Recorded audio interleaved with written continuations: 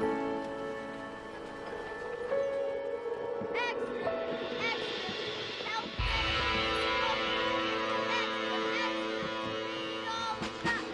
watch it, mister. Read all about it. Bill Williamson's gang terrorized.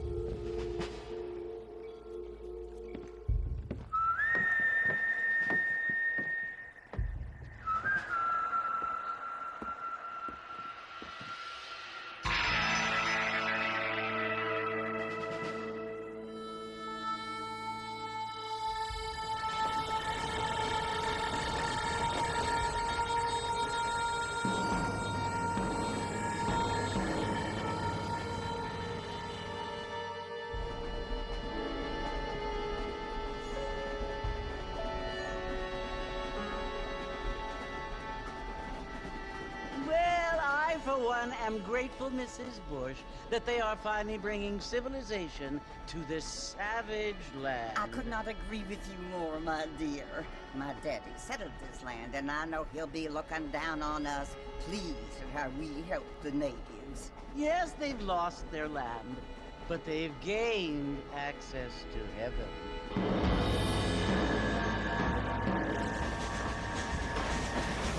But, Father, do you mean unless an innocent receives communion, they're destined to go to hell? It hardly seems fair. What I mean to say, Jenny, is that there is a great deal of difference between an innocent and a savage. I never thought of it that way. Yes, they lived like animals, but they're happier now.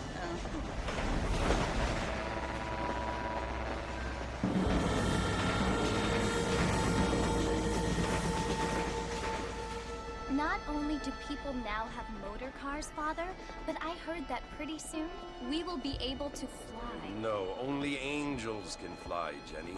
No, apparently people can fly. Didn't you hear? Out in Kansas, a man even got a car to fly. I hardly think so, Jenny.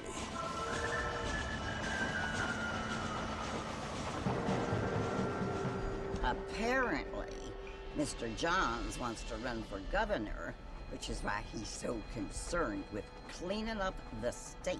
Nate Johns. Yes. His family is nothing but hillbilly trash that came here after the war. I don't want to be judgmental, but this state should not be ruled by such a disgusting family. A family without class. Apparently, the Johns family have made a lot of money, and he has a lot of friends in politics. Mrs. Bush, money isn't everything. There are many things that money cannot buy. It seems that money can buy voters, though.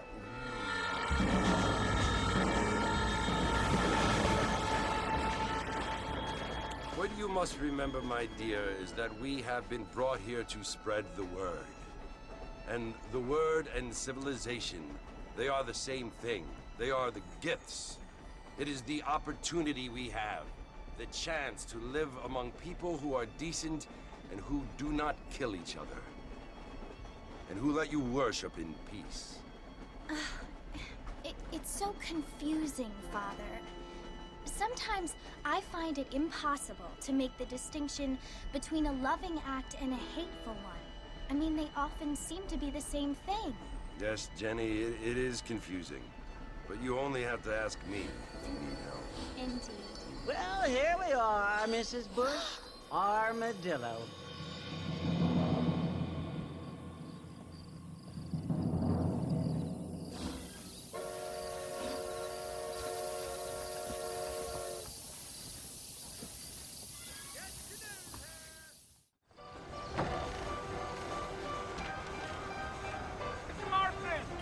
Mr. Marston, over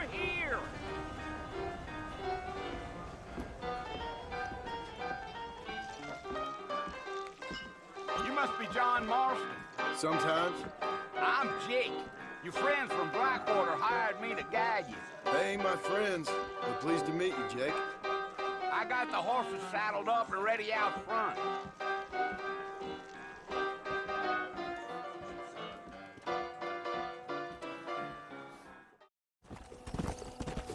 Whoa! Listen, mister. This here is what's left of Fort Mercer. Some gang rode in and took the place over. So I understand. This is where we part ways, friend. You have yourself a good time.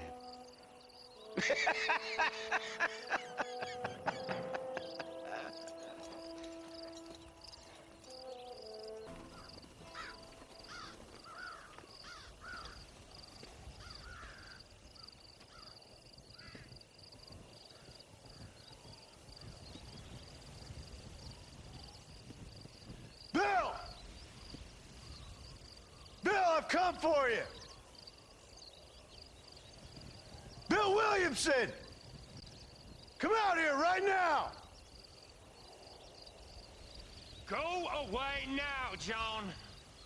Don't make me kill you. Nobody needs to kill anyone, Bill. You must think I was born yesterday.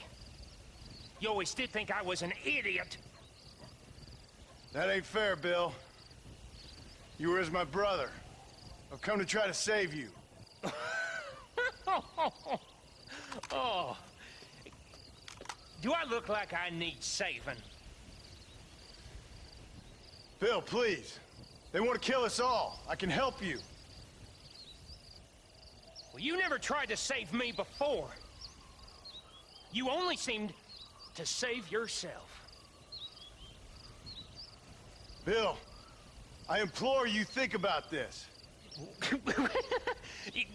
You implore me? You implore me. You always were one for fancy words. Oh. Well, things are different now, John. Now I'm in charge! No more Dutch! And no more you. Implores. I implores you to go back and tell them to send someone just a little bit more impressive next time. Well? Oh. Poor John.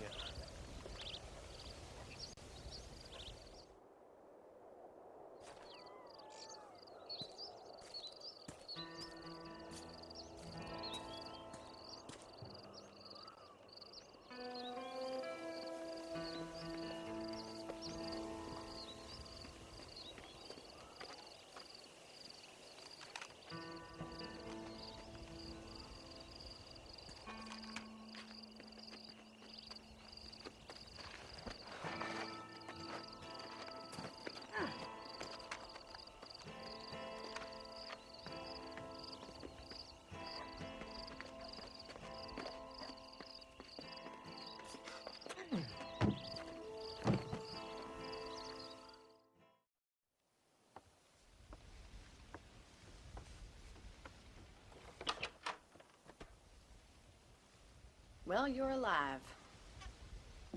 So it would seem. So, how do you feel? I don't know the polite word for it. I do. Stupid is the word we use around here. What were you doing? I was doing something stupid. Well, you'll be okay. Once you didn't die, the doctor said you'd be fine. He got the bullets out a couple days ago.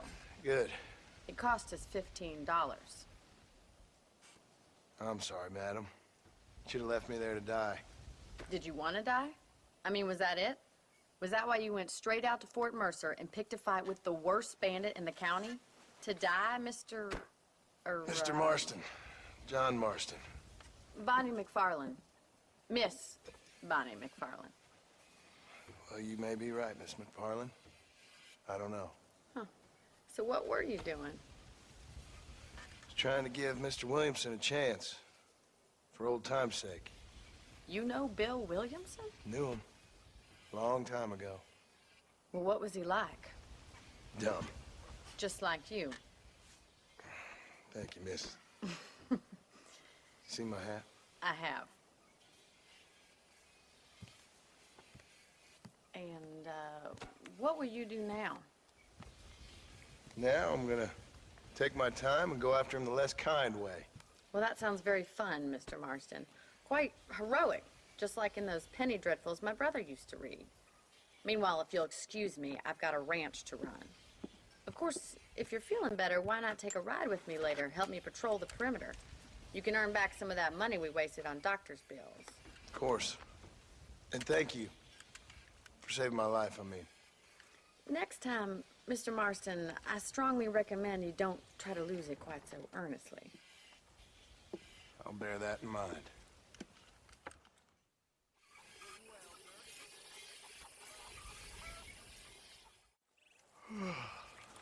How about a cold drink, Mr. Marston?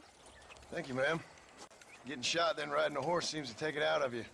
I could use a rest. Sure. Come on in. I'll show you the house, and then you can sit for a while. Thank you.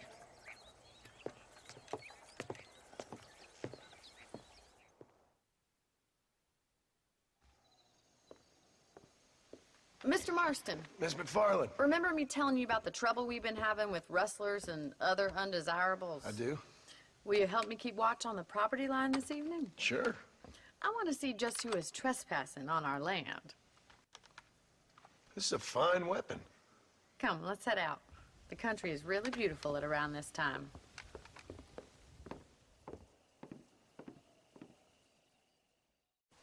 Thank you for your help, Mr. Marston. Makes me kind of happy I saved your life. Get some sleep, and I will see you in the morning. Good night, Miss McFarland.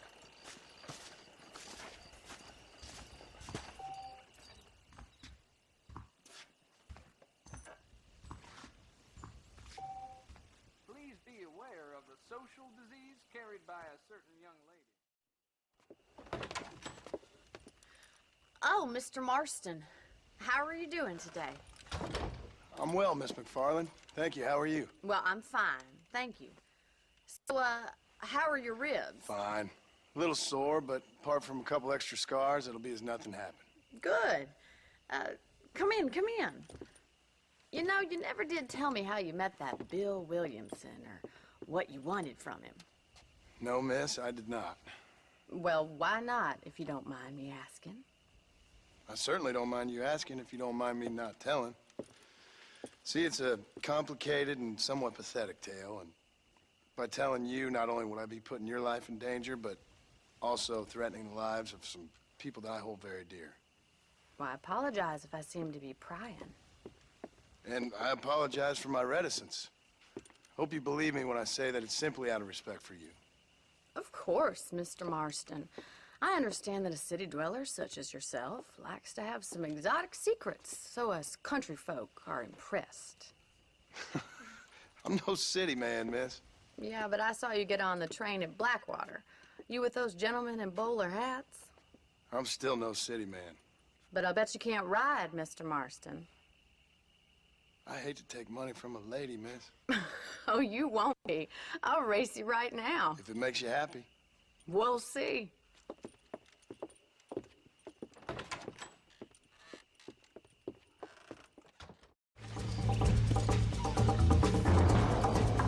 Come on. That was fun. Sure. You know, you should go pay the marshal a visit in Armadillo sometime. I'm sure he could help you deal with that nice Mr. Williamson. Yeah, I might just do that, Miss McFarland. You do whatever you think's best, Mr. Marston. Ah, Mr. Marston, how are you? Good, Miss McFarland. How are you? I'm well. Would you mind riding with me to Armadillo? I've got to get some supplies and I could do with the company. Of course. You can take the reins. It wouldn't do for a terrifying bounty hunter such as yourself to be seen driven around by a woman. So this is Armadillo. Manhattan it is not, but it does okay for us.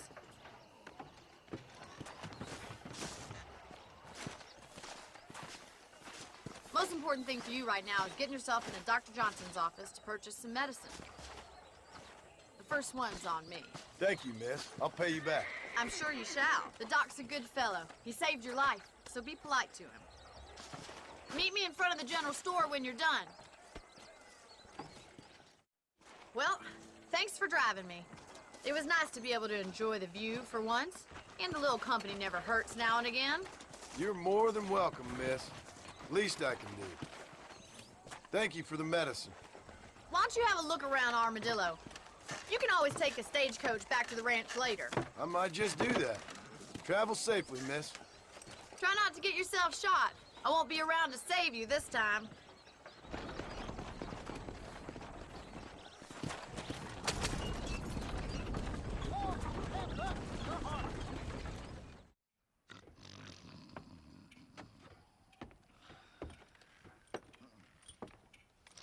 Excuse me. Hey, hey, you got a visitor.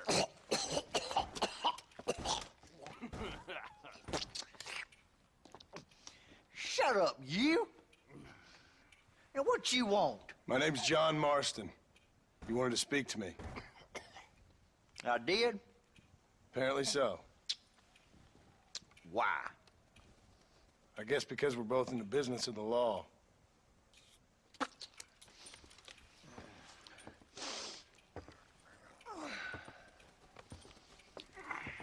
You that fella from the train company? No, I'm from Fort Mercer. Fort Mercer? You them, one of them Williamson boys. Calm down. Go on, shoot him, mister. Shoot him. Come on, what, you getting kicked with me, boy? What's going on here? I got me one of them Williamson boys. I got me one of them idiots who give marshals a bad name. Jonah, put your gun down.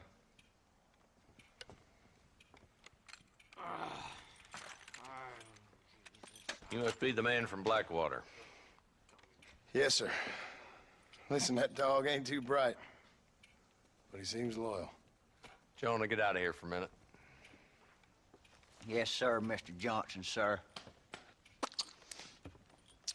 And you. Oh, I done seen enough of your hide around here, friend.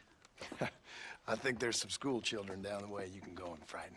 Oh, hardy fucking har. Dickhead. What are you doing here, Mr. Marston? Apart from frightening my deputies.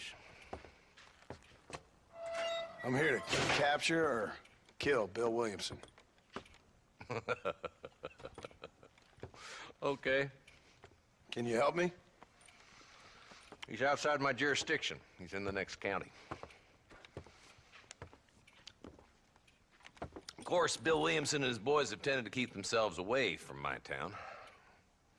So you're happy to have him out there? Well, I ain't happy, but I also ain't suicidal. My job is to keep this town safe, not clean up all of these 3 counties. It's hard enough around here. You know, I hear you speak, and suddenly I'm reminded of how some of the people I respected most in my life had a problem with authority. What's wrong with you? Well, I'm sure you and your fine friends have enjoyed spending your time running around pursuing noble causes. My cause is to keep this town from turning into a living hell for the folks who live here. Whole world has problems, mister, and I'm here doing what I can. Why? What's happening? Right now, I got the railway, the people who pay my salary, trying to get me to turn a blind eye to them burning down settlements up there. I got a bunch of cattle rustlers out near Boggs Canyon needs shutting down. Not forgetting the gang that keeps murdering homesteaders out in the back country. And I got a bunch of hoods over in the saloon, drunk, threatening to shoot up the whole town. That's all I got today. But it's early yet. Give me a couple more days. There'll be more. All right, tell you what.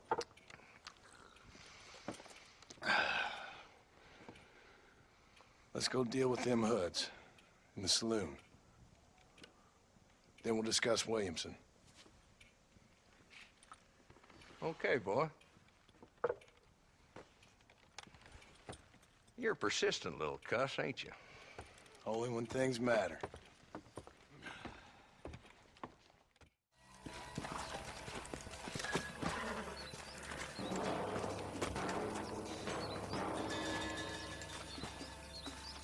Looks like we got company, boys!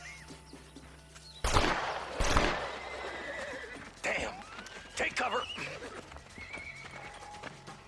We'll work our way up this hill. Not a bad shot, Mr. Marston. Why don't you check in with me next time you're in town? I don't want to be no policeman, Marshal. Nor did I, my friend. I can promise you that. I'll see you soon, Mr. Marston. Yeah.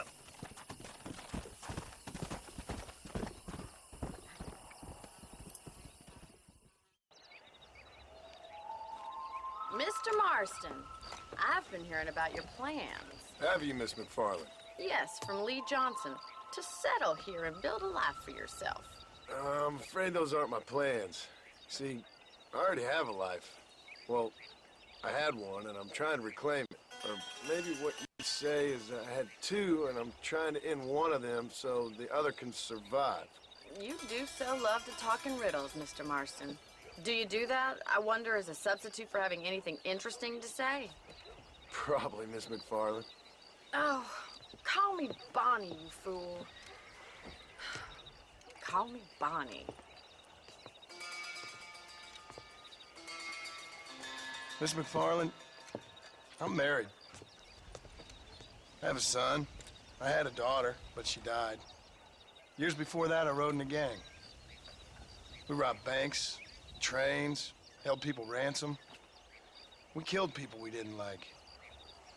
Bill Williamson was in that gang. Now, if I don't capture my former brother in arms, great harm will befall my family. Now, I don't suppose any of this is very interesting to you, but I hope it explains why I wasn't so eager to talk about it. No, I do understand. I had no idea. You poor man. Even in this new country, memories don't really fade. My father was an illiterate Scot born on the boat into New York.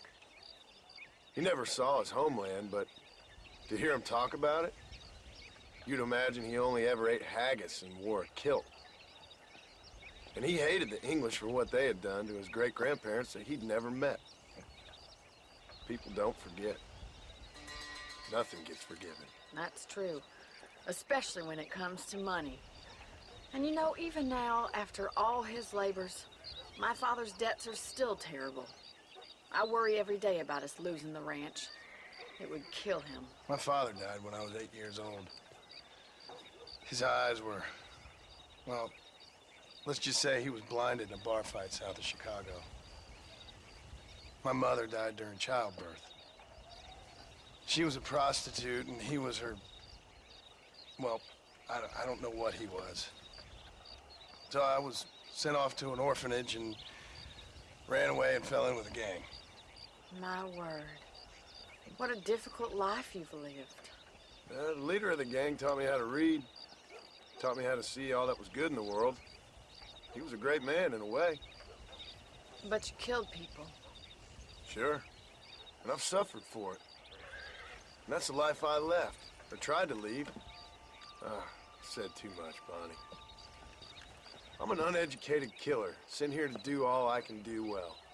Kill a man in cold blood so that another man may do his part to cut crime in an area, and a rich man can be elected governor on the back of these promises. Civilization is a truly beautiful thing, Mr. Marston. Listen, can you help me? Well, I can try. What do you need, money? No, nothing so complicated. I need an extra hand to take out the herd to pasture. Sure. Point me in the right direction.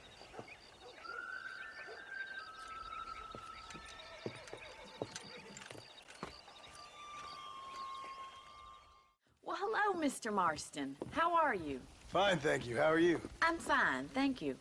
Did you meet my father? John Marston, this is my father, Drew McFarland.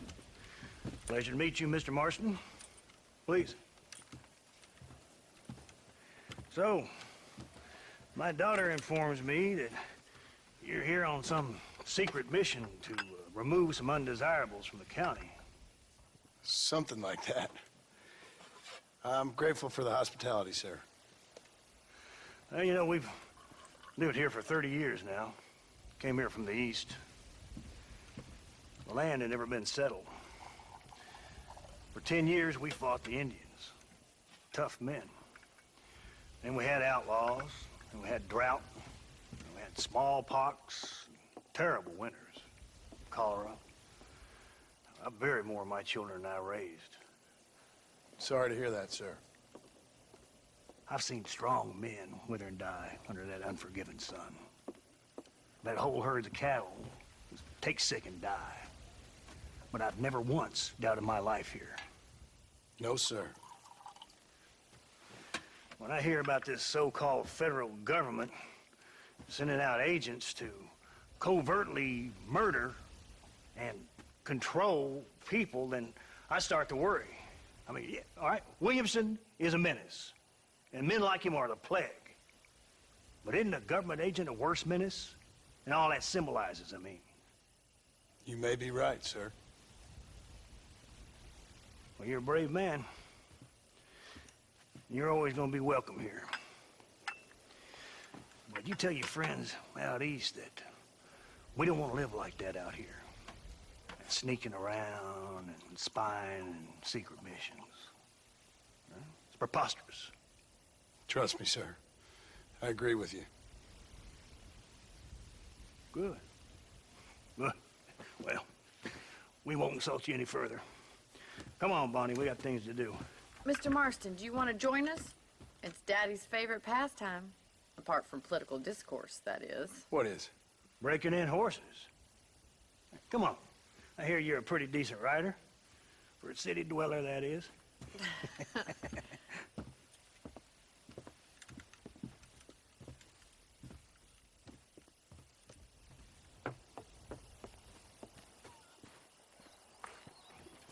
You're gonna need this, Mr. Marston.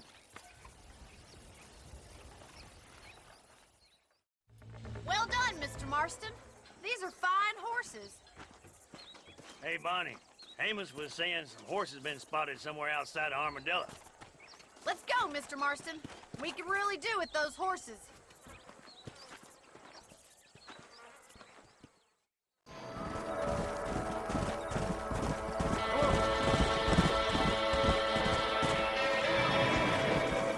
Well, shit! Whoa! Looks like we got the lot of them. What magnificent animals they are. Hey, the stallion's getting away! Chase him down and bring him back! Thanks for your help today, Mr. Marston. We got some fine horses. You know, why don't you keep that stallion as your own, as a thank you from all of us? Thank you, ma'am. He's a fine animal.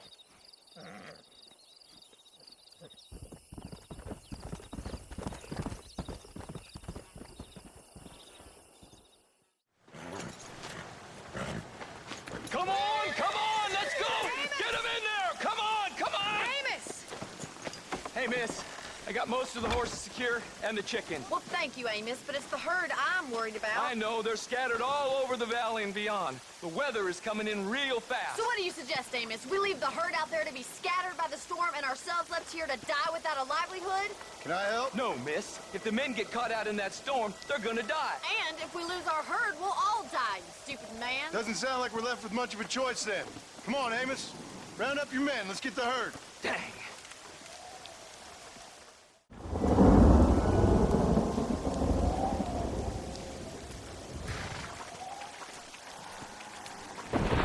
Save the herd back there.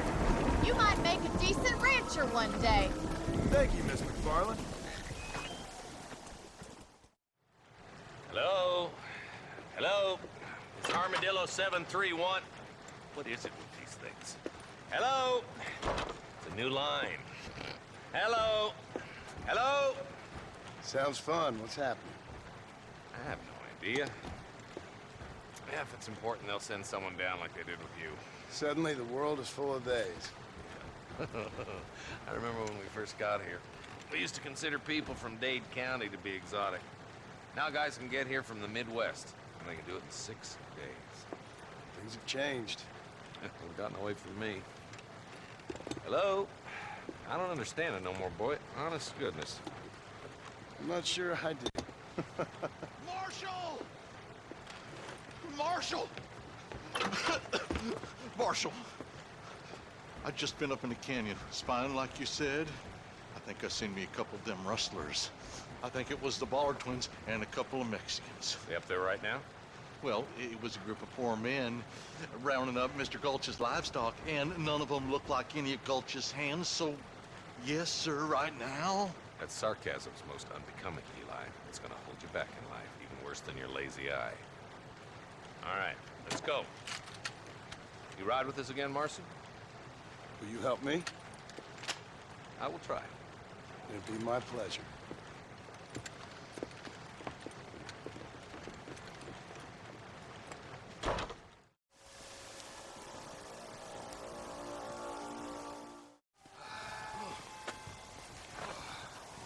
Thanks, Marshal. We're indebted to you with our lives. Just get them cattle back safe. All right. Oh, thank you. Oh, thank you so much. Thank you. Well done, Mr. Marston. Yes, well done. Now, about Williamson. I'll do what I can. You know, as you can see, this country is infested with all manner of scum. Say that again. Well, one other thing, Marston. Mr. Johnson, sir. It's Mr. West Dickens. He's missing. Who? Mr. West Dickens, the tonics merchant. He was due in town last week. Oh, the narcotic and bat piss salesman. Who cons housewives out of their money with promises of eternal youth. Yes, him, but I think you're being a little unfair. He's helped a great many of the county, and many of the townsfolk are really missing him. You hear that, Marston? We just butchered a gang of thieves, and the town is up in arms about a missing snake oil merchant.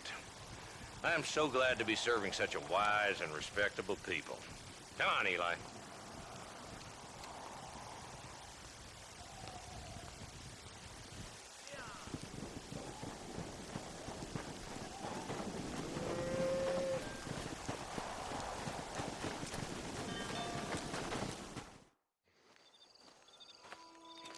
Excuse me, sir. You need help?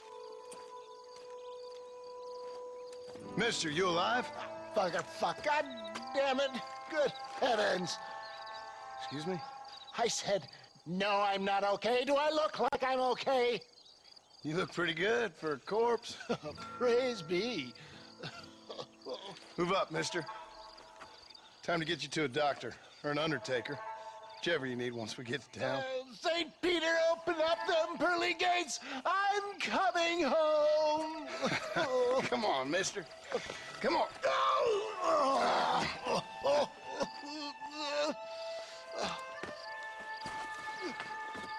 Hurry, sir. I'm bleeding like a badly butchered hog. You'll be fine. Just focus. You better take the reins. I don't think I'm strong enough. I'm finished. Done for. Just sit up straight, will you?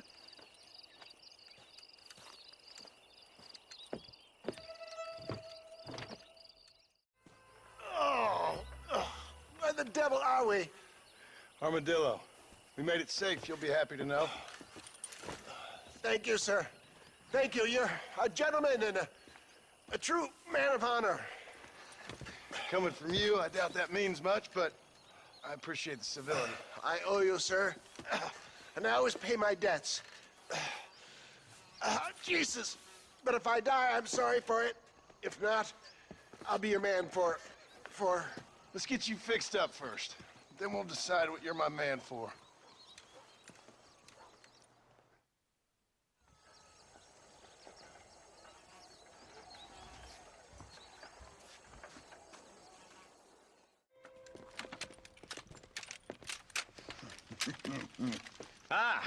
Since you're here, you want to make yourself useful? Not particularly. Listen, son, I know you got a mission. But right now, I need another gun. Why? What's happening? We've had this problem for months with this group of bandits who are getting drunk and murdering settlers. Last night, they went to a big place up near Ridgewood. They burnt the place down, killed the men, burning most of them alive, and raped the women. Women folk then got their throats slit. One of them survived and walked in here this morning. Anyway, we got a posse gathering up near Ridgewood. Will you ride with us? All right. Thank you, John Marston. It's gonna be a bloody job. Huh. I don't think I know any other kind, sir.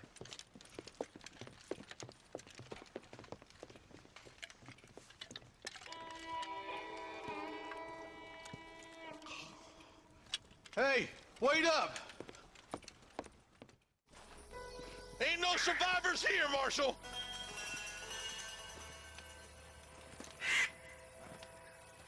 Man, this don't look too good. Somebody was so busy killing people, they went and dropped their gun.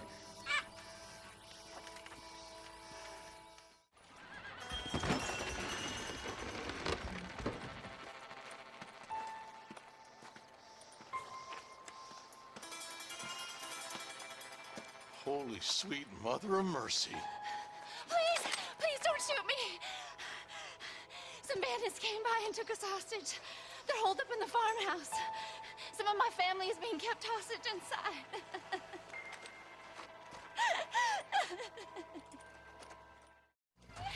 Some folk tried to escape him to the south, but then some robbers started chasing him down like wild dogs. I thought you were supposed to protect us, Marshal. You folk ain't men. You ain't nothing. You're just some man on a government payroll taking money that the rest of us have to pay for with our lives. Yeah. What is wrong with this country? Mount up, men. The man that kills the boss of that bunch gets $50. It ain't about the money, Marshal. These are people's lives. People's homes.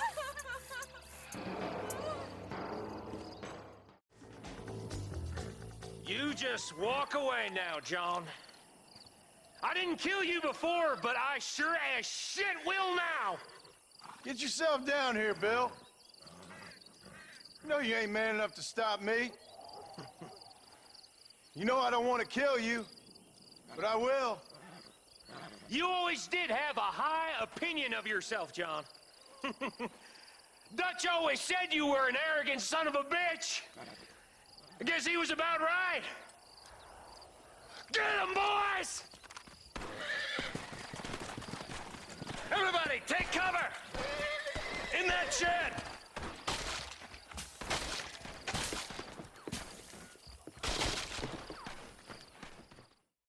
Hey, look what I got here. There's something that you're still breathing. Come here, boy.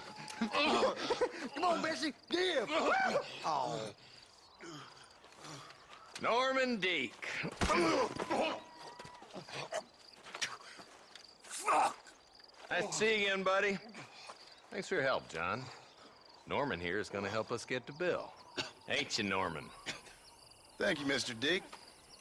Mighty kind. Fuck you!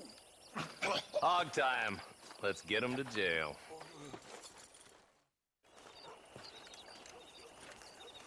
Excuse me, Mr. Marston. Have you seen my father anywhere? No. He went out this morning to ride the land and was supposed to be back hours ago. I don't know. The ranch hands have been out looking, but so far they found nothing. Well, come on, let's go look for him. Daddy! What happened? Nothing nice. Rustlers, I guess. Maybe the Baller twins, that bunch.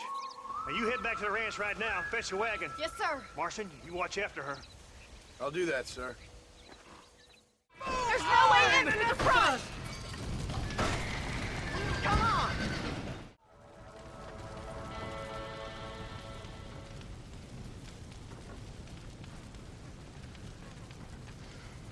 You sure know how to handle yourself. Thanks, Marston. Yes, John, thanks.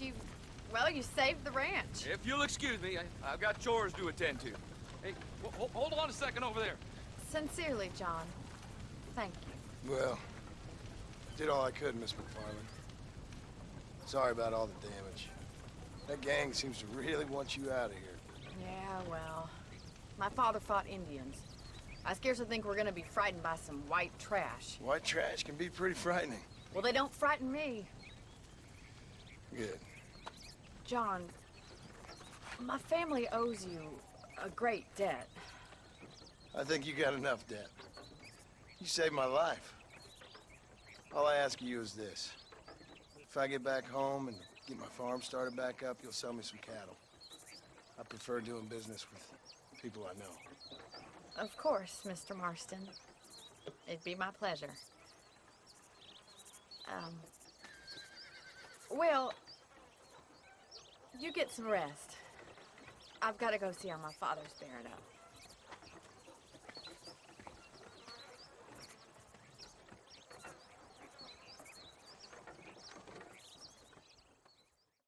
I don't have a clue. All right, but it's got to be something to do with that government boy. We'll talk to him, find out what he knows. Fucking is. Where is she, Marston? Who? Who? My daughter, you fucking scum. Where's Bonnie? I don't know. I haven't seen her since after the fire. Why? Why? Because she hadn't been seen since yesterday afternoon. You know, I don't think I can cope. If I lose another child... Now, Drew, nobody's lost anything yet. I'm sure she's fine. Oh, Mr. Marshall! Mr. Marshall! Come out, wherever you are! Who the hell's that? Hey, buddy! That'd be your next fucking mayor. Even better. Good day, Mr. McFarland. Get down from that horse, boy, or I'll shoot. I wouldn't recommend that, mister. Not if Drew McFarland wants to see his Bonnie back in one piece. Hey, Mr. McFarland! This is a nice girl you got there. Get out from there! You know, part of me's got to thinking I should just marry her myself. Give her a baby and that. What do you want? That's better. I want Norman Deek. I want him set free. Then you'll get your daughter back, mister. We don't do deals with outlaws, boy. Yeah, you do. Let's not waste each other's time pretending otherwise. Oh, government themselves ain't much more than a bunch of crooks. This is the land of opportunity, mister. And I'm giving you the opportunity to get your daughter back before 15 friends of mine take out all their anger and their loneliness on her. Where the hell is she? Where is she, boy? Bring Deke up to Tumbleweed in a couple hours. And don't get no funny ideas, or I will slit that whore's throat myself. You boys have a pleasant afternoon. Yeah! What do we do? We do as he says. You and me, Marshal. Mr. McFarland, I'll get you your daughter back. I owe her that. Please do.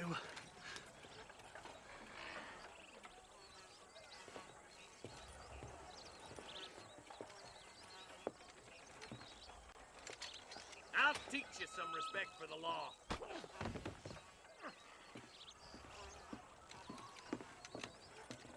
Hurry up, boy. Let's go. Quick as you can, Deputy. Make sure he's tied on good. Stay with me, Marston. I won't let anything happen to her, sir. Easy there. John, you'll be exchanging the prisoner for Bonnie in the middle of town. Keep your eyes open. I sincerely doubt these scum plan to play fair. Fair my ass. You bet. Besides, Norm here is gonna be my shield, ain't you, Norm? It'd be my pleasure.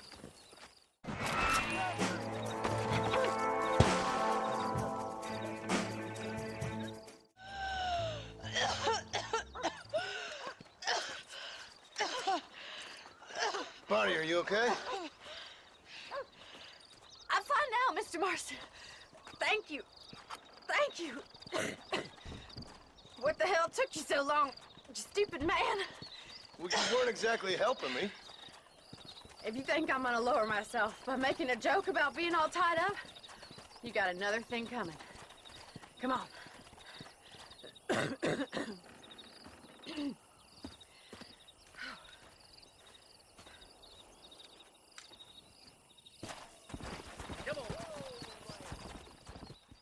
And I can tell you with no uncertainty that miracle cures are no laughing matter. I bid you good day, sir.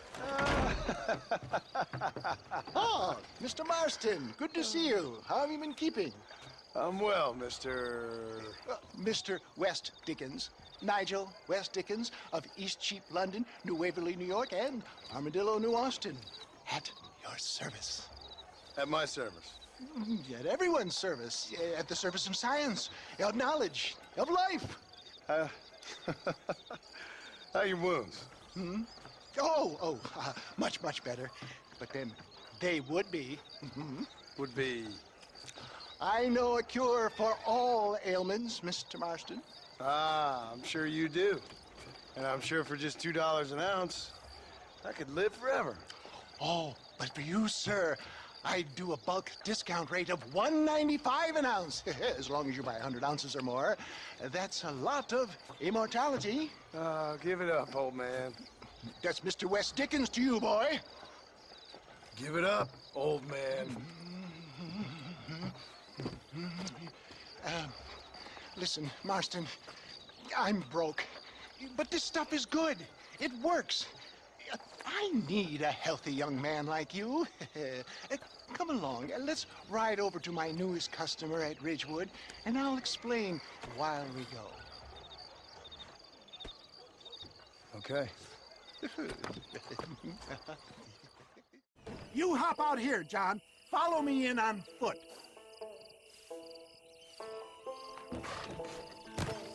See you shortly, and remember, showmanship. Friends, hard-working souls of Cholla Springs, gather round, gather round. Do you suffer from rheumatism, lumbago, acute chronic sciatic, neurologic, or inflammatory pain? Well, I represent the only company that makes the genuine article that cures headaches, neuralgia, earache, toothaches, backache, swelling, sprains, sore chests, swelling of the throats, contracted cords and muscles, anxieties and ravaged nerves, stiff joints, wrenches, dislocations, cuts and bruises, and it adds vitality and vigor to the healthy man. But can you prove it, old man? Oh, I'm sure there's some customer here who could prove the qualities of it by taking a drink right now. You, sir, come up here. Step right up.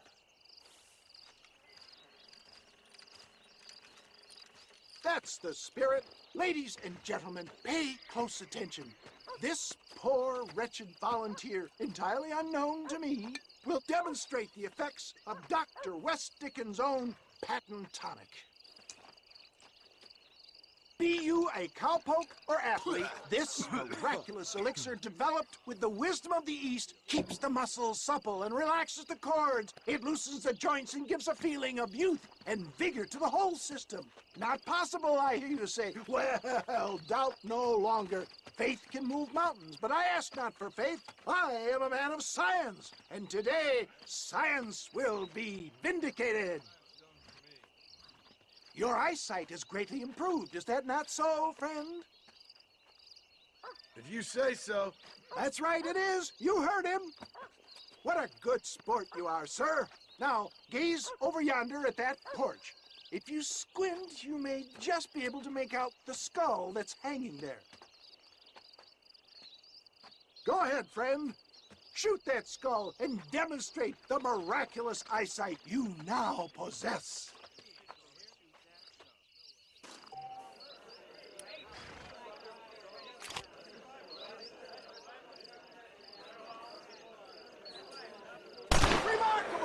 The eyesight of an eagle, granted by imbibing Dr. West Dickens' own patent tonic. Anybody can make that shot. This man is a fraud. If your eye's so damn sharp, why don't you try shooting my hat out of the air? My friends, our test case has been challenged to shoot a gentleman's hat out of the sky above our heads. You can fool these people, but you ain't fooling me. Right. Let's just see how sharp you is with a moving target. Have you ever seen such an eye? Behold the power of the elixir, plucked out of the sky. Hey! Hey! What? You think you can put a hole in a man's hat and just walk away, do you? Hey, it don't work like that around here, mister. Come on! Are you a man or not? A challenge of battle has been offered to our volunteer. Look at him. The tonic is coursing through his veins. Behold the miracle tonic.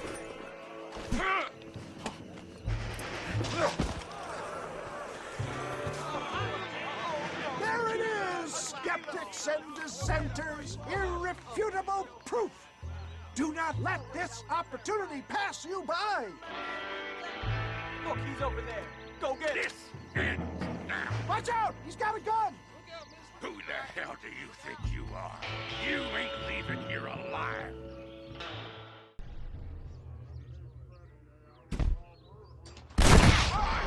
Marvelous shot, dear boy. The kind of deadly accuracy that can only be afforded by the West Dickens elixir. Come, I have plenty for all. You'll be fine. Get out of my way. Hey, where are you going? I want a bottle. Get me a bottle, please. One of them right here. No harm in trying one bottle, I suppose. Well, I think that went kind of well, don't you? I'm just glad that my normal job involves either chasing after cattle or murderers. Not the likes of you, mister. Don't be like that. Now, if you'll excuse me, I'd like to say my goodbyes, head on back to the real world. Wait, sir. I've been thinking about your predicament, and I think I may have an idea. I've been thinking I could be your cunning Odysseus. Beware of the Greeks bearing gifts, sir. Williamson had better beware. We will make them into Trojans. I don't rightly get you. I want you to go and see my old friend Seth. He can come across as a little curious, but I'm sure you two will get on. He's most often found at Coots Chapel. He's very devout. Why see him?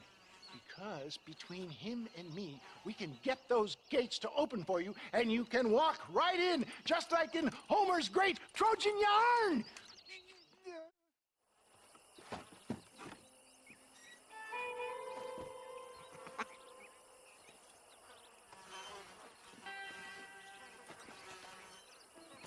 Excuse me, are you Seth?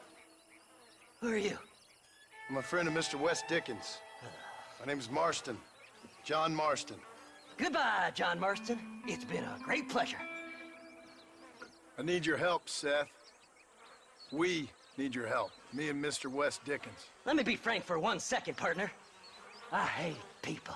It was people who got me in this mess in the first place. What mess? Look at me. Look, scrambling around, looking for maps, half insane. I ain't washed in 6 months. My hair falling out, my mind's going. What happened? What happened? My partner. He stole half my map. I never would have done that to him. Never. Look at me. Who did this to you? My partner. My boy, my man. Moses Ford. I don't have the facility to tell you what I would have done for that man. And what I would do to him now. Why? Because he stole half my goddamn map. And what map's that, then? The map, partner. The map that tells me where it is. Where what is, friend? I ain't telling you that. I ain't. Don't make me tell, partner. It's mine! It's mine! All mine! Sure. And where's this Moses now?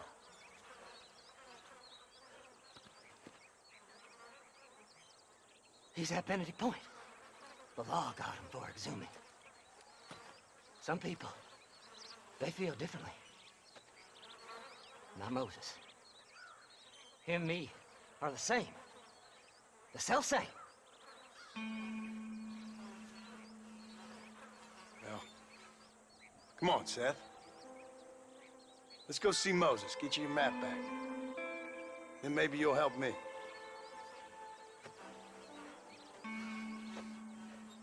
All right, partner. Let's go.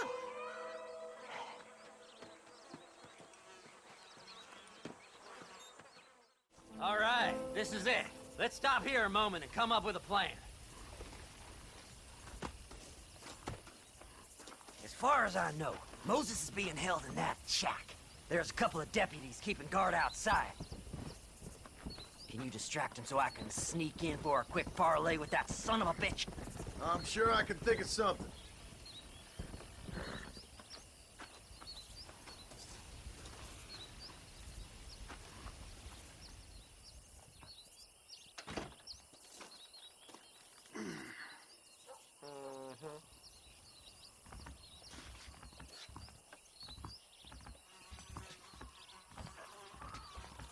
Lead them away from the shack and out of sight.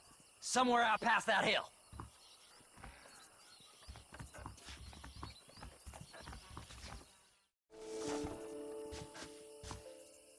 Good job getting rid of them clowns. Now keep an eye out in case they come back. Moses? Oh, Moses! You got a visitor! Oh my God, Seth. They arrested me. It weren't my fault. Ah! Get the hell away from me! Get that slivery bastard! I need him alive, though! Moses, you son of a bitch! Where's my damn map? Damn you, Seth! Damn you, Seth! You've always been a twisty little freak. I ain't telling you shit. Ah! Then I'm gonna cut you up piece by piece. Till you find your tongue. Friend, this man's gone crazy in the sun. I suggest you take my advice and start talking. Shut up, Marston! I want to cut into a bona fide man's flesh. Ain't never cut into a live one before. Oddfellows Rest. It's in Oddfellows Rest. Now, get away from me once and for all. Well, ain't that a damn shame? I was starting to enjoy myself. I think you gone pissed yourself.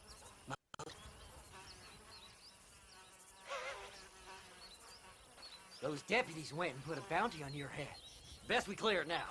Don't need the law on our backs. I don't have no money, but I got me a pardon letter. Here, take it. You earned it for helping me with the Moses. Come on. We can pay it off in the telegraph office.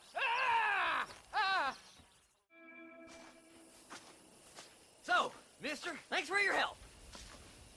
Don't worry yourself with thanks, Seth. Just help me when I come asking. No problem, mister.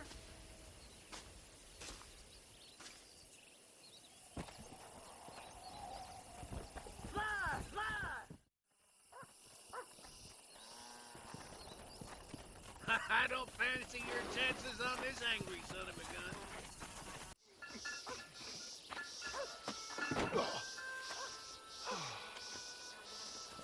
Ah, Mr. Marston. How are you, sir? I'm all right.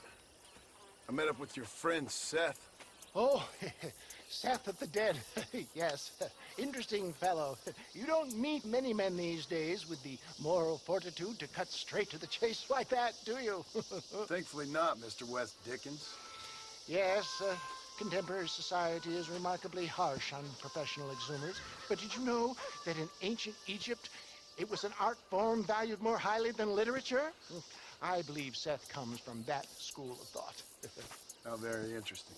Look, you thought any more about our plan? Ah, your plan, dear boy. Your plan. I am merely the help, not mercifully the arbiter of wisdom. What you are, dear boy, is the man whose life I've saved twice now. A man who sells lies and deceit to unwitting people. A man who, if he doesn't help me, I won't think twice about putting a bullet through his skull, feeding to the vultures myself. You see, Mr. Marston, you have the exterior of a violent man, but the soul of an angel, and that is what I think I cherish most about you. That's what I thought. But before we can attend to your particular problems, we need some extra lubricant to oil the machinery of business. And this being America, that lubricant with which we concern ourselves is money. Money? What are you talking about? Oh, we need weapons. Armor plate for the wagon, extra hands, and I need some danger money. So, let's sell some more of these cures. Sell cures? Around here? Do you want to see me lynched? Oh, no. The sport of kings. Racing, my friend. The sport of kings. A noble activity without reproach. Exactly the kind of activity where a lying, cheating degenerate like myself can prosper. But come, let's finish the loading and we'll discuss it as we drive.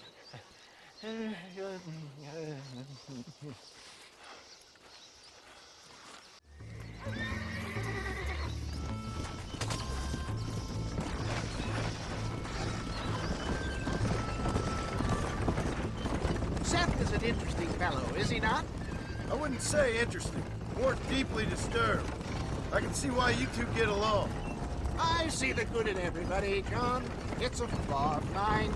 I have a soft spot for life's flotsam and jetsam. Connection with him, more like. You and Seth have a lot in common. You both rob people for one. Mind you, at least he waits until they're dead. Oh, my dear boy. Nobody is more critical of drinkers than a drunk who's mended his ways. What are you talking about? Come on now, John. I've heard about you. You spent your life robbing people. It's a little inappropriate to be taking the moral high ground now. I had the courtesy to put a gun in their face. Whatever helps you sleep easily at night. We stole from those who had too much. Tried to give to those who had too little. A Robin Hood with spurs. Oh, romantic. You expect me to believe that poppycock? Maybe I'll have the good fortune to be able to leave my nefarious life behind one day and work on the government's dime. Don't talk about things you don't understand. Dear, oh dear, simmer down, my boy. You need to start appreciating your friends more. Folks around here don't see you as any different from Bill Williamson. I didn't think I'd have to huckster snake oil and dig up the dead, that's all. Take it from me, John. Collaboration is the key to success. I can help you. Seth can help you. It's business. Nothing more, nothing less. There's no need to make it quite so personal. Suits me.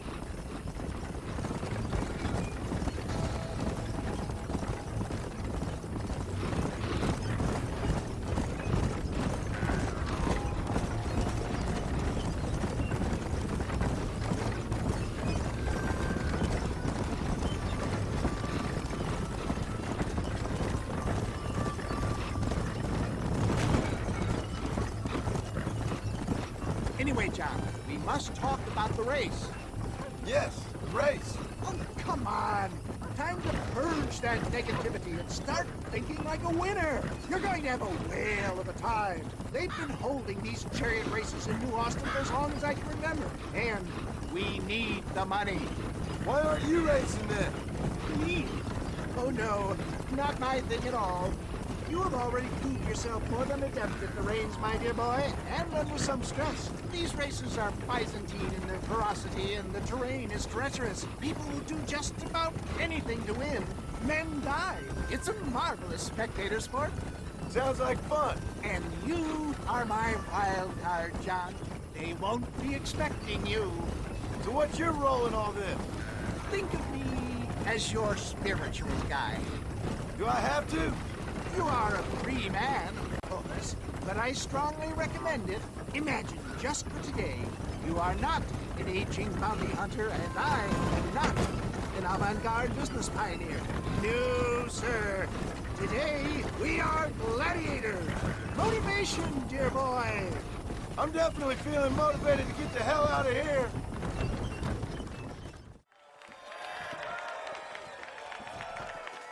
Drivers! Y'all know the rules, but for you newcomers, this here's a fair race. Hell of a race, mister. I'll take care of this cart for Mr. West Dickens. Come on, John. I suggest we beat a hasty retreat. Right. Best remove ourselves from the stage before somebody decides they want their money back. Fine by me. Wasn't that fantastic? The cheers of the crowd, the thunder of the wheels. The falling rocks, the homicidal maniac. Oh, come on, John. Even a cold-hearted misanthrope like you must have found that just the tiniest bit exhilarating. Not the friendliest bunch, are they? They take their racing very seriously in these parts, and your participation was not entirely free of food. That was clear. Ah, sport, war, and heartache. The guilty pleasures of mankind since the dawn of time. I'd get away from the men we just swindled before you start waxing too lyrical. Yes, of course.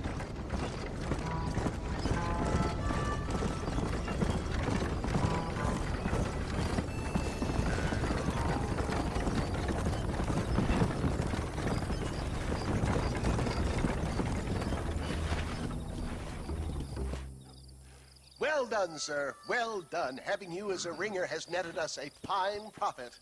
We seem to be wasting time, old man. Oh, patience, my friend. The Trojan horse cannot run before it can walk, if you'll forgive the metaphor. Next, we need to procure some grand and overwhelming firepower. And for that, you need to contact an old friend of mine. Goes by the name of Irish. Irish? Yes, he's an interesting kind of fellow. He usually can be found in Armadillo or some other town around here on some bacchanalian revel or such. Great. An alcoholic arms dealer. What could be better?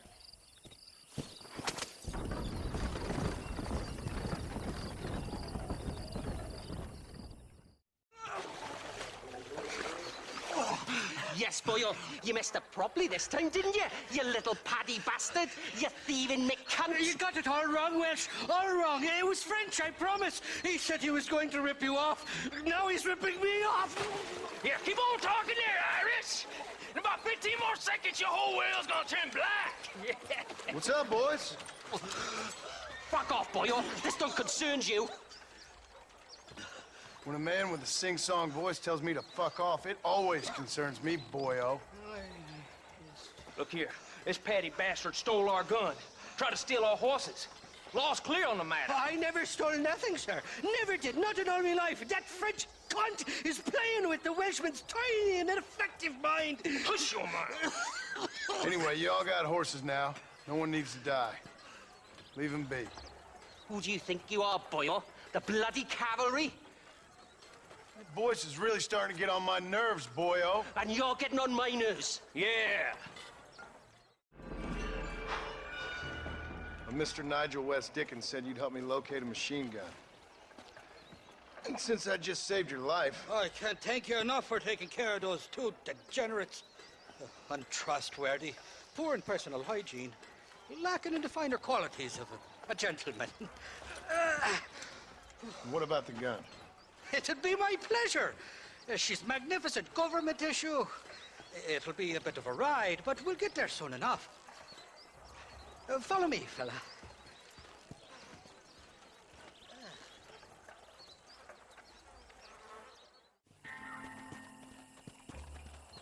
You can make quick work of those fellas if they give you trouble.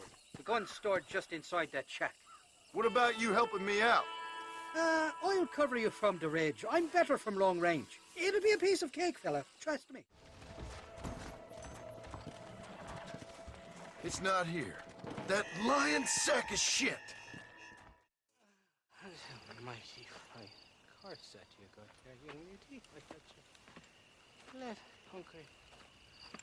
Irish. Where are you? Oh, who do you want? I see you. Get away from me. Right here. Where's that machine gun, Irish? Oh, Mr. Marston. I found you one. Found us one, Irish. We're in this together. You, me, and an assault on Fort Mercer. I'm the guy that saved you from getting killed back there, and who you owe your life to, remember? Not really. Happens to me all the time. You don't want it to happen to you again, do you, Irish? No, friend. I wants to buy you a drink. I wants to tell you how much you means to me, how special you is. And I want to tell you that if you don't produce a Gatling gun within the hour, you'll wish you'd been killed back there. It's the whiskey, sir. It gives me the memory of a newborn babe, as innocent as can be.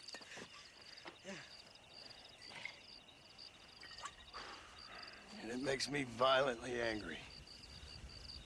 Shall we go look for that gun, sir? Yes. Let's do that.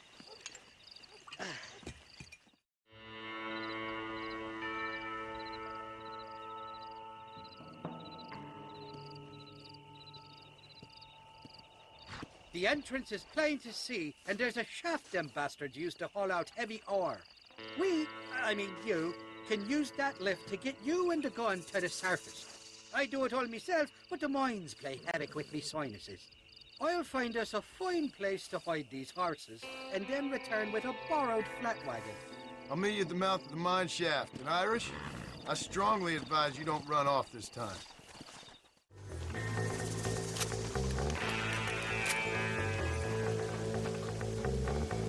Easier for the gun. Stop! You won't be above 6 for long, you son of a bitch!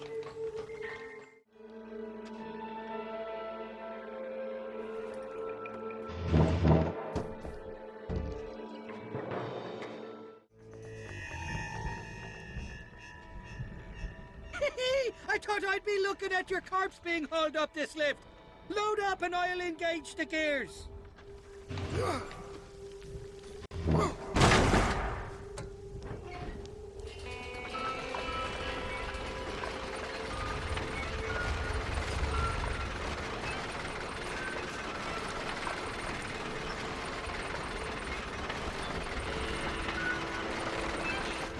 Shite hook! Oh, there she is. What a beautiful weapon. God's own gun. Ain't that the truth? I got us a borrowed flatbed from down below. Meet me at the bottom of the hill!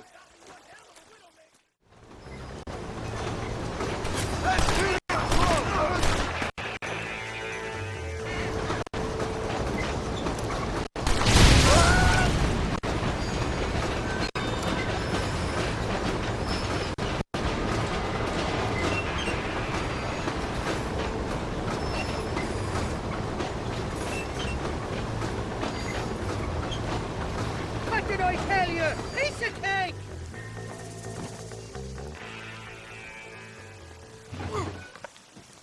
Let's go! A short wee ride now, and we'll have this executive peacemaker delivered to Old West Dickens.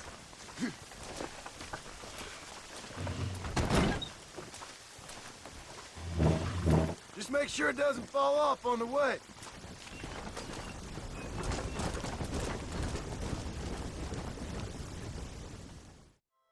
Up, sister. Put them up. Irish, what are you doing? Who the hell are you? Give me that. I'm your old friend Amnesia. Oh, good. Blimey. I've come to tell you, if you ever pretend to forget my name or your debt to me again, I'll make sure you reach heaven before these two ladies. Now get down there. Oh, Mr. Marston. How are you? Ashamed. Ashamed to know you. What the hell's wrong with you, robbing these gentlewomen and ladies of the Lord? I thought they was doxies. Ladies, I'm sorry about this man. He's unfortunately lost his mind to the demon drink. At least I hope he has, and he wasn't this stupid all along. So, please excuse us.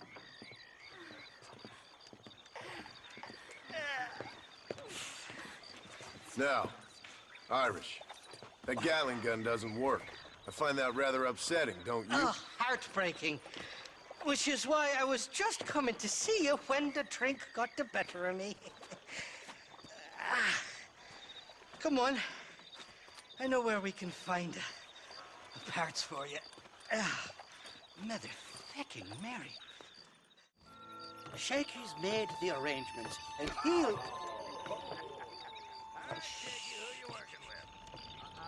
Oh, shite. Sounds like Shakey's only gone and got himself found out. All right. Now all we have to do is find out who you work with. You hear me?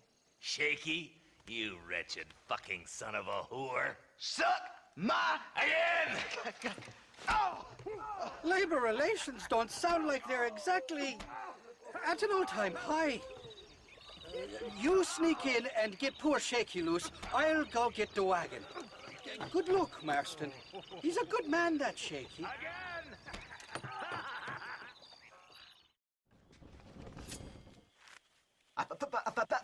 Thank you for your kindness, mister. I thought I was dead, man. My kindness is only as good as the bullets you can fetch up for me and your friend Irish. Let me down, and you'll be a dead man. This is gonna be one hell of a fight. Now we're even. Half even, Shaky. You still owe me for them morphine pills to calm your nerves. Shaky. You'll get your half. More you dirty fucking snake. All right, gentlemen. Let's go. Fucking fuck. Oh, my virgin ears. All right, hop on. I'll get us out of here. Are you coming or not? Did you have fun in there, you and Shaky? I killed a lot of men for this damn machine gun of yours. I'm sorry I missed all the dramas. You always miss all the drama. There must be cobwebs growing on that holster of yours. Someone's got to drive the wagon, don't they? Teamwork, Johnny boy. That's my game, not just the glory like you. Hell of a team, me and you. We should consider making this a more permanent partnership. I think I about had my fill of liars in this life, partner. Well, I think you're ready for Fort Mercer. You've got enough ammunition here to take down a small country, fella. I'm gonna need it. Bill Williamson's got himself an army. So I guess this is where we part ways, Johnny Marston. Or maybe not, friend. You're gonna be right alongside me when I take on that fort. After all you put me through, it's time you pull the damn trigger for once. Show me what a big, bad killer you really are. Yes, of course. What am I thinking? Don't worry, you can count on me. I just hope I don't steal all your glory. Wouldn't be right or proper. Impressive, Marston. We'll have West Dickens's wagon rigged and ready to go soon enough.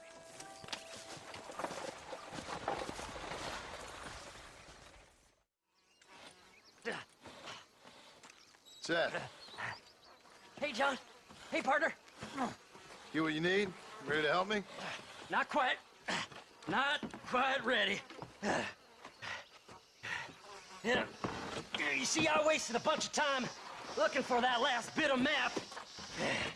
And I got to thinking, Moses was a liar. And I imagined myself doing all kinds of unpleasant things to his corpse. And then I realized... Realized you were sick in the head? That you needed to move on with your own limited time on Earth? No, partner. I realized Moses weren't no liar.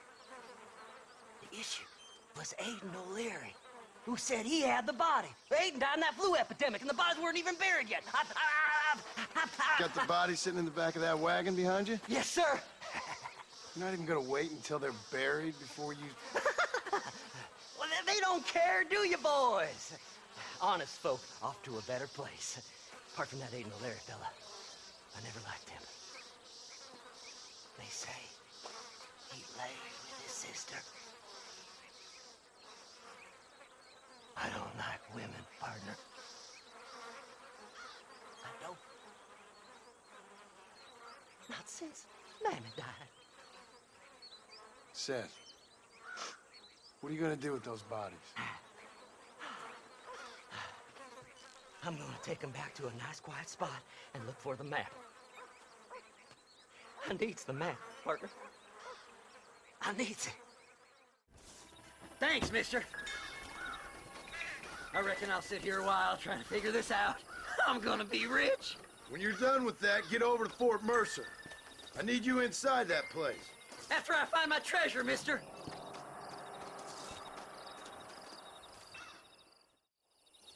Oh, it's like that, is it? Huh? Not talking to Seth today? Oh, the old silent treatment. Oh, whoa, woo-hoo. That's quite a stimulus. Hey, Seth. Seth, come back here. Oh, hey, partner. I was just looking for you. Looking for me? What? Over there? How you doing? I'm good. Well, see you later, partner. Where you going, partner? Nowhere. Okay. Nowhere wouldn't happen to be where that thing you're looking for is kept, would it? No, sir. No, sir. Come on, partner. Okay, I was just fooling. Partner, you know, the thought of that treasure does funny things to me. Yahoo! Finally, I see the light at the end of this very long, long tunnel. Seth's gonna be rich after all these years. It's silk sheets and Parisian whores from now on, mister.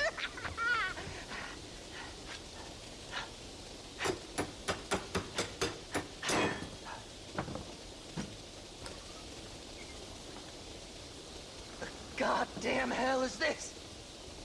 A glass eye. I'm sure whoever that belonged to treasured it very much. Stupid liars. Those stupid chicken shit maps. Making a damn fool of me. The glass eye!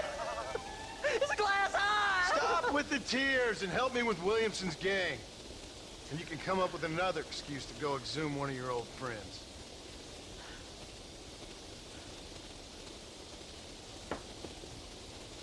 Hunting dead man's treasure ain't done me no favors. Sure. I'm ready for the living. I'll see you and Mr. West Dickens over at Fort Mercer when you gentlemen is ready.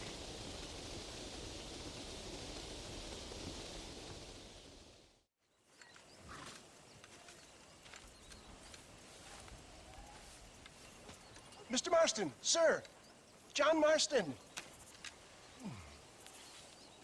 Mr. Marston, don't be so childish. Come on, sir, I implore you.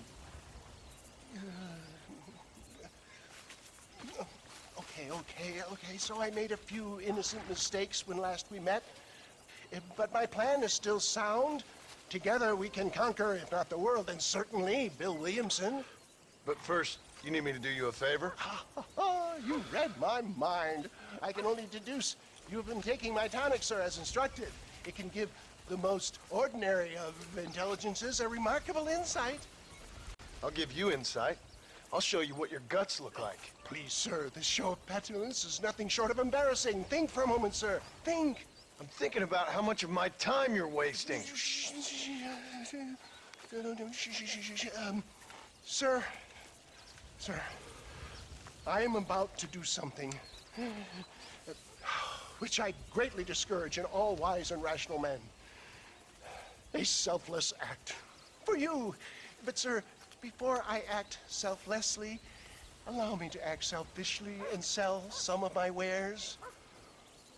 Fair enough. Oh, good, sir. Come, and let's go visit some of our fine friends in the other oil business we have here in Plainview. These men need all the help they can get.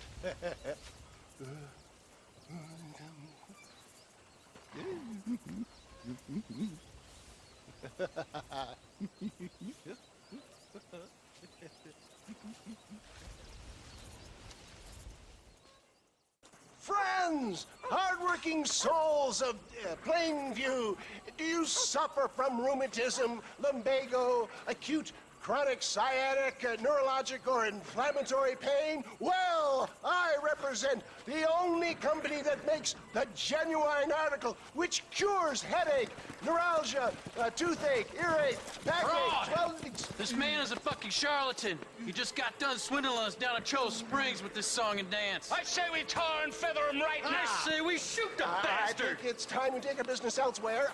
I apologize if science is not your forte. Good day, one and all. It always impresses me with the speed with which a group of men can turn from passive sheep into murderous wolves. I'm impressed with how you nearly got us killed back there. Yes, perhaps we should shelve the tonics business for a period. What say we try our hand at racing again? There's a meet at Rathskeller.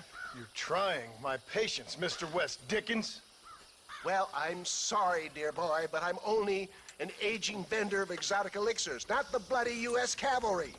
Forgive me if matters take some time to prepare.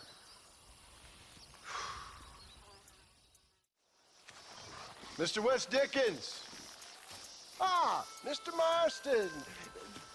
How wonderful to see you, sir. How wonderful. Are we ready then? Yes, sir. Nearly, sir. Barely nearly, sir. I just need some cash to get some extra hardware fitted to my old Trojan horse here. You what? Never mind, sir. I can only presume that you have not enjoyed the benefits of a classical education, so I will not take umbrage if some of my illusions sail over your head, sir. I won't pretend to understand you, but I will endeavor to make you understand me. Either we do this right now, or I put a bullet in you and get on with my day. Please, I knew you were a violent man, Mr. Marston, but I did not think you were a stupid one. We need money to outfit my carriage, to turn a simple tradesman's vehicle into something more subterfuge. And I'm about to tell you how we are going to gain said cash. Now, I know that you ride very well, So come, sir, to Rathskeller Fork. Gentlemen, this will be a fair race. No shooting, stabbing, cliff pushing, rock throwing, cactus grinding, neck lassoing, setting fires, or other acts that causes a rider to unfairly lose his way, or bleed heavily, or black out. Get yourselves ready. Set. He came, he saw, he conquered. What a fantastic spectacle, John. Let's take a moment to bask in the glory of our victory. Have we got enough money now? All right. Yes, once Seth and Irish have furnished their side of the bargain, I think we should be ready. Quite a team we've assembled, don't you think? A bunco, a grave robber, and a drunk. How could things possibly go wrong?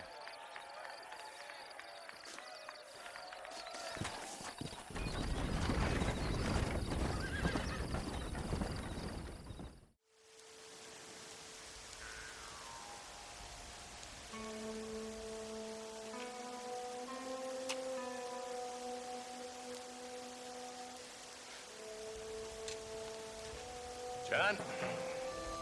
Marshal? Gentlemen!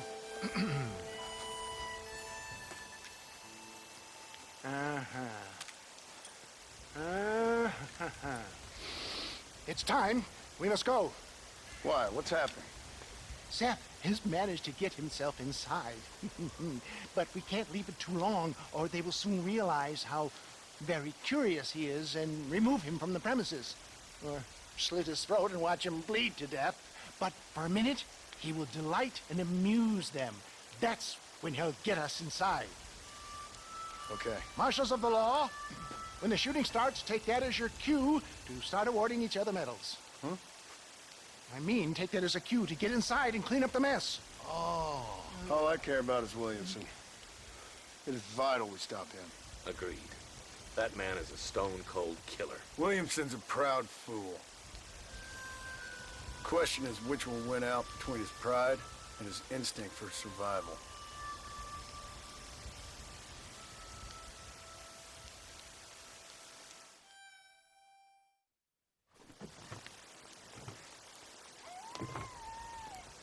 Ensconce yourself in the back of my wagon, John, so that we can make our grand entrance.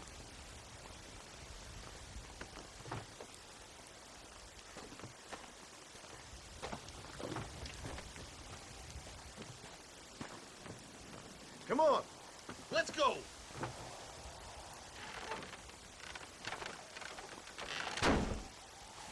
All right, good. Now just stay put till I tell you otherwise. That scoundrel Seth had better not let us down. Once we're inside and I've lulled our adversaries into a false sense of security with some beguiling sales patter, I will give you the signal. What signal? The moment you hear a sharp rap on the side of the wagon, rise like the phoenix and start shooting like you've never shot before. This is it, my dear boy. The moment of truth. Me and you, John. One last time into the breach. This is going to have to be the performance of my life. I hope my nerves don't get the better of me. I'll be honest with you, John. I'm a little jittery. John? John? It reeks of miracles back here. Thank God. I'll be ready with that machine gun, my dear boy.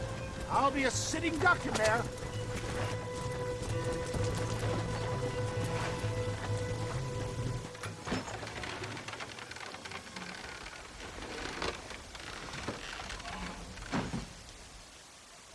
Hey there!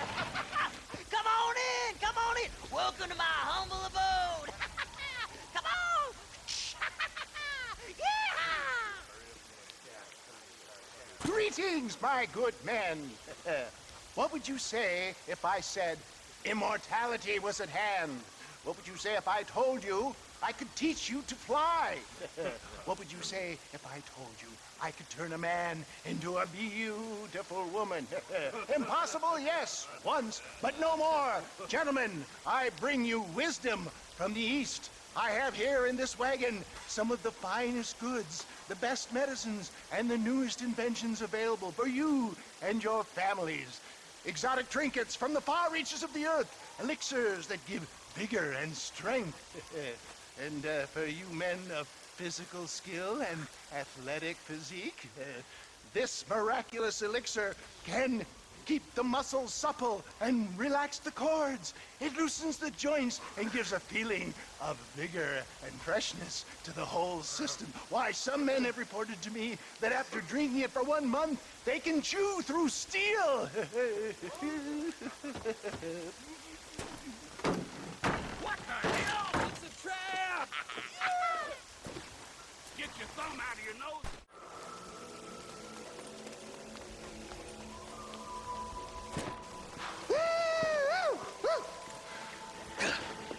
Fucking dang pig! Them cocksucking son of bitches escaped the other side of the fort! All right, let's go. That's the last of them. We still can't find Williamson anywhere. Hey, it's the snake oil guy! Gentlemen, let me in, for goodness sake! That fool must be hiding. Men, it is time to start tearing this place apart and find out where he's cowering! You've got sense of urgency here, please! Open the gate! It's the snake oil guy! Get the goddamn gate open and lock it behind him! Oh, we've got company, gentlemen. These scoundrels have got reinforcements riding this way. Oh, my good Lord above! There must be 100 of them!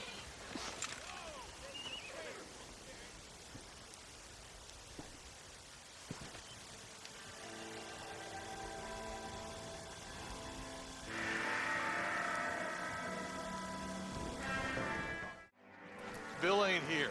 We looked everywhere. Hold on! Oh, darn, I missed it. Mr. Marston, we got a live one. He says, Bill's already run off to Mexico yesterday morning. You'll never get him. Javier Escuella. He's gone to see Javier Escuella. That should make things interesting. Where in Mexico? How should I know? Oh! Where in Mexico, you little shit?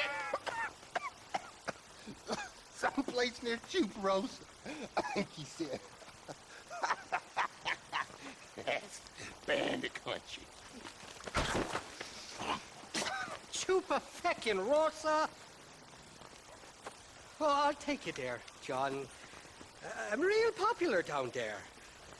You just meet me at the ferry. I've got lots of friends down south. I'll see you at the ferry, Irish. And just get me things. I'm sorry about this, John. I guess you'll be heading to Mexico? So it would seem. How is it down there? Wonderful. A sweet, peace-loving people with the love of social justice. May you always find coin in your pocket. It's been a pleasure spending time with you, boy. You too, Mr. West Dickens. Marshal? All right, boys. That's enough.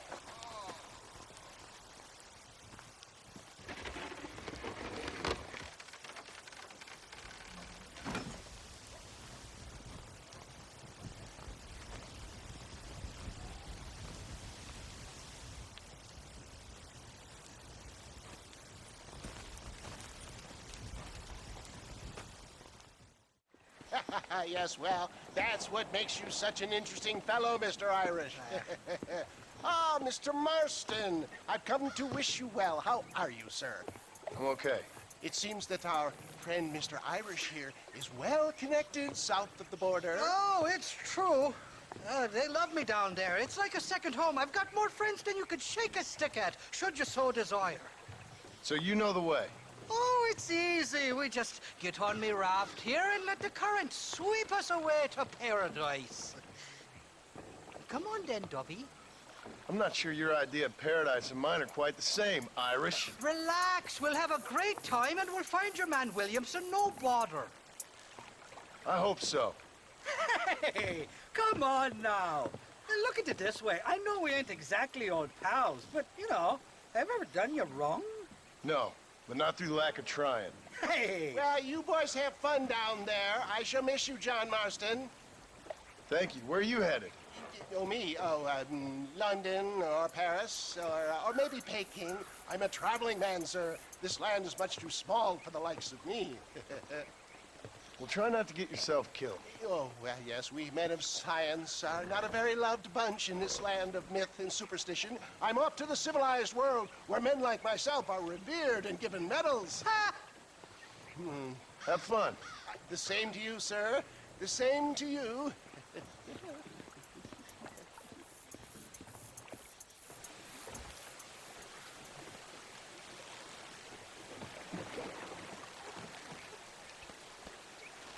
Nice of you to turn up for once, Irish. What do you mean? In usual fashion, you conveniently missed all the action at Fort Mercer. What can I say? I woke up with me head in a pair of tits, and it felt ill-mannered not to get reacquainted with him. At least you got your priorities straight. You know me, Johnny boy. I'll be late to me own funeral. They say God invented whiskey to stop the Irish from ruling the world. Well, you're here now. Oh, these horses look fresher and healthy. Before you degrade these poor fools any further, tell me where I'm headed. Of course, of course. Let me think. You do know people down here, aside from your friends who welcomed us on the way. Yes, I think so. I was real drunk last time I was here, John. You know how it is. I met an American guy, saw him shoot a man, drank with him in the village of Chuparosa. Funny guy. Or was that Canada? No, that was Canada. Guy here, not funny, but he's real nice. Failing that, you could try the provincial governor, Colonel something or other. Some Spanish name. He's based out of Escuella. Played three-card stud with him. Or was it four-card Monty? I forget. He was a real nice chap. Or maybe he was a real bastard. I was real drunk last time, John. Well, thanks a lot for your help. Oh, let me guess. You gotta be on your way. The famed hospitality isn't what it once was, and I've never been known to overstay me welcome. So off I go to greener pastures. Good luck, John. You're an angry and a back ugly man, but not a bad one.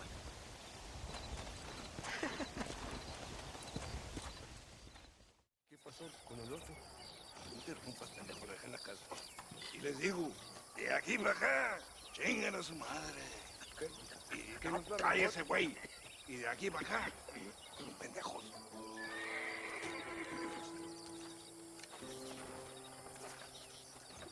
¡Hey, gringo! ¿Hablas español? No, sir. Pardon, pero yo habla un solo poquito español. ¿Habla English? Oh, sí, gringo. Hablo mucho inglés. Sí. Hablo filthy fucking bean eater. Hablo slippery little Mexican. Hablo little piece of shit. ¿Comprende, amigo? ¿Comprende? Hey, what are you doing here, gringo? I don't remember inviting you to my country. I don't think you did, amigo. I mean you no harm. You mean us no harm? This is funny. What harm could you do to us, exactly? Nothing, amigo. Now, I appreciate the welcome committee, but I'd hate to spoil a beautiful afternoon on such beautiful land. Any further unpleasantries? Now, if you'll excuse me. Hold it, gringo. I think you're forgetting something. A little taxation. I have a large family. Very big. I too have a family, friend. So that we may see our families again, I suggest we part ways amicably.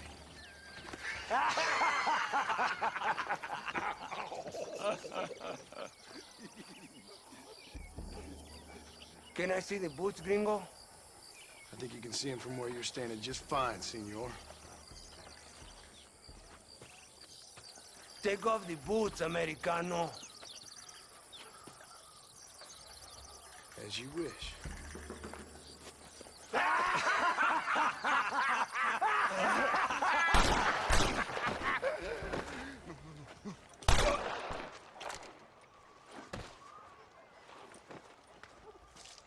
Oh, very good.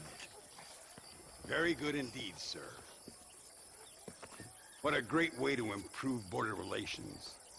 An illiterate farmer crossing the river, coming into their civilization and butchering the local peasants?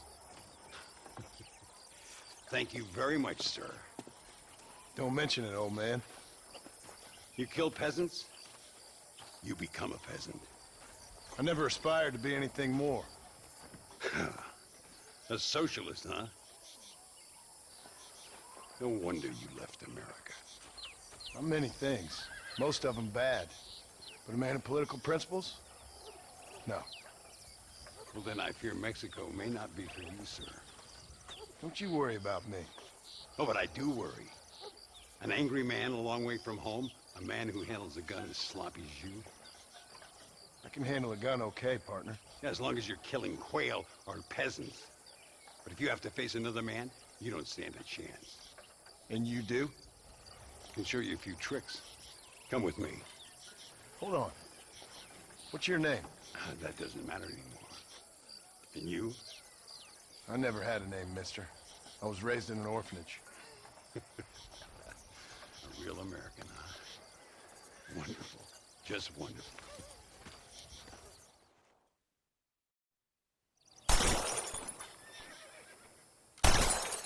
Well, you won't make it in the circus, but you can shoot. Keep on practicing. Thank you, old man. Now, who are you? No one interesting. Who are you? Landon Ricketts. Not a name that means much anymore. Means a little. You were famous when I was a boy. Yeah, killing men's a strange kind of fame. I was the fastest in my time. I must have been. I'm the only one left.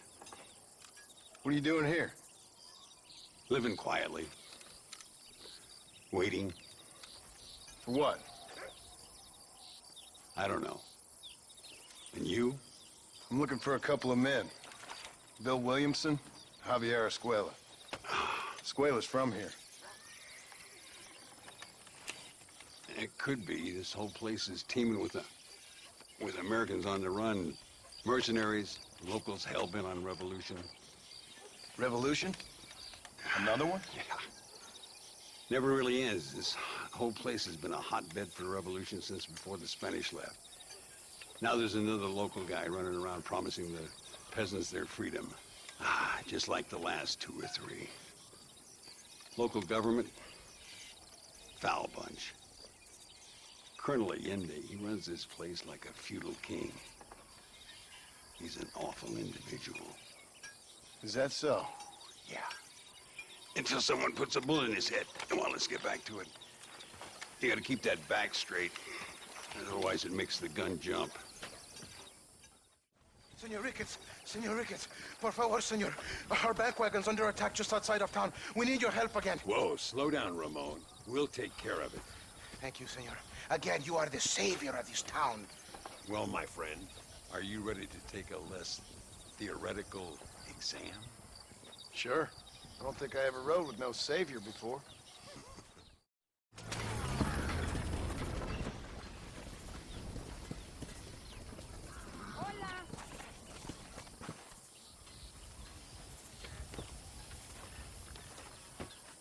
Sano y salvo. Nunca podré agradecer lo suficiente. Buy me a whiskey later, and we'll call things about even.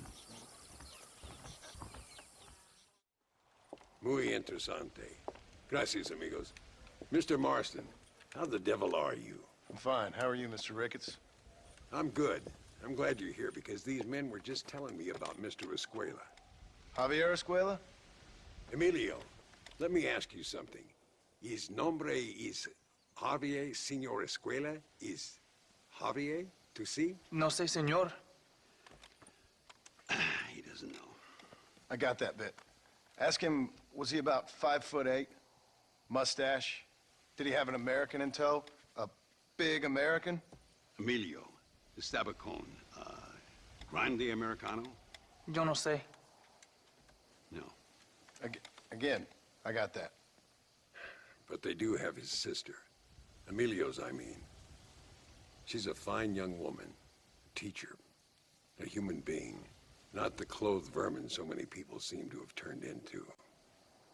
Tell him I'm sorry. When a man's family is involved, you need a little more enthusiasm than mere apologies. I have enough worries, sir. This man's problems pain me, but they're not quite my own. Those who sit on the fence make a choice in their own way. Don't you think, Mr. Marston? Of course. And what about you, Ricketts? A man living in the past? A man who ran away from home? What choice did you make? I'll tell you what choice I made. I'm a fighter, sir, and I'll fight to the end. I think we should get going.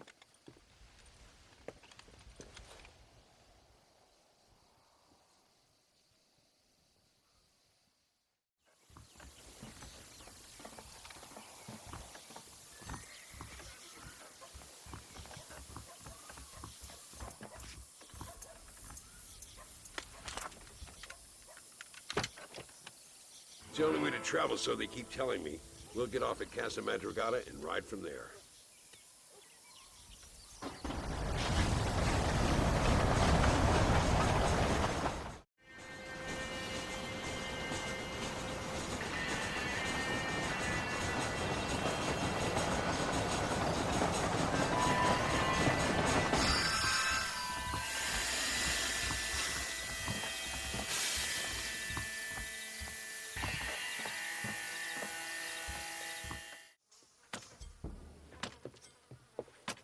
Carlos. See?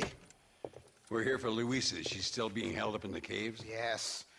She's still up there. Who's the cowboy? We're here to help. Muy bien. I can distract the guards. You and the gringo can get inside. Let's do it.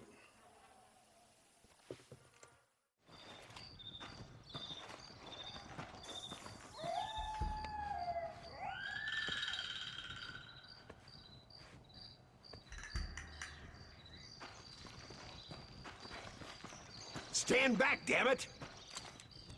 Here goes.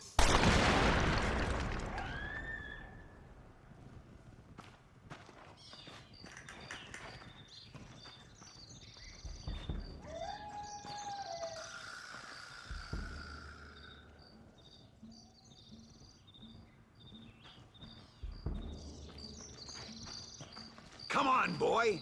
Poor girl's barely alive. Thank you for saving me. You're good men.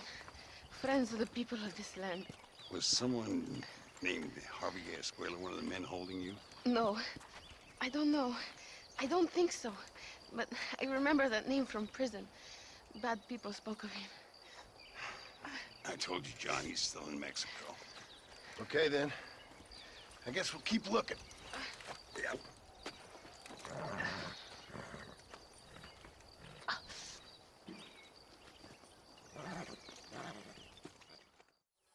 Pesos podemos retirar a mi cuarto y conocernos mejor, ¿eh? No me toques. Ay, no tengo nada. Gentlemen, I thank you. Oh, yeah. Hey, Mr. Marston. How you keeping, sir? Just fine, thank you. And you? Oh, very well, sir. Thank God my wife died. Unlucky in love, lucky in cards. Tarzan, champagne for everyone. Keep playing, Mr. Ricketts.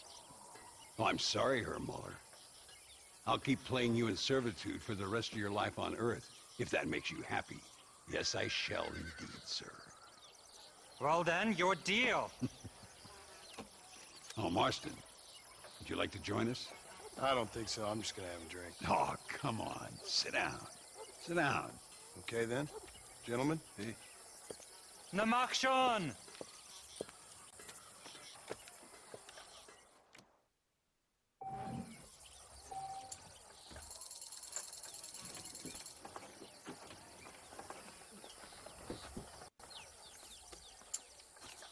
What convenient timing for Ricketts. I'll be watching you. I fault. You know what I always say, Muller. If you find yourself in a hole, best to stop digging. That's me out. Both as lucky as each other. How interesting. It's all coming back to me now. Too much for me. No, thank you. Oh, he can't have you winning everything, Eric.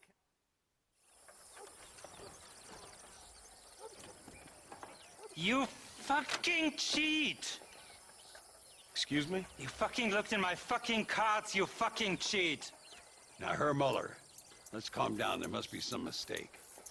There's no mistake. Your Yankee friend here is a fucking cheat. Easy there, Germany. Calm yourself down. Oh, yeah, you know exactly what you did. Yeah, I know exactly what I did, friend, which was nothing. Now, I'd prefer it if we could all play a friendly game and no one get hurt. You planted this guy Ricketts. Now, why would I do that? I've already beaten you. Now, calm down and let's finish the game. There's no more cards game. Ease up there, friend.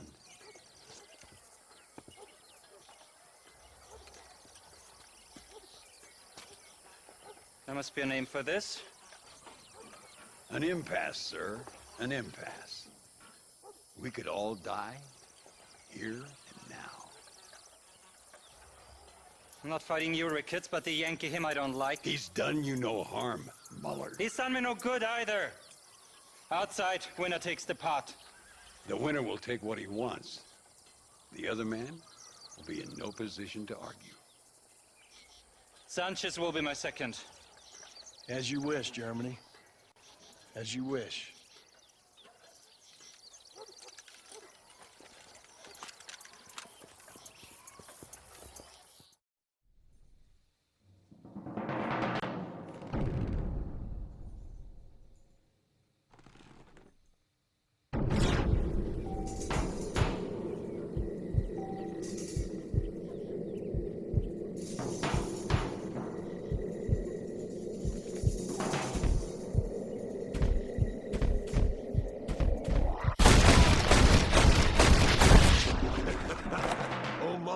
Did play his cards too early.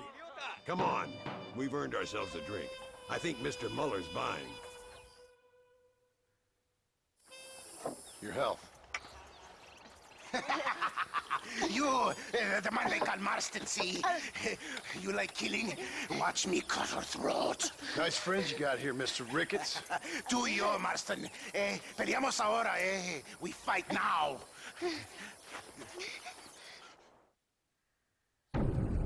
Careful, Marston. I know that girl. ¡No merezco esto!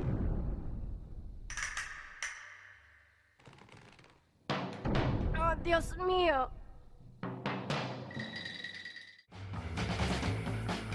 Well, I must say, you tourists certainly bring peace and prosperity to this land.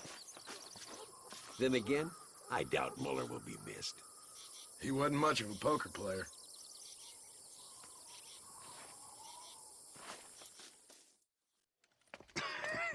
Hey, Gringo. Mr. Ricketts. Come on in. Sit down and have yourself a drink. Sure. Say, any word of Javier Escuella? No, nothing yet. Say, why are you after him anyway? We're old friends. We was kind of educated together. So what is this, some kind of high school reunion sort of thing? Something like that. Well, you've killed people. You lived the life. That I have. And I tried to stop. I mean, I don't know. I tried to go straight. I did. I left the gang after the gang left me. Left me to die after I'd been shot. They'd all gone crazy anyhow. Our old leader, a fella you probably heard of. Anyway, he more or less lost his mind, went and shot a bunch of people unfair like. I got shot in a robbery. They left me, and I left them. Well, that's how it goes.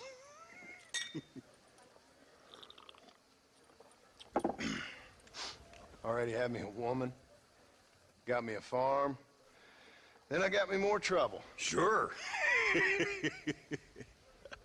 Been sent to track down the men I used to run with.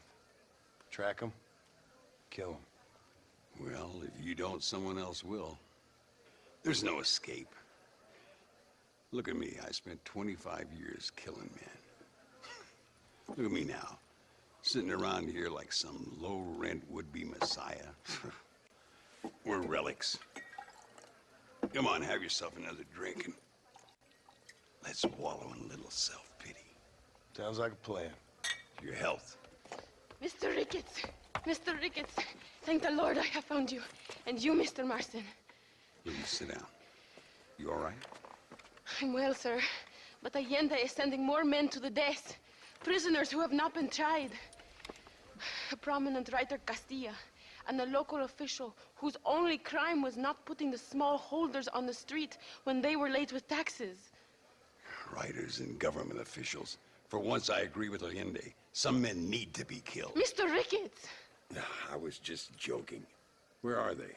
Out near Escalera. Let's hang up our self-pity and go shoot ourselves some bad guys. You're gonna be all right. Thank you. Both of you.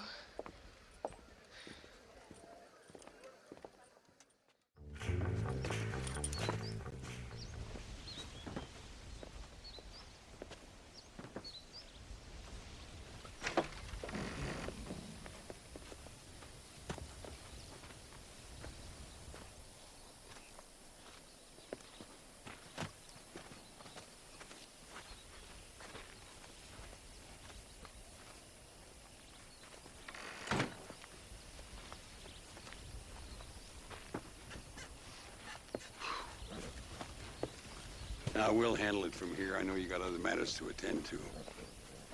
It's been nice riding with you, Mr. Ricketts. And you, too. You took me back to another time. Talk to Louisa. She'll help you, and she's well connected in that other land. I hope you find what you're looking for, Marston. You know what I'm looking for. If you say so, Marston. If you say so. What do you want, gringo? What are you doing here? Have you heard? There's a war going on. My name's John Marston. Been sent here to retrieve a couple of men. Can I speak to your commander? You want to talk to my boss, gringo? I guess. Because I'm not good enough for you? No, sir. You think you're better than me? You come to my country, my poor little country, and you think you can be friends with the president? Oh, sir. I'm sorry, sir. Things must have come out wrong. Maybe you can help me. You'll be sorry, friend.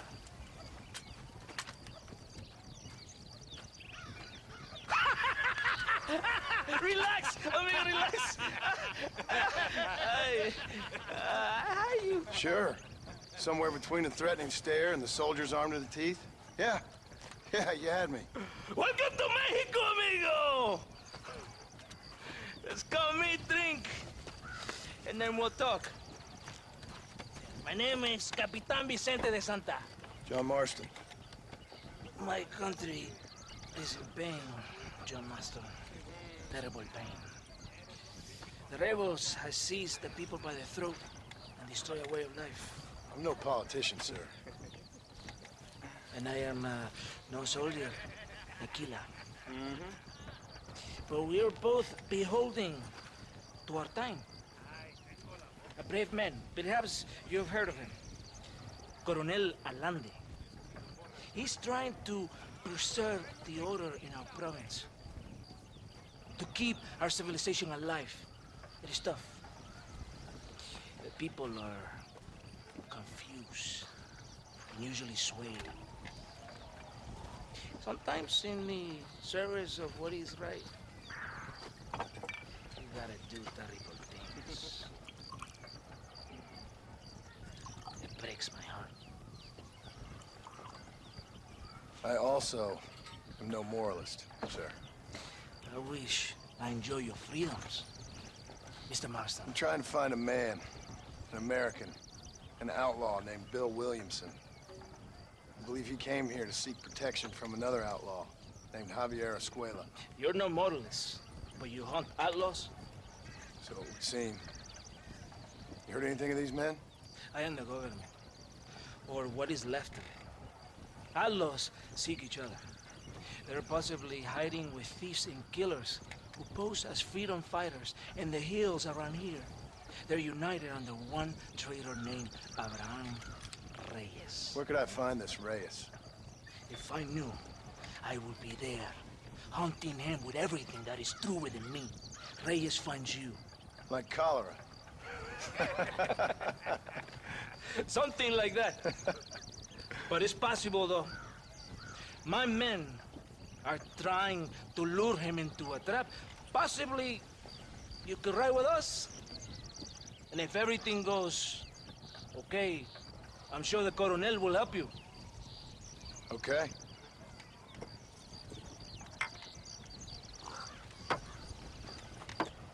¡Vámonos!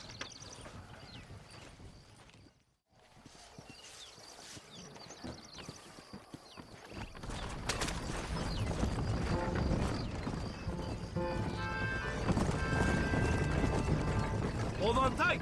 We're in a hurry. You did not expect such a warm welcome from the Mexican army, I can see. I didn't know what to expect. I hadn't even crossed the border and I was being shot at. You will hear a lot of words like tyrant and oppression here. Words that the peasants have been taught, but do not understand. Meaningless words. The army is suffering a crisis of reputation. Even I've heard about the colonel down here. He's not famous for his compassion. This is the point. Have you met Coronel Allende? Do you know him? No. Like a papagayo? You just repeat lies you heard. Maybe. Allende is a good man, a strong man. He carries the weight of a million problems on his shoulders. Am I supposed to pity him? You gringos are so quick to judge. You love to talk badly of other people because it makes you feel better about yourselves. Maybe you should look in the mirror. You're the one talking about this, and I ain't here to make a judgment on the way of your government. I've got enough problems with my own right now. This isn't America, Senor Marston. We are poor. Kindness must take a different form. What is better, to put your arm around a hungry man, or to beat him until he grows some food to eat? I think you need to answer that question yourself.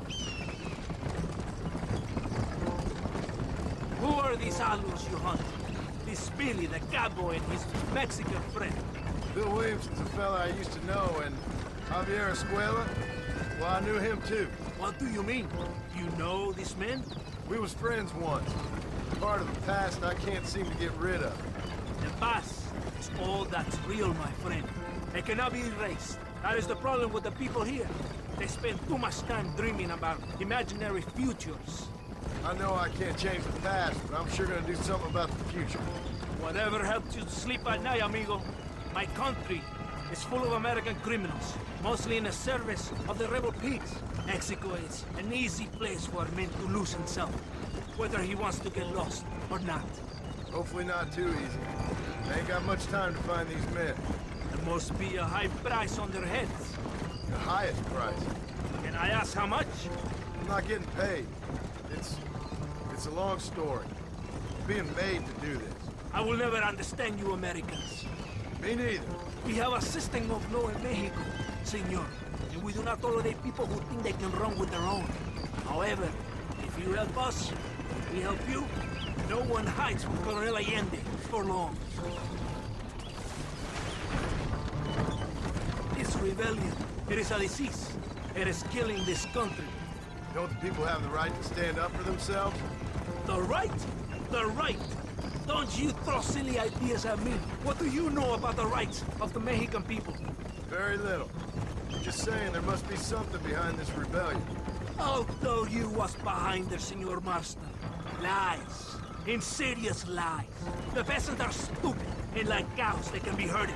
It only takes a few men to move many. Maybe they've just had enough of being called stupid. You're talking about things you don't understand. If you ask me something, I'm gonna give you an answer. Are you a revolutionary? Is that why you're here? I was once, I suppose. In a twisted kind of way. Thought I could change something if I fought hard enough. Change what? I don't know. Maybe that was the problem. Revolution is always selfish. It is nothing but greed and ego. Individuals putting their own needs above those of others. It is people fighting for change when they have no idea what change is. If you're a poor man who's been beat down all his life, any change is gonna seem good. What? You think that overthrowing the government is going to make a poor man rich? If you're not helping them, it's only natural they're gonna look for someone else who will. For a tired old revolutionary, you are very naive. What do you want us to do? Walk around giving out money to every poor person in Mexico? What a terrible idea. First, they need to look at why they're poor. Then they need to go out and do some work rather than sitting on their culos talking about freedom. Who's this man we're looking for? The leader of the rebels? Bran Reyes, he's a traitor, a liar, a coward and a sinner, a hero who has done nothing. I have far more respect for the shit I looked this morning than I ever will for that pathetic war. That's a nice image. He is from a rich family, a man born in a golden cradle, who pretends to fight for the poor. He's taking advantage of the ignorant and the weak-minded. He must be telling the people something they want to hear. Of course he is. All that bastard does is stand in a balcón giving speeches. It is easy to make promises you can never keep. It takes more than a few promises to build an army. Reyes wants power, nothing else. He doesn't care about anybody but himself. It's not far now. Are you ready? Ready for what? We will lure the rebels into a trap. There's a train leaving to Barrosa soon. We're going to escort it. They will think it's a supply train. There are no supplies on it. Very clever. We must throw the rats out of their holes. Give them some bait they can refuse. Todo bien, compadre? You did a good thing for Mexico today. Coronel Allende will be very pleased.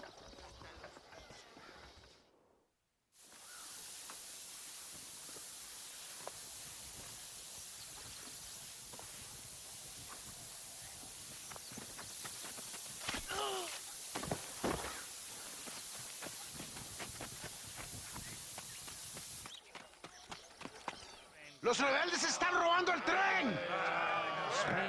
¡Levántese, perezoso, que sepa que le estoy pagando! Marston, you're gonna have to do something. What? You have to go out there and stop the train before it crosses the bridge. Yeah. ¡Todavía levántese! ¡Usted también! Y allá atrás, muévase. ¿Qué les pasa a usted? ¡Ay, Dios mío, levántese! ¡Ya mismo!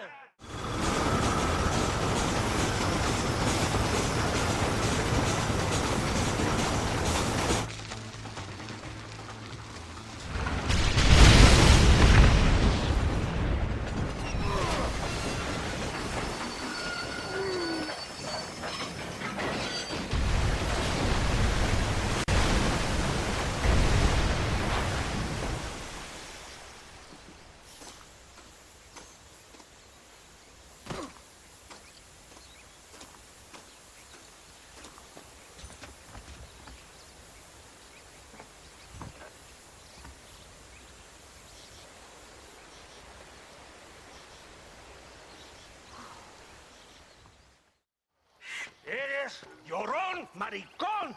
Me das asco. Hablas lealtad, pero eres transparente. Estarás aplaudiendo cuando mi cabeza está pelado, ¿verdad? No, mi excelencia.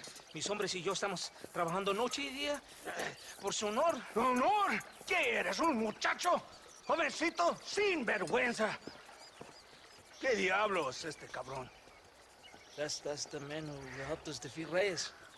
The man I spoke to you of. A friend of Mexico. Hello, sir. Hola, gringo.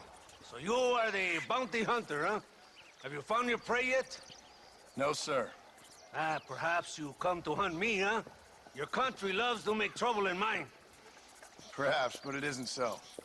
Perhaps I should tie you to a horse and let it drag you around town.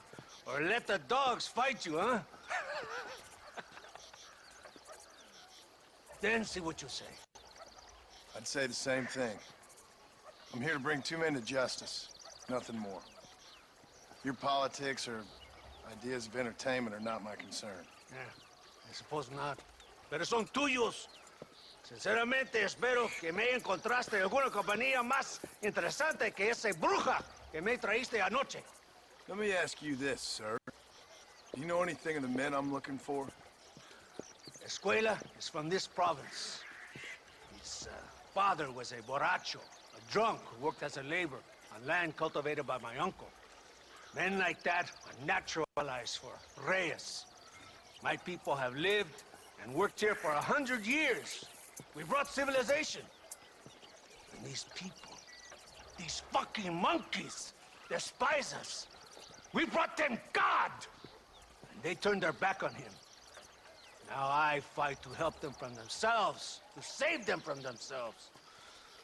I see in their faces that they would kill me if they could. They see only a tyrant. That is the way it is. These people need a ruler. Well, sorry to hear that. Sorry? Why be sorry? It is a way of mankind.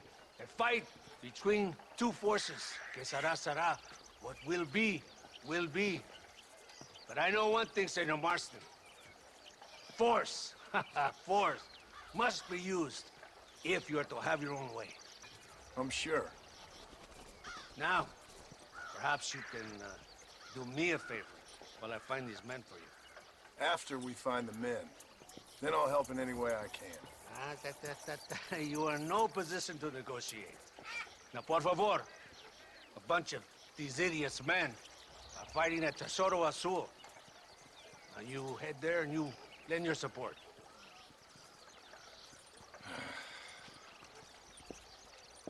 Baboso, ¿cuántas veces voy a decirte? No ponga detrás de mí. ¿Qué eres, cabrón? No está mi sombra. Vaya. ¡Idiota! ¿Pero qué haces? ¡Santa! ¿Por qué tardaste tanto? ¿Y quién es este gringo? Octavio, por favor. Cada hombre ayuda. I hope you fight better than this little girl, gringo. Come, let's have some fun.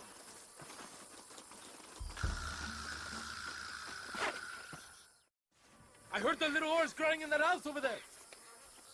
Remember, nobody takes them before Allende. We did all this just to get women for a Linde? No, that's just a bonus. This village is riddled with rebels. Make sure they don't have homes to come back to. There are fire bottles over there. Use them to burn down some of these houses. And what makes you think I'd do that? You want to find Javier Escuella, don't you? John, you're helping Mexico. ¡Vámonos, muchachos! ¡Buen trabajo!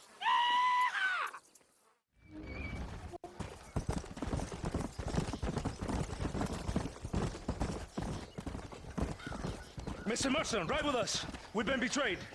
What's happened? There's no time. Ride with us. Then we'll find the men you seek. Come. ¿Dónde carajo están los otros que necesitamos?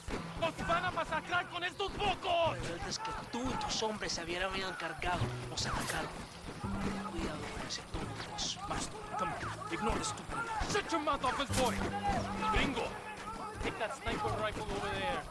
Be a man's work. Hombre, lo que sea, mujer. Amigo, ¿qué pasa? A killer like you deserves to find women who mind. The best pleasures Earth can give a man. I need some information, DeSanta.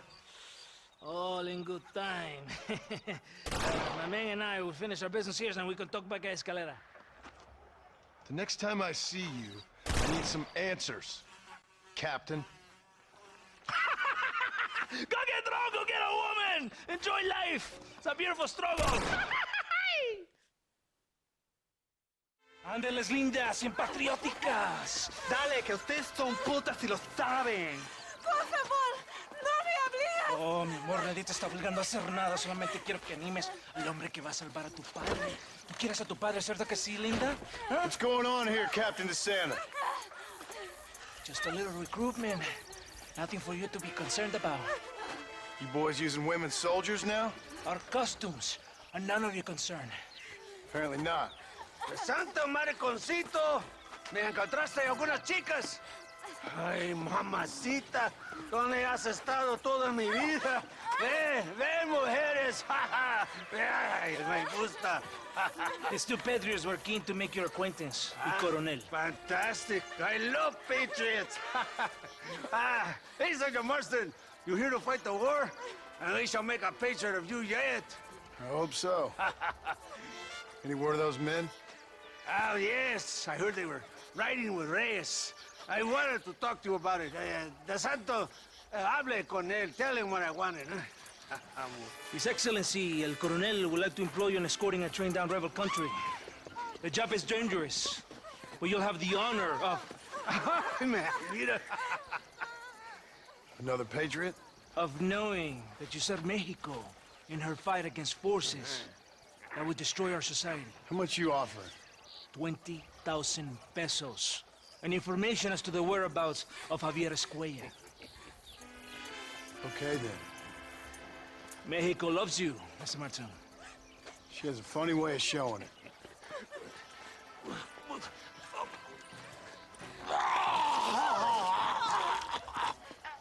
Come, gringo! Ride with us!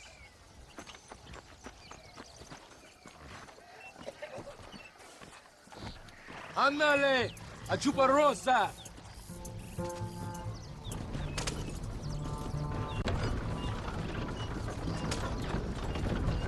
So it looks like it is me and you again, gringo. And there was me, thinking my dance card was full. What do you mean? Just that it's a pleasure to see such a noble patriot at work. Your sarcasm is childish and pathetic. This is an important assignment. Our orders are to deliver these munitions to Chuparrosa. They will help to finally crush the rebels.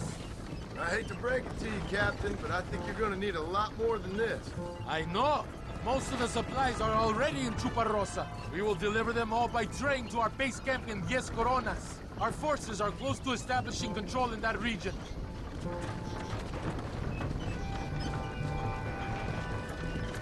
Why didn't DeSanta come with us? Why do you think? Because he is hardly a soldier. I'm sure he has other important business, like mailing letters and sweeping floors and flirting with barmen. He fought with Are you you in defending that pathetic little errand boy? I did not see him fight. Without me, we would have lost the battle. He knows less than nothing on how to lead men. Yet he's the colonel's second in command. That is a good job. You are a funny man, gringo. De Santa licks the colonel's boots and plays with his waiter friend. That is all. I am Allende's brazo derecho, his right arm. I am one of the few men he respects. Is that right? You and him have something special, do you? The colonel needs a maid, a woman he cannot fuck. De Santa is that woman.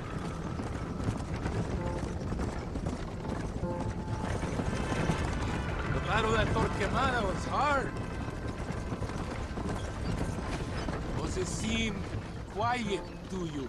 I don't know. You tell me. We have not seen a single rebel yet. I'd say that's a good thing, wouldn't you?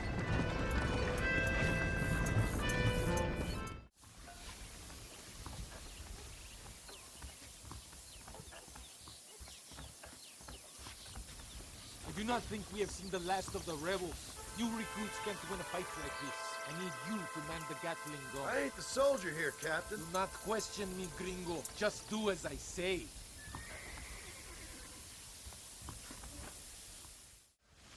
Senor Marston, thank you for your efforts. The escort was a success.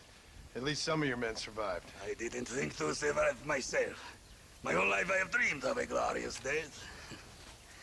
Vamos! Rapido antes que nos ataquen otra vez. These socialist pigs cannot be allowed to win.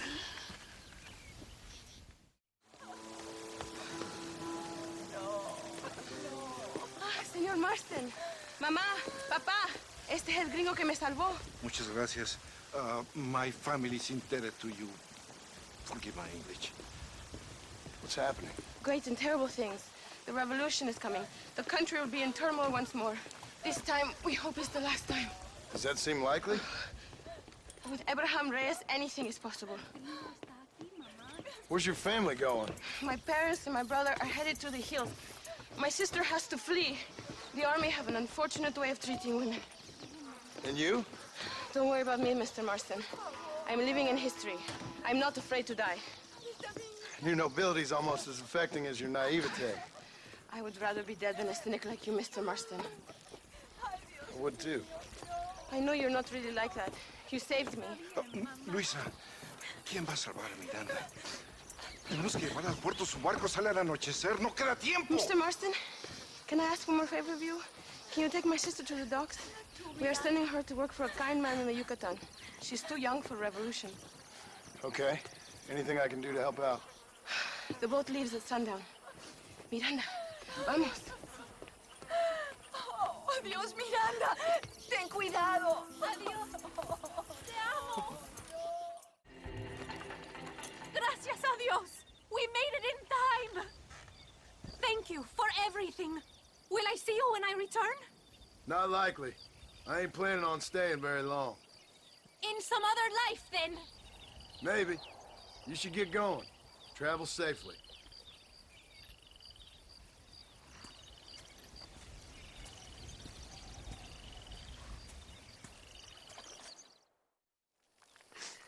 Oh, Mr. Marston. Mr. Marston. What's wrong, Louisa? I don't wait for myself, but for my country. Abraham Reyes has been captured.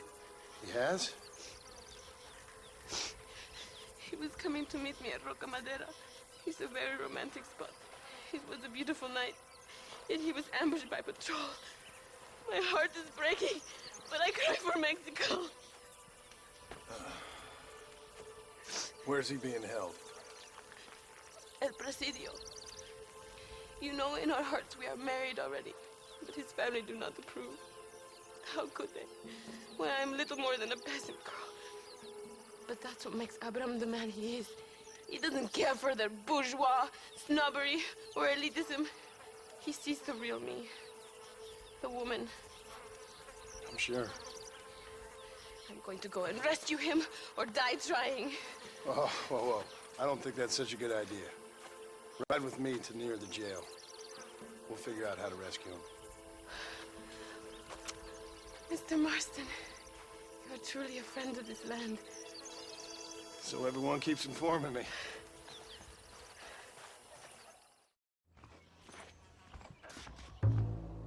Louisa sent me. We have to meet her by the river.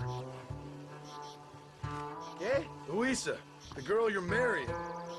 Oh, yes. Such a devoted thing. El amor de mi vida.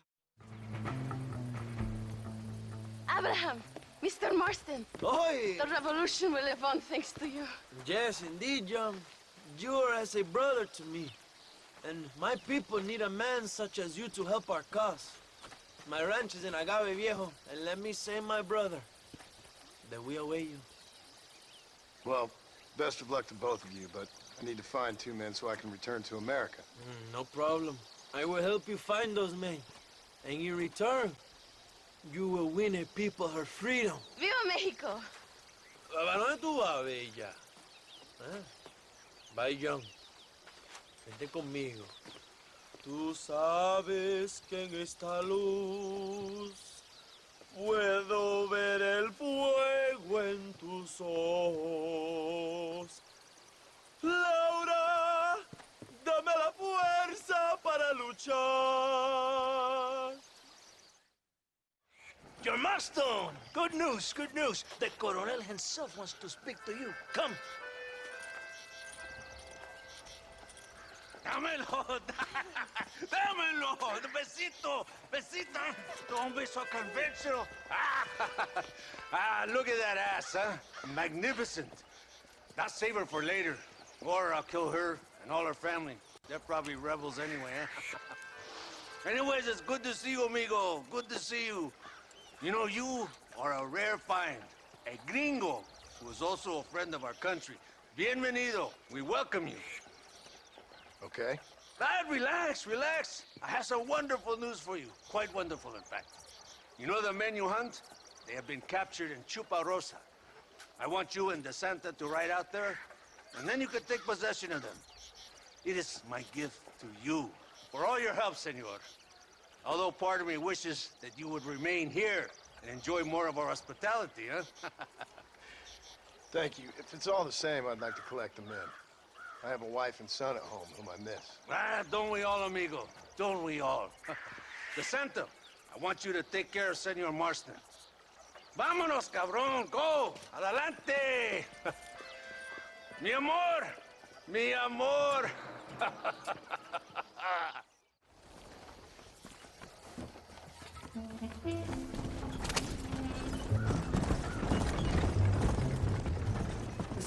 news, my friend. And I say the Colonel will find these men for you. For your sake, you best be telling the truth. You have my word. After that trick you pulled on me with the munitions train, I ain't sure that means very much. You have Espinosa to blame for that. Come now, John. After everything we've been through, I think we can trust each other, don't you? How did you find them? They were captured just outside Chubarosa. Billy Rat must come out of his hole eventually. Being held in the church, a chance for them to contemplate heaven. Before you send them to hell, we have the area surrounded. Oh, cheer up, John. This is what you came for. You're so tense all the time. Come, let's have some fun. A little competition with my soldiers to see who's the best shot. What do you say? Anything's better than talking to you. Ah, excelente. Okay, each man gets 5 shots at the local wildlife. Whoever kills the most, I will give $25. Carlitos, tú primero. Con mucho gusto. Vamos, gringo. You never did tell me why you're hunting these outlaws. I guess it beats getting a real job. You know, if you were less secretive, people might be more inclined to trust you. Are you married? Or do you rape young girls like your colonel? No, I can never touch a woman like that. It's not my way. But for them, it's an honor to please their leader. My wife and child have been taken from me.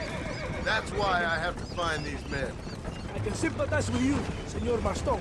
I am married to my country. These rebel traitors, they're trying to take it from me. No, I never took a wife. A woman can be a powerful force, like my mother, or a destructive one, like my mother. I find it better to avoid them. Too many strong men become weak by giving in to temptations of the flesh.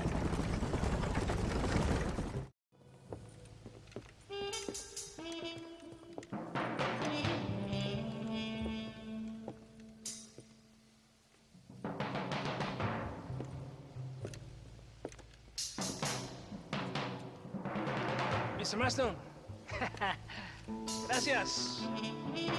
Service to this land.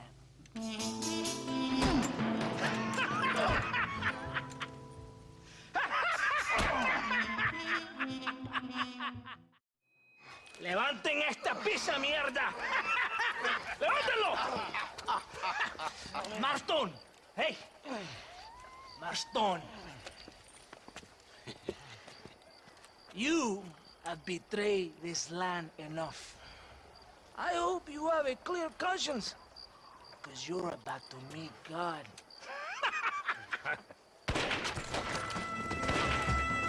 My brother! They will kill you if we don't get your ropes off. Over here, I will free you. Lucky for you, I arrived when I did. I guess we're even then. My brothers! Today, we have proven that the days of this evil regime are numbered. Soon, we shall be free, living together in a noble republic, justly ruled by fine men. But, el trabajo, the job is not done. Our struggle is not over. We will fight all day and night until local tyrants like Allende are no more. And him and all his dogs are brought to the sword. We shall be free. This time things shall be different for every man and woman in this land. And one day soon, Allende will know justice. My brothers, fight on! In our hearts, we are all free! Let us make it so! ¡Viva la revolución! ¡Viva México! ¡México! ¡México! ¡México! ¡México! ¡México!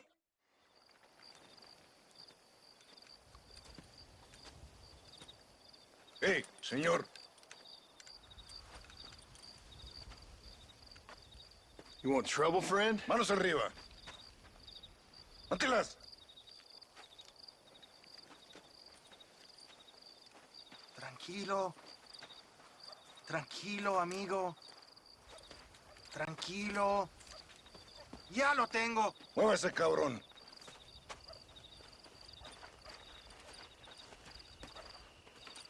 Muévese.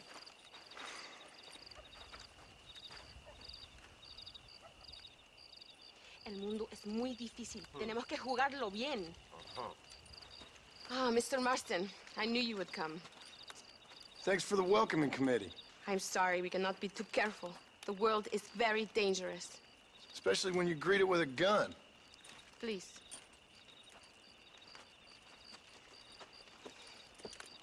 Mr. Marston, my father was killed yesterday. The army found him and accused him of treason. They cut out his heart and fed it to their dogs. Allende did this. Then he took the honor of 2 young girls. I'm sorry to hear that, Luisa. My father must not die in vain. His death must mean something. It'll mean that war is brutal and unnecessary and good people die. And that's all it will mean. That is not enough. Well, you know I'll do whatever I can, but I have problems of my own. We all have problems. This is about the people. My father died for his people. For these men and for millions like them, that they may be free. While there are guns and money, there won't be any freedom, Luisa. Mr. Marston, the movement is on the brink of great victory. Allende knows this and has sent for reinforcements. Abraham Reyes asked personally that you stop them reaching Escalera. They are coming by the old trail. You must ambush them. I have my own family to worry about. Mr. Marston, I have lost my father. My mother is in the United States. My sister has fled. I have no family. Just because. Please. Good actions make you a good man. Then I'm doomed. But I will help you, out of respect for your loss. Thank you, Mr. Marston. Thank you.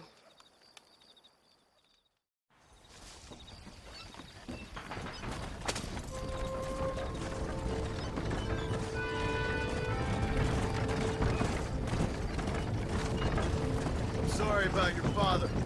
His death must not be in vain. Now we shall fight even harder to win power for Abraham. I admire your devotion. He is a true revolutionary. A man who puts the needs of others before his own. A man who fights out of love rather than hate. But you know this already. I heard about the battle at Chuparosa. How he killed nearly 100 soldiers to save your life. It'll go down in legend. I'm sure of that. Can I trust you, Mr. Marston? In what way? You have done so much for me and my family. But I still can't forgive you for helping Allende. For what you did to the rebels. I'm here for 2 men, that's it. Not to take sides. And certainly not to fight a war that isn't mine. It makes no sense. You make a choice by not making a choice, you know. Linde betrayed me. I saw him do bad things. Things that disgust even me. Allende es pura maldad. One day I will cut his heart out. But me, you, him, we're all shooting people. Don't really seem like we're so very different. The difference is why, Mr. Marston. The ideals we hold, there can never be revolution without blood. Until people forget what they're shooting for, and just enjoy killing for its own sake. You Americans forget too quickly. That is the problem. If it wasn't for your revolution, you would still be making tea for the English. At least we knew where we stood.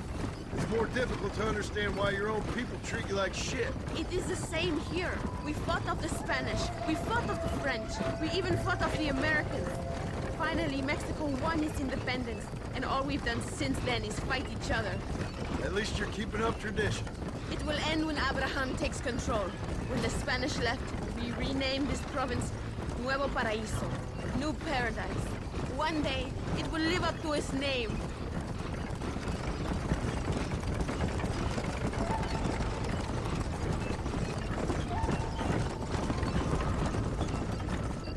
Why do you doubt our revolution so much, Mr. Marston?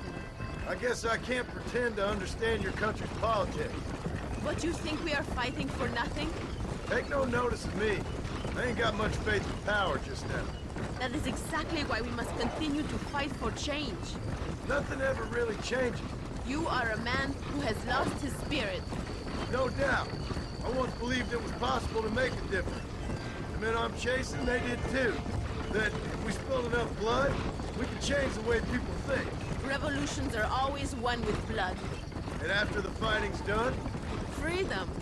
We ain't never free. Be honest with yourself, and you will be free. That must be what I've been getting wrong all these years.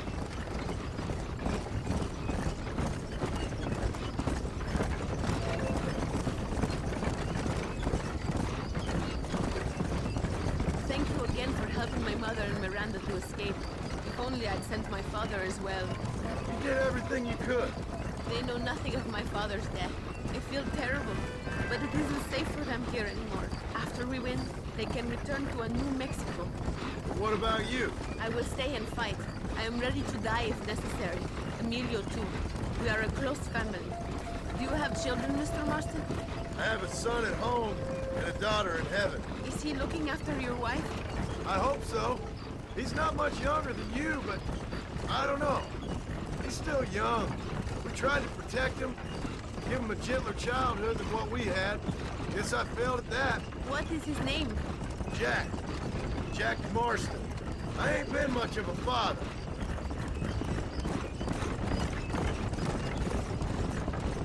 It is not far now. The army convoy will be coming from the east.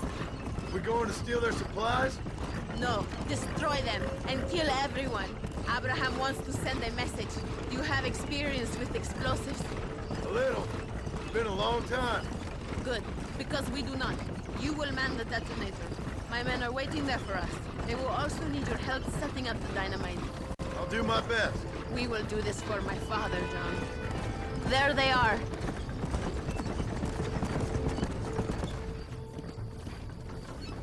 These men will help you rig dynamite on the road. Please tell them where to place it. I'll be waiting up above, watching for the wagons. Okay, follow me, gentlemen. Vale, where do you want it?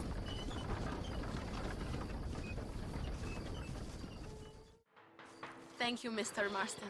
We are a step closer to power. My father would be very proud. I hope it was worth it. I must return to Campo Mirada. Meet me there when you can. I will do my best to return the favor.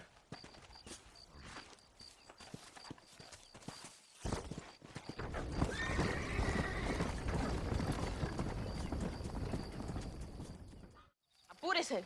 Master. John, thank God you have come. That wretched animal de Santa has been sent to oversee a massacre in El Sepulcro.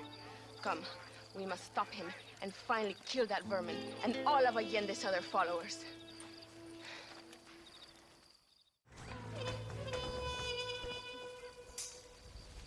Tell your men not to open fire till I make a move. We don't want to give them a chance to escape. And leave DeSanta to me. I need him alive. We will wait for your lead, señor. En el nombre del gobierno provincial del coronel Allende y del estado de este país, te condeno a muerte por traición. ¿Tienes algunas últimas palabras? No. Come on, quick!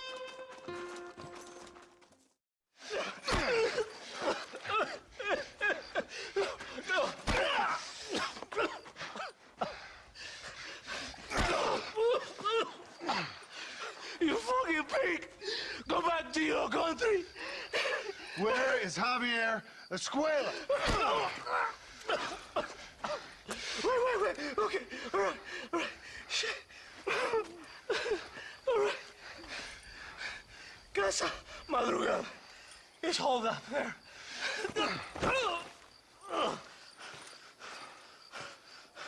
Now hurry up and kill me, or just let me go, okay?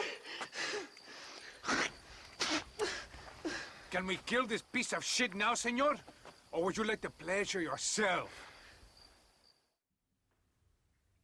Hey, you lady. Where's Javier Escuella? Javier Escuella. He hasn't been seen around here in months. You shut up this place for him, huh? I wouldn't spit on him if he was on fire. I don't blame you. But Captain DeSanta said he was here. And you believe him? You must be more stupid than you look. Go shoot up some places.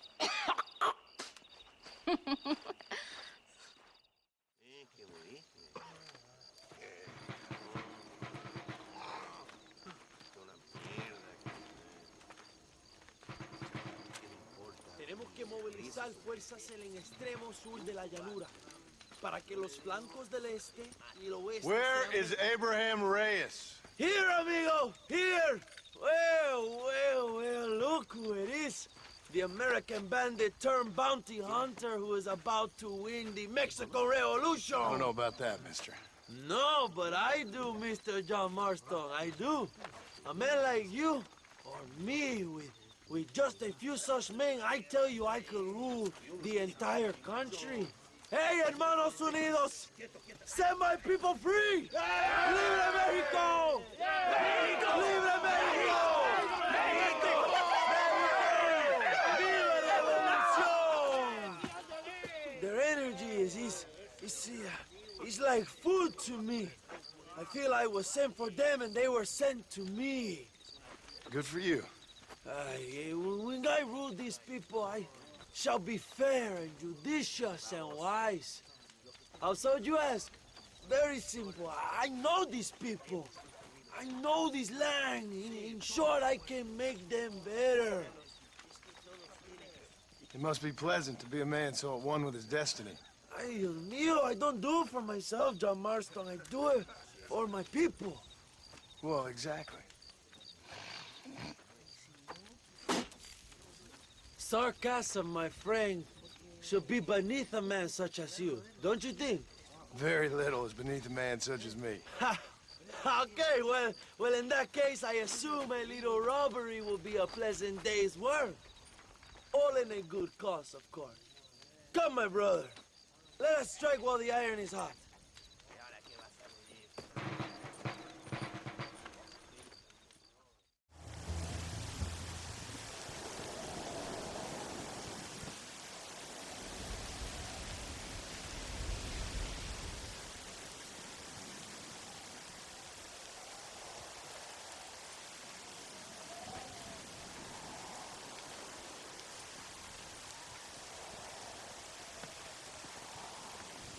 So listen, this train is filled with valuable supplies we need, but it's also filled with government troops.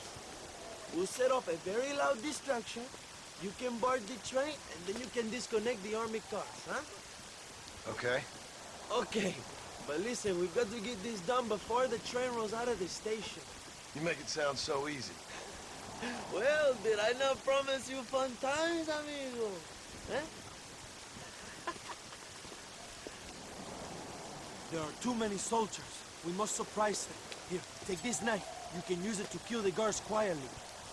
Wait until I distract them. Then get on that train as fast as you can, John.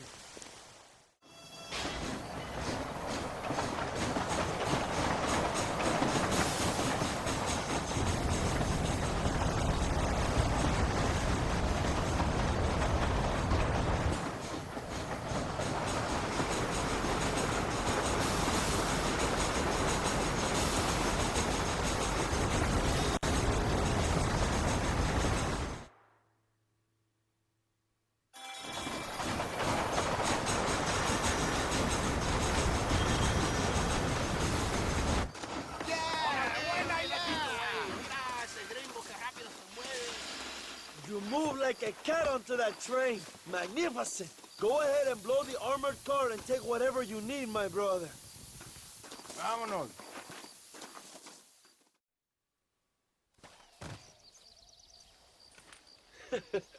Not a bad day of robbing the establishment to give to the poor, eh, Mr. Marston? Very noble, I'm sure, but I need to know where Williamson and Escuella are holed up. All in good time, amigo. I'm off to deliver these goods. I'll see you back at the ranch. Oh, my spies tell me they soon will have the information you need.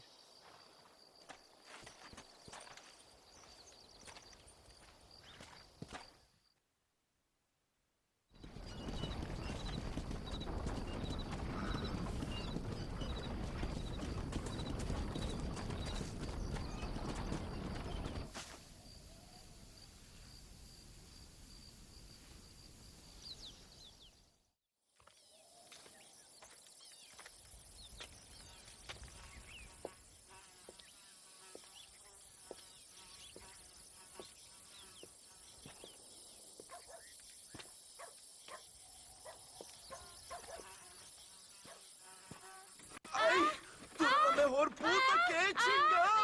¡México! ¡Qué rico! Ay. John, excuse me. Oye, mamita, cuando te vea la próxima vez que sea un poco más durito, ¿ah? And I mean rougher, ¿ah? What would your most loyal follower, Luisa, say about that? Who? Luisa, the girl from Campo Mirada? Her, a gentleman never tells, but she was a most wonderful... I just say she was increíble. Yes. Let me tell you something. I strongly recommend her. You take her when you have the chance, my brother. She thinks she's your wife. My wife? These peasant girls, they believe every word a fellow says. So naive. It's really quite charming. I love peasants. Don't you love peasants? I love them. They have such purity. Are you gonna marry her? Ha! Marry a peasant? My dear boy, don't be absurd. I'm going to be the next president of Mexico. My wife will meet ambassadors, kings, other great men. The very thought that I would marry some peasant girl with a tight gun and the hands of a farmer, well, I really don't think so. My mother, que Dios la cuide, would turn in her grave. Interesting. But come on, let's run. I've got an amazing present for you, my brother, huh? Yes? The man you seek. Together, we will bring them to justice. Let's go.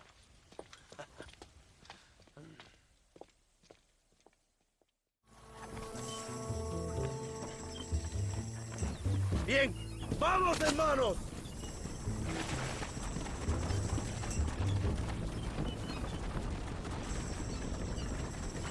My brother, I just received word of your fight with Allende's men at El Sepulcro. Finally, the Santa is dead. But why did you not kill him yourself when my men gave you the chance? I could see they wanted it more than I did. The Santa had given me what I needed. Or I thought he had. A lot of young boys will sleep safer in their beds now. The Santa was only following orders. He was dumb and loyal to his awful master. But that's all he was.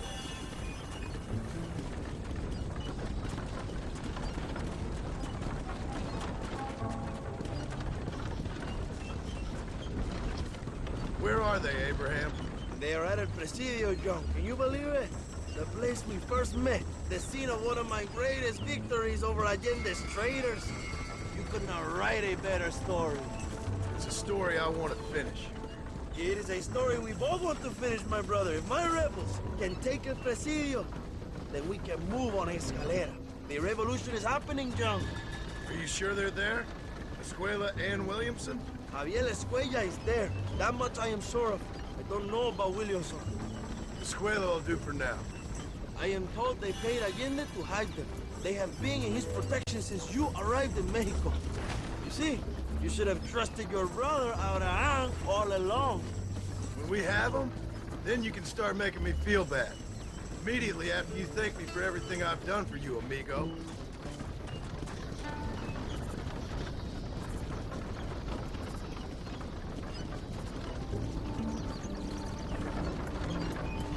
I knew I had heard the name Javier Escuella before. He is from this province. They tell me he was once a notorious bounty hunter and also one of the early revolutionaries. That sounds about right. All before my rebellious urges took hold, of course. I think I was still traveling in Europe at the time. I was living in Madrid with the ambassador's wife. That sounds about right as well. Escuella was always a torn man. A cynic who desperately wanted to be a romantic. Whereas you, John, are a romantic who wants to be a cynic. Javier would die fighting for what he believed in. He had a lot of passion, no love. Although he really admired Dutch, of course. But then we all did. You was the leader of your little group of fortune hunters, ¿verdad? When Dutch started falling apart, it hit Javier harder than any of them. He went crazy. It was like the one thing he'd ever believed in turned out to be a fraud. You talk about him fondly. It ain't exactly fondness. We was close once. But he never cared for me or anybody else. Not any of his so-called brothers. He left me to die. We had a chance to save him. And didn't he teach you any Spanish during all this time you were together? I remember cabron being used a lot. Well, now you get to pay that cabron a surprise visit. I ain't here for revenge. I just need him and Williamson.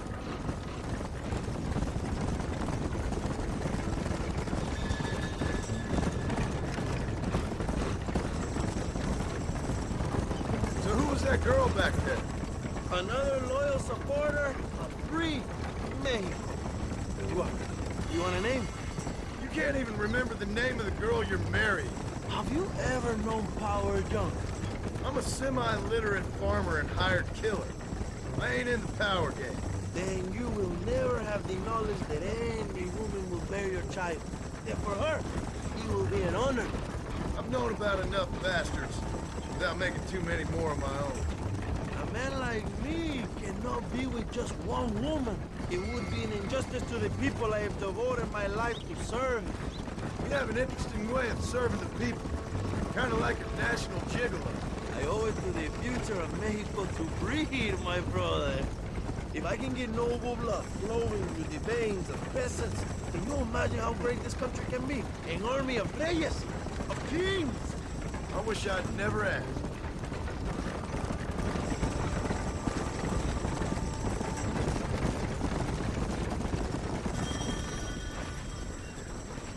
Have you enjoyed your time in Mexico, John?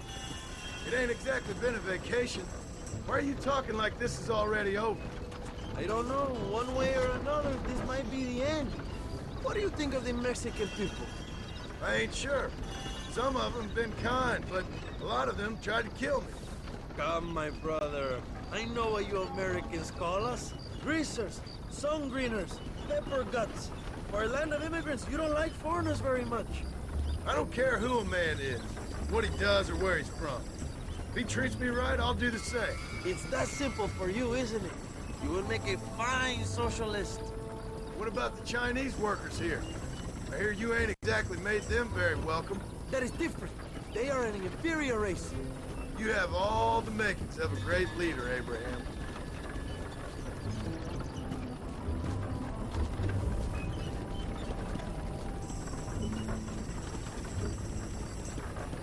The revolution is gaining momentum. Do you have any idea how many times I've thought about the day I will march into Escalera and storm Allende's mansion? I think I have some idea. Soon it will be me sleeping on those silk sheets and the colonel lying with the cucarachas. From what I've seen of Linde, you might want to wash those sheets. You might be right, my friend. Do you really think a revolution can work? Do you have enough men? Revolution begins with one person, John. One person ain't gonna defeat the Mexican army. The poor are many and together we are strong. They are ready to fight. If it does work... It will. If it does work, and you take down Linde, what then?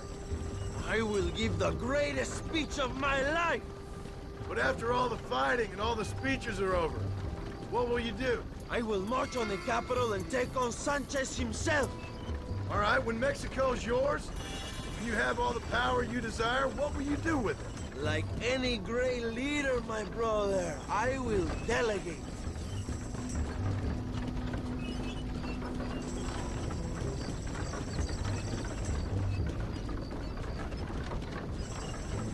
I have to say, I'm not usually in favor of American interference, but it will be sad to see you go.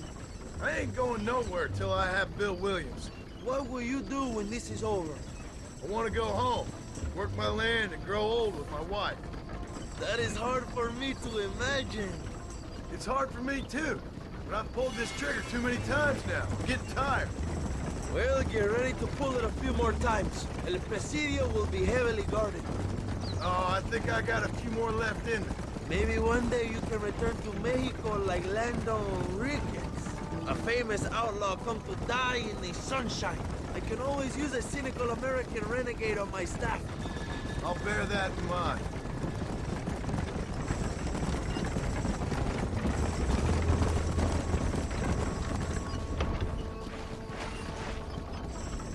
Let's not talk for a while, my friend. We should take some time to think about what it means to be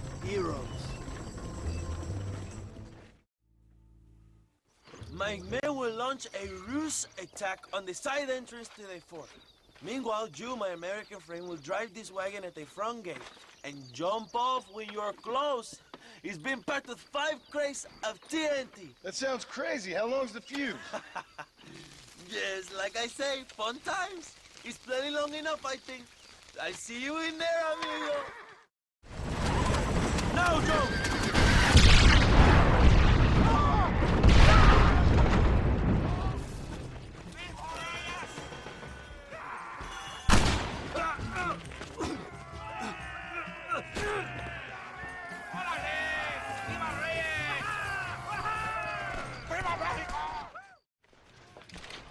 Hello, old friend. It's been a long time. Hello, brother. It's good to see you. I heard you was coming. You took your time, no? Come on, you're not gonna shoot your own brother, are you? We was family. Yeah, we were. Then you and Dutch went crazy and family didn't mean so much. So now you do the government's work. And what do? You just work for a different government. Come on, brother. I think we should go our separate ways, huh? What you and Dutch did was wrong.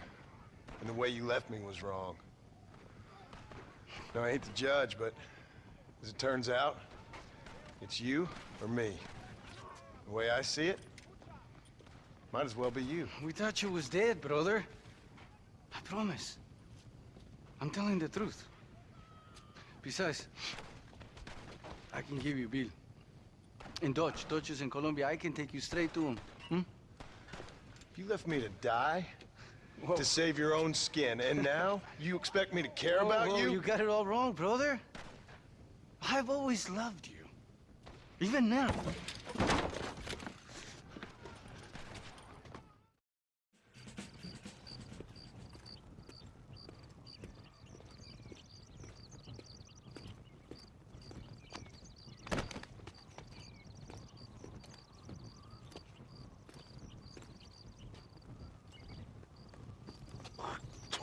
Marston, come with me.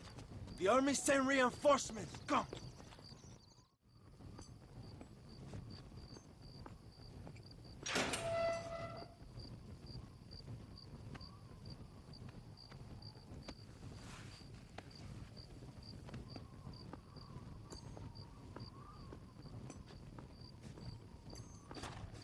Two old friends reunited. It is a beautiful thing.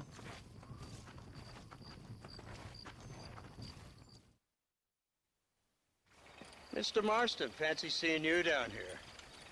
Well, it is a pleasant surprise, I must say. He's not looking very healthy. We told you to keep them alive. You should be glad to have him at all. Just remember your obligations to the government, Mr. Marston. We need you to find Williamson, then head to Blackwater as quick as you can. We have reason to believe that Dutch Vanderland is in the area. Your wife sends her regards.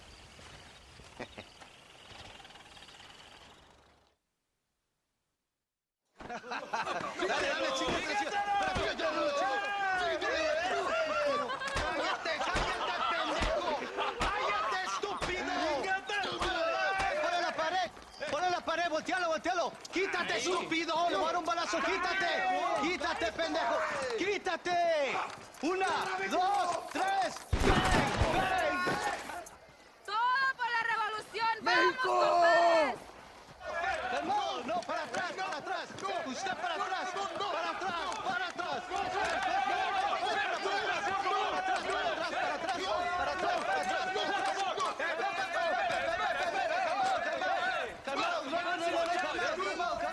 ¡Rebeldes!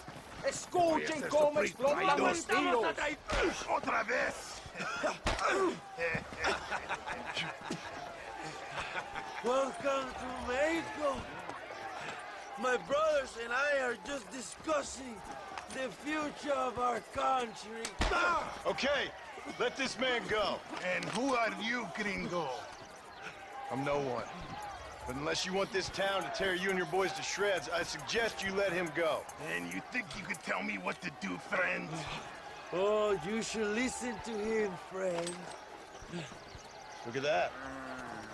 You want to risk it? The American isn't drunk. If I were you, I would pull that trigger. Put the gun down, Americano. Ya, mátalo. ¡Déjenme, hombre! ¡Mierda! ¡Ay, Dios mío! ¡Puta Santa María! So you want to settle this now, friend? Or you want me to shoot you in the head right now for that poor girl? Okay, but we fight like men, not like dogs.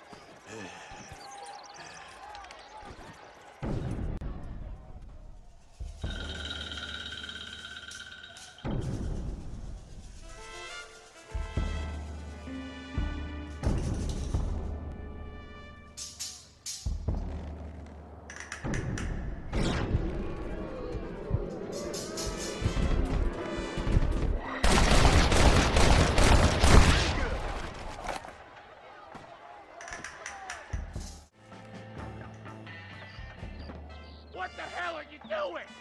Find my freedom, pendejo! Now shut up, you dumb ape, and get out of the wagon! Apúrate! I'm coming out! Don't shoot! Here, take Williamson. Just let me live. I will leave the country, I promise. Allende is dead! Mexico is mine!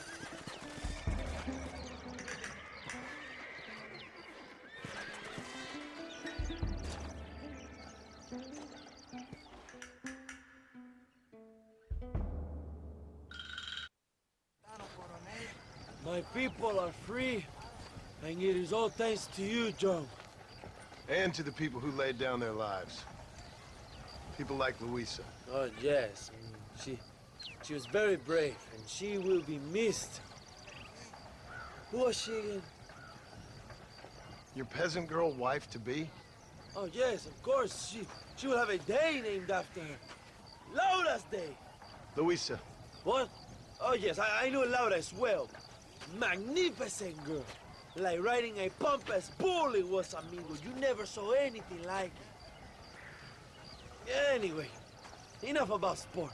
Let's get back to politics. I trust you will join us in riding on the Capitol. I'd love to, but with Williamson dead, my jailers need me back in Blackwater. Hey, ¿qué hacen? Levántense. Well, I must say, I'll miss you, John Marston. I doubt you'll even remember me, Abraham, but it's been an experience.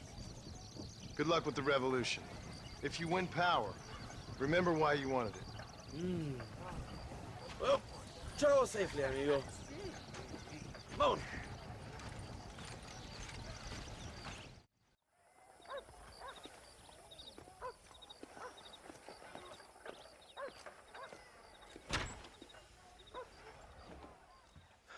(101), 102, 103, 105, 106. I'm here to see Mr. Ross. 107, 109. Edgar Ross. 113. Upstairs on the right. 114. 115. 116. 117.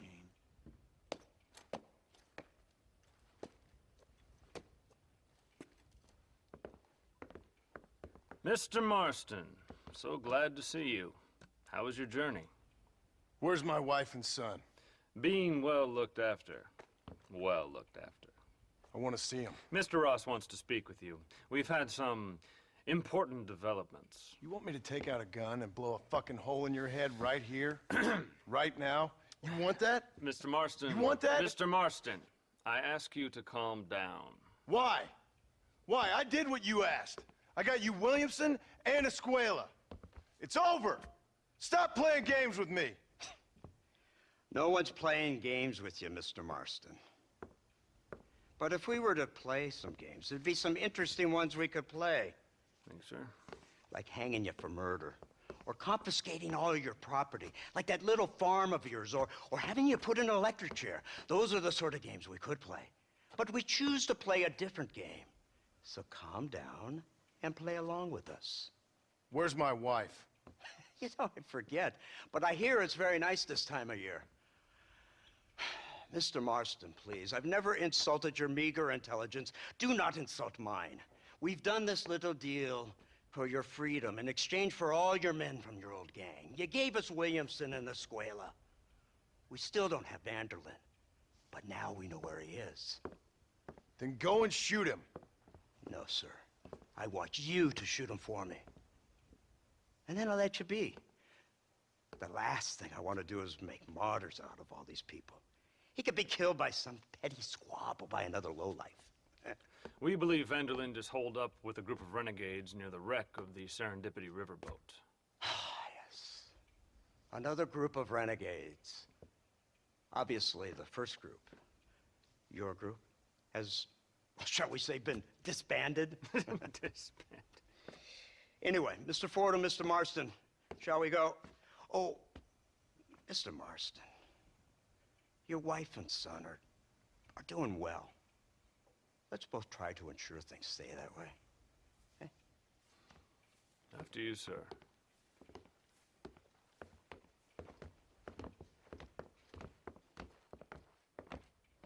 Oh, Mr. Marston, one more thing. This is for you. You're too kind. See, I have nothing but your best interest at heart. Let's hope it doesn't go off by mistake. 343. I have a patent for that, sir. This is an outrage. Ah, Mr. Marston. You're alive. Hello, Wes Dickens. Thought you were headed to Peking.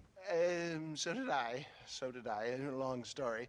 But now it seems I'm being put under arrest and charged with narcotic possession or some other such nonsense. Ross, have him release this man. Why? Because he's a harmless old fraud, the kind of man that built this country. And because he helped me get Williamson. Did you hear that, officer? The man's a hero. Let him go. Come on, Marston. Moral degeneracy waits for no man. Let's hurry along. 344. 345. 347. 348. 3...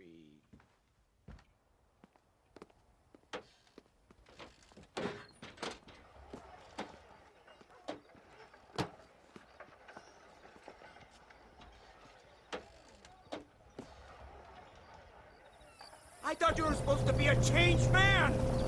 All right, Mr. Fordham, onward!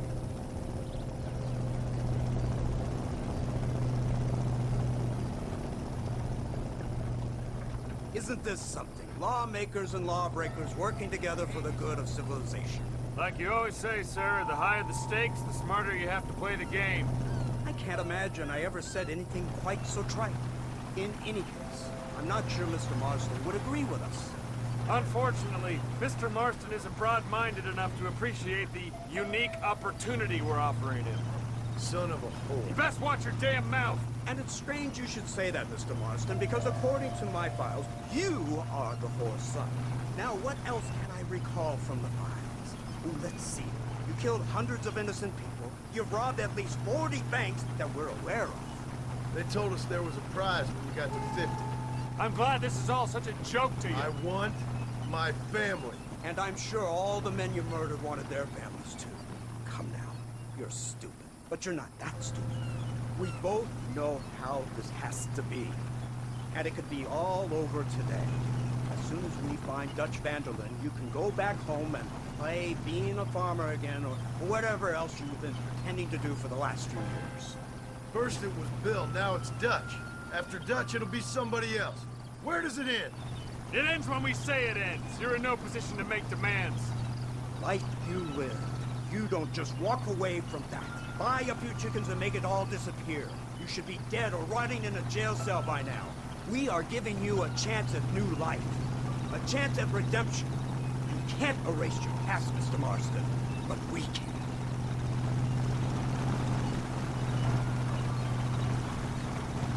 She's running well, sir. Such an elegant way to travel. What do you think of this automobile, Mr. Marston? Slow. But so convenient and reliable. Are you comfortable? No. You see this, Mr. Fordham? The brooding cowboy. There aren't many of these left, you know. A bit of a cliche, admittedly, but still a dying breed. Like the buffalo. Just as dumb, but not quite as noble. They move most cows by rail these days, I hear. Not where I'm from, they don't. But you aren't from anywhere. A new dawn is breaking, Mr. Marston. This is the age of the machine. And soon, we'll all be living on the moon. Maybe. This is the future. Anything is possible. Finally, this godforsaken land is entering the 20th century. Prosperity has arrived. It's not far now. The old Serendipity wreck has been used as an occasional criminal hideout for years. We were informed that Vanderlyn and his gang are making camp there. We'll stop on the cliff above, and you and Agent Fordham will go on foot. I'll stay with the vehicle and keep watch. And you'll do as I say, Marston. Don't try anything stupid. Oh, I think he knows what's at stake. Don't you, Mr. Marston? Let's find Dutch and finish this. Come on then, Marston. You're with me. Over here! I found him! Good God, that's our informant. Gnostus, what the hell's going on here? It's a trap! Shit, Marston! You'll have to carry this man! I don't think he can walk! Marston, lift this fellow into the back seat. Put him in the car so we can get out of here. Let's go, there might be more of them.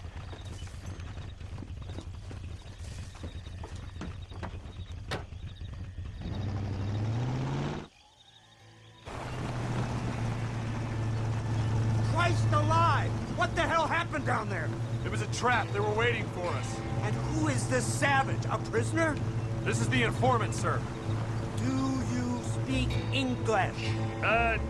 Yes he does, sir. He's the informant, Gnostus. Don't get snarky with me, Fordham. We found him tied up on the boat, then they jumped us.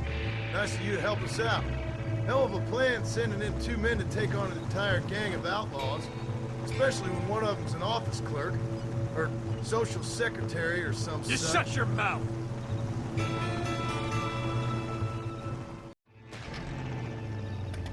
Come on, not now! What's wrong?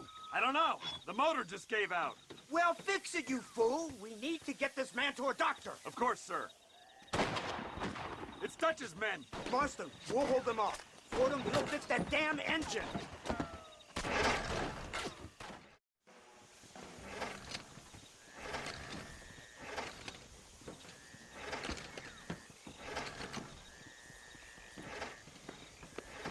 I can't see any more of them. Fordham, are we ready? Yes, sir, I think so. Come on, let's get back to Blackwater.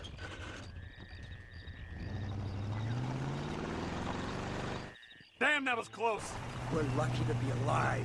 I'm beginning to see why Mr. Marston here has made it to such a ripe old age. You'll make me blush with all these kind words. So much for this automobile of yours. If this is the future, God help us all. It's not the automobile. Bad workmen shouldn't blame his tools. Perhaps if Mr. Fordham maneuvered it with a little more finesse... I was trying to escape an ambush, sir. Even if it was running fine, they'd still have caught us. I can walk faster than this piece of crap. Give me a horse any day. So what now? Do I get to see my family? Where is Dutch Vanderlyn? I don't know. In that case, old boy, no, you don't get to see your family. It's a fairly simple agreement, Mr. Marston, even for a man as devoid of intellect as yourself. If you'd like me to explain it to you again, I'd be more than willing. No, you've said enough. We'll find Vanderlyn soon enough. For now, however, I suggest we call it a day. So how does it feel, taking a man's wife and child from him? Does it make you feel good?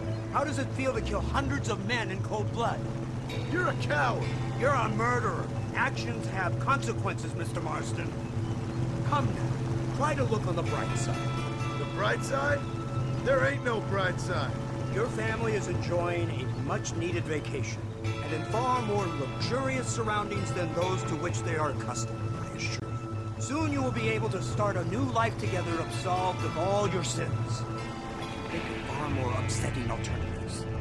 We should take the Indian to Professor McDougal, see what he can get out of him. Good idea, sir. I just can't communicate with them.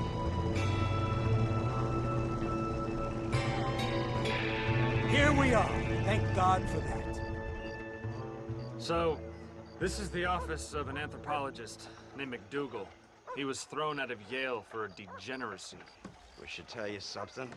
Indeed, but he's been helping us deal with the natives in this area. They see him and they presume we're all idiot academics. Huh? Give me a hand here, Marston. Ah, Mr. Ross, Mr. Fordham. Good day, good day. What on earth's going on here? Kid got shot in the leg. Beat up pretty good. We'll send a doctor. Now, McDougal, we need information from this fellow about Dutch Vanderland. Can you see what you can find out for us? Do my best, sir. Make sure you do. Professor McDougal has been a good friend of the U.S. government, Mr. Marston, just like you. Why don't you see if you can help him in his study of the native problem in this county? That's a good thing.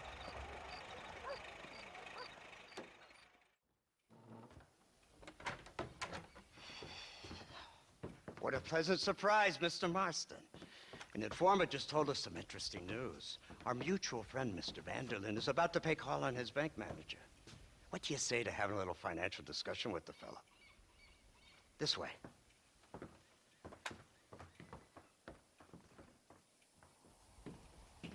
Let's get up on the roof. We'll have a clear shot at them from there.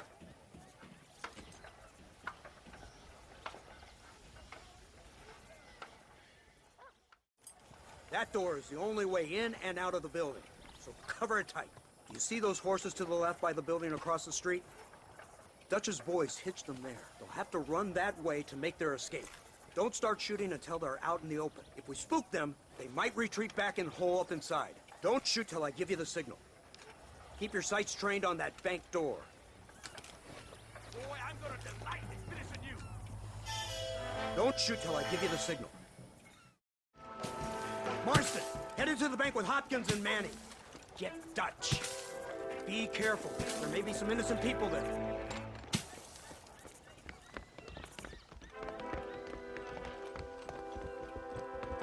We can take them.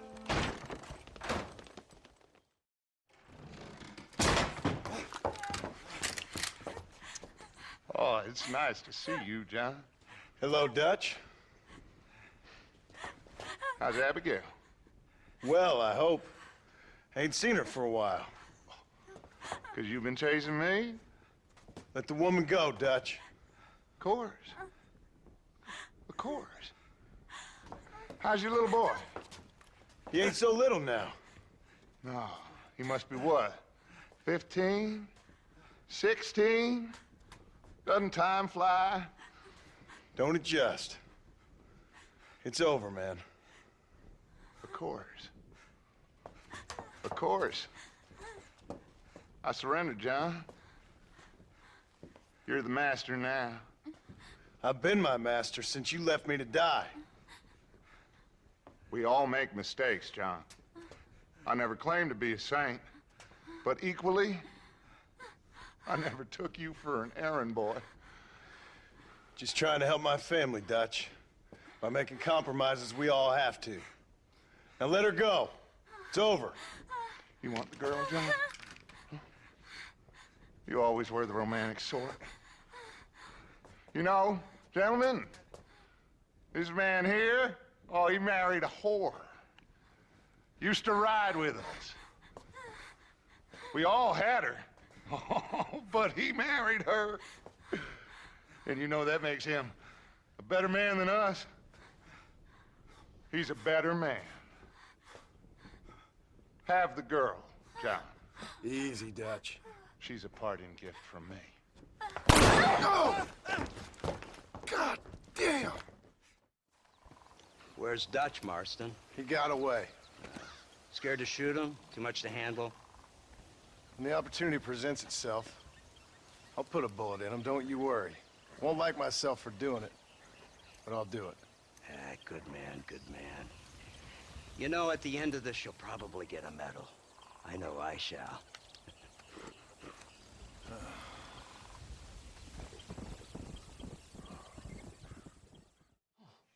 Incredible. Simply incredible. Hello, Professor. Oh, hello, sir. Oh, Mr. Marston, sir. Good day, good day. How are you? Well, my family's health and well-being are being threatened by some unscrupulous government agents, and my own hard-won freedom is under duress. But these problems aside, I suppose I'm fair. Yes, the problems of civilizing nomads. Tell me, sir, are you from Norse stock? Not as far as I know. I was raised in an orphanage. My father was Scottish. Unfortunate.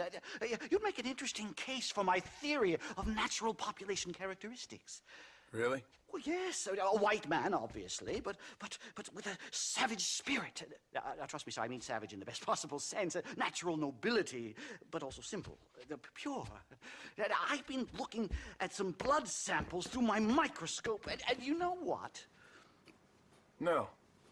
Well, of course you don't. It's a remarkable breakthrough. I've been looking at the blood of both natives and white men of corresponding height, weight, and age, and you know what? Again, no. They're exactly the same. It's remarkable. It completely refutes my last book. But I'll tell you what, sir. This sabbatical in the field may have been somewhat forced upon me by circumstance, but my scholarship has benefited enormously. Would you like to partake of a syringe of cocaine? I've quite enough for two. Not right this minute, no. Oh, it's a remarkable drug. It entirely restores the ego. It takes one back to a primal state. It helps my thinking enormously. Nastas, come on. Come in, sir. Would you like to take off your slippers? Or skin a rabbit? I know we cannot see the stars, but still my heart is pure, and we meet as equals. These savages must be spoken to simply in metaphors. No, sir. I grew up on a reservation and attended school. Oh, lovely. But I can show you what you want to see. I know where the group of bandits you seek are hiding. Both of you. Vanderlyn has attracted a following of young men on the reservation. They are turning to bad things. The savage heart cannot be conventionally civilized. I was right all along. Where's Dutch Vanderlyn based? In the hills, in Cochene. Let's go. I know a way there that is not guarded. Marvelous. It's simply marvelous.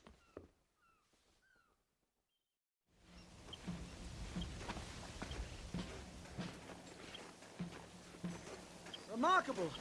I'm afraid I don't really have much of a head for heights. More of a head for highs. well, anyway, I'm sure Nastas will help you. I must be on my way. I've got work to do. Thanks for the help.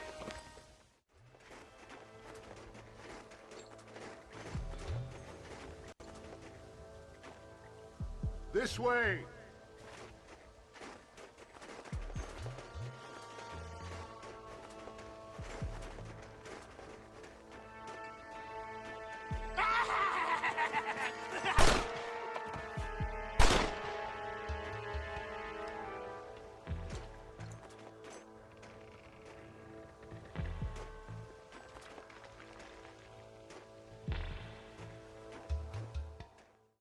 I'm hurt pretty bad. I don't think you should go any further. I'll be fine. But you go ahead. I don't want to slow you down. You sure you're all right? Just need to take it slow. Go on. I'll catch up or see you on the way down.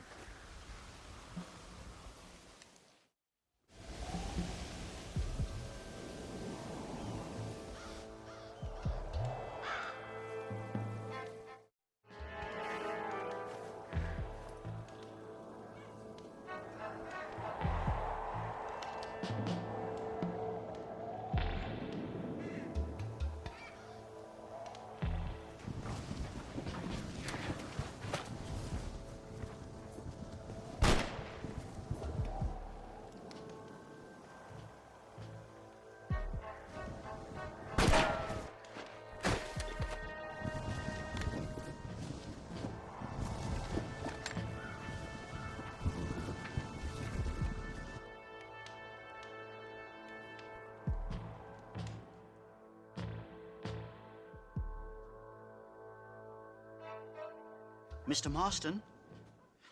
Mr. Marston! Mr. Marston! Here you go, Mr. Marston. Put that stuff away. You banged your head. Nastas and I carried you down. Nastas heard the shots and he hurried up to rescue you and he carried you down. I improvised an escape plan. I'm more of a planner than a man of action. Thank you, gentlemen. Friends of mine are with Vanderlinde. We must try to reason with them, sir. Vanderlinde's gang contains several natives. We must meet with them and try to save them from disaster. My people have already endured many disasters. Before, this was all our land. And now we have brought you civilization. Well, sure, it hasn't been easy, but it hasn't been easy for anyone, Nastas. Why, I knew a man in Yale whose father once shot 18 natives in one afternoon out in Wyoming. Oh, the man was quite traumatized. He took to lying with choir boys. For a wise man, you are a very stupid man, mister. Gentlemen, I'm gonna leave you to figure out right from wrong. You are simple-minded, sir. Thus, I do not blame you for not understanding reason. Then again...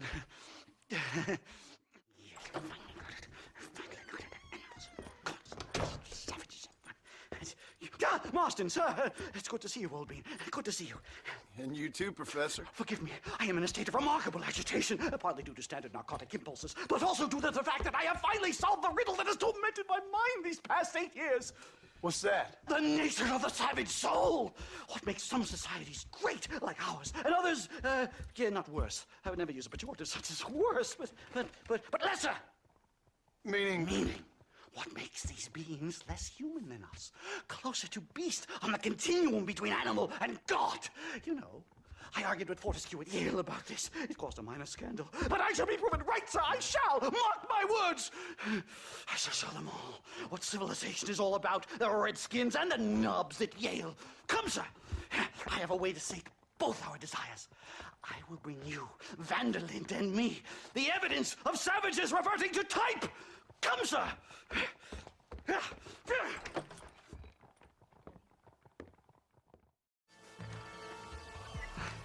Hello, gentlemen. We come in peace. Those words mean nothing coming from people like you. Look at what you've done to us. Look at us!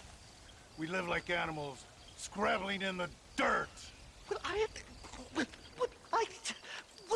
Violence isn't the answer. Maybe you live in a different America than we. Men like Vanderlinde will lead you to disaster. I think we've already experienced disaster. The likes which you could only imagine. Put your hands up! We come in peace! Do as he says, Marston. You call this a meeting? Give me your damn weaponry. This is not what we agreed to. You shut your mouth, you treacherous snake! Holy shit! Damn, Dutch! Professor, get down, now! Safe and sound. Thank the Lord. So much for a meeting of minds. Thank you, Mr. Marston. I could be boiling in a pot right now if it wasn't for you. Get some rest, Professor.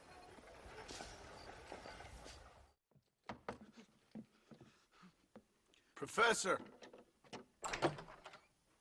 Oh, it's you, dear boy. Come in, and shut the door. What's going on? You leaving? Yes, sir. Yes, I am, sir. You know the thing that is vital, without which scholarship cannot proceed, sir? No, I don't. Not having a bullet in your flipping neck, sir. I am not cut out for this. No, not cut out for this at all. Nope. They're fucking savages! Savages! I think we all are. Not me, sir. I'm from Connecticut.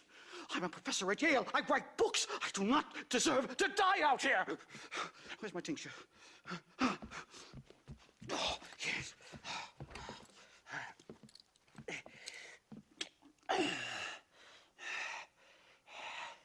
You okay, Professor? Oh, dandy, sir. Just dandy. Oh, great heavens above! Is that you, John? Hello, Dutch.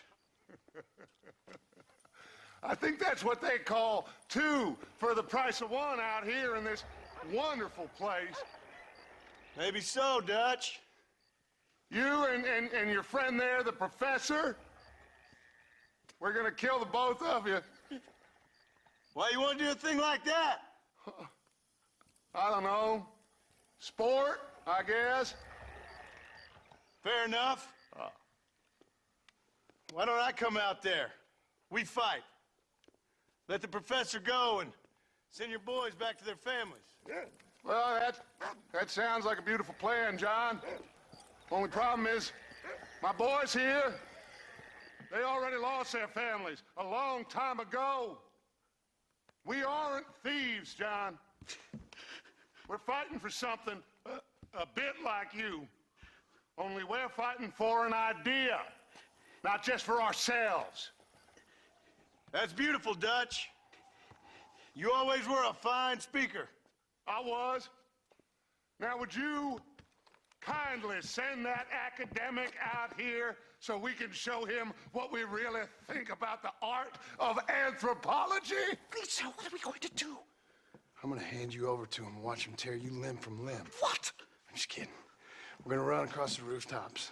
Get you back to your ivory tower. Oh, thank you. Thank you, sir. Don't thank me, we're still here. Come on.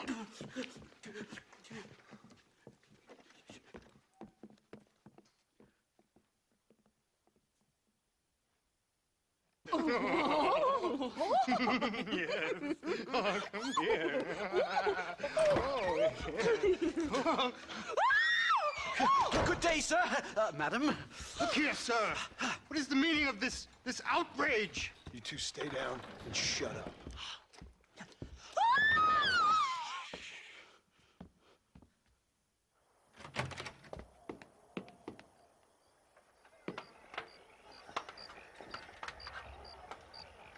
Come on.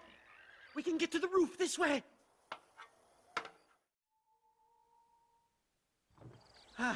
My research is complete.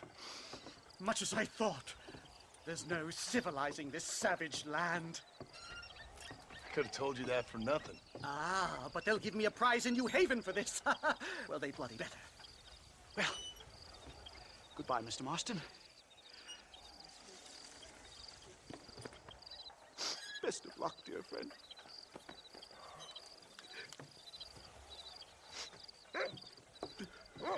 So long, Professor. So long, sir.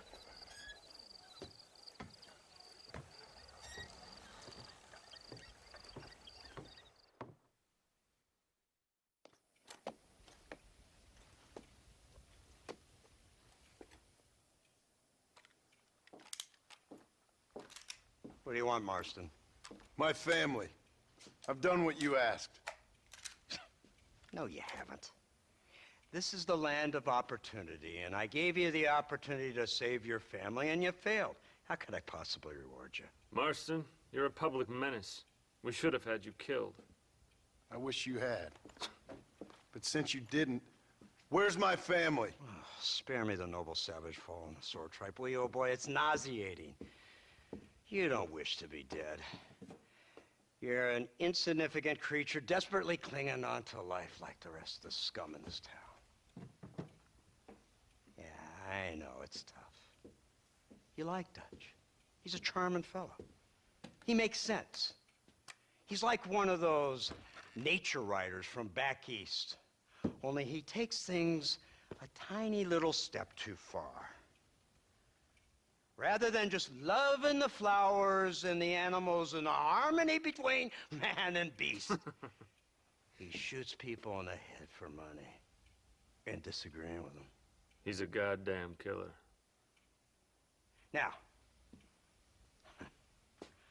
I'm not a great intellect, but the metaphysical leap from admiring the flower to shooting a man in the head because he doesn't like the flower is a leap too far.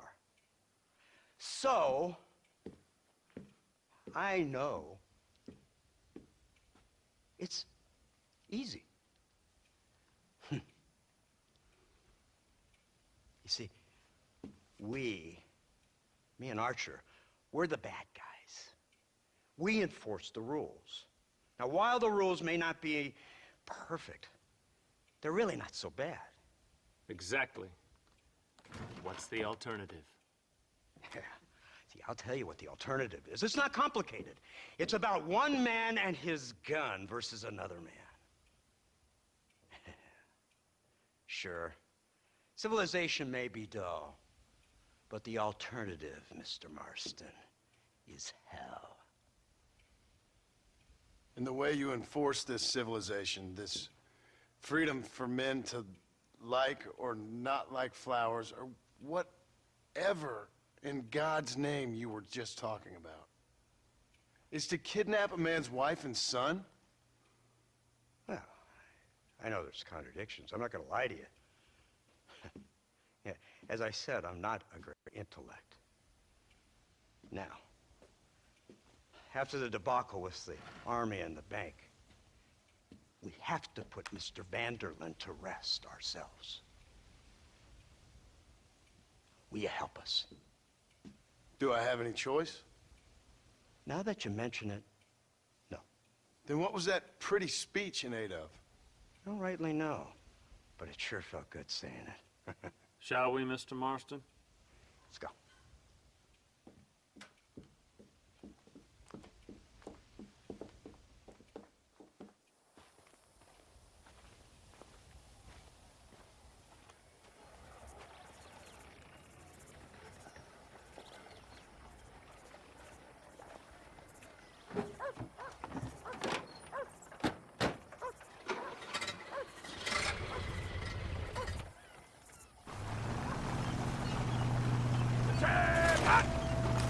Let's see if we can put this to rest once and for all, shall we? Go quick!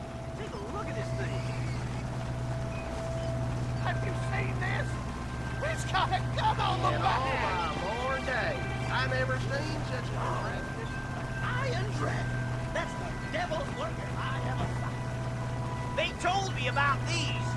The Army's been building them in secret. Oh my God! What kind of automobile is that? This killing machine of yours seems to be turning a few heads. Our armed forces have no equal. We have made incredible progress the past few years. Is that what you And call this it? isn't much more than a simple prototype. You should see what they're working on in Virginia. Soon there will be no war we can't win. The Army has made camp a little way outside town. They put word out a large cache of ammunition and food is stored there. Vanderlyn's gang needs constant supplies, so that should be enough to draw him in. No mistakes this time.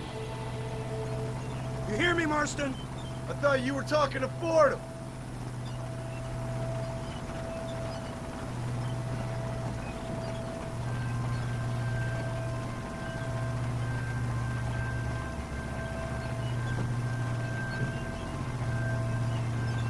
Here they come! Look, they brought the machine gun.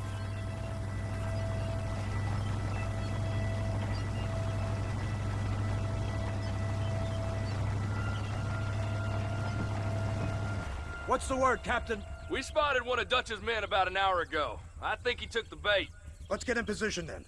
Have your men ready to run them down if you have to. Dismiss! Load weapons and get to the sandbags! Move! Are you ready to finish this, Mr. Marston? I guess so.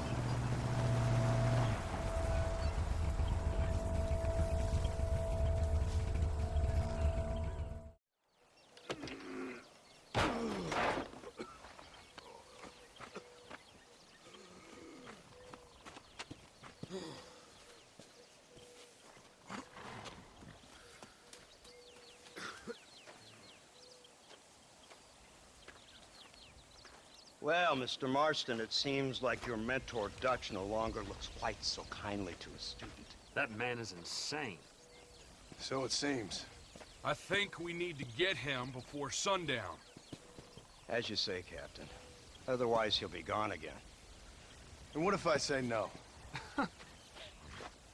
Now, before I shoot you myself, let me just point out the obvious. The one person we have left that can appeal to Mr. Vanderlyn is the last person we know who knows him. Your wife. That won't be necessary. Mr. Ross, Captain, Let's go.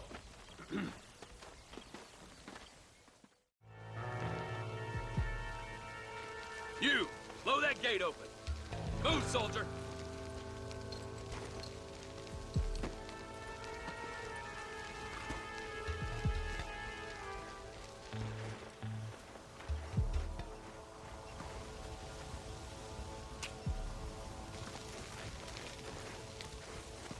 Go! Get down!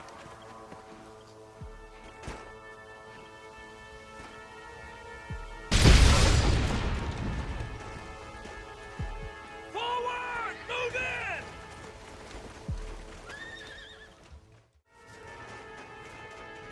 Right, Marston. We'll take 2 men with us. The rest will stay here and take care of the wounded. They'll plant charges at the gate. You and I'll provide the cover fire. You tend to your wounded. I gotta face Dutch alone.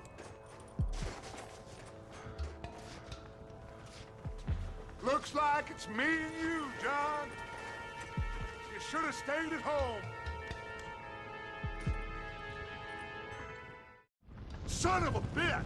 God damn it! You'll never take me alive, John.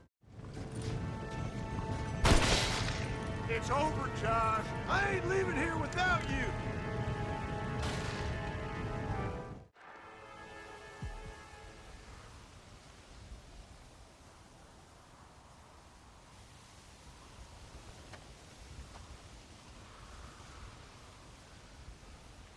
Hello again, John. Hello, Dutch. We gotta stop meeting like this. Sure. I got a plan, John. You always got a plan, Dutch. This is a good one. I don't doubt it. We can't always fight nature, John. We can't fight change. Can't fight gravity. We can't fight nothing. My whole life, all I ever did was fight. Then give up, Dutch. But I can't give up, neither. I can't fight my own nature. That's a paradox, John. You see? Then I have to shoot you. When I'm gone, they'll just find another monster. They have to. Because they have to justify their wages. That's their business.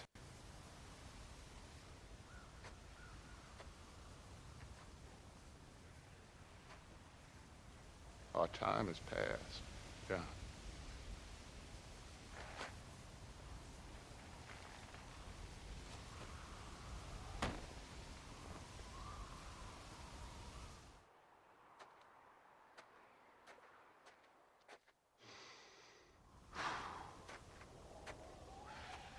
So at the end, you didn't have the guts to shoot him. The man's dead, Ross. Sure. Can I see your gun?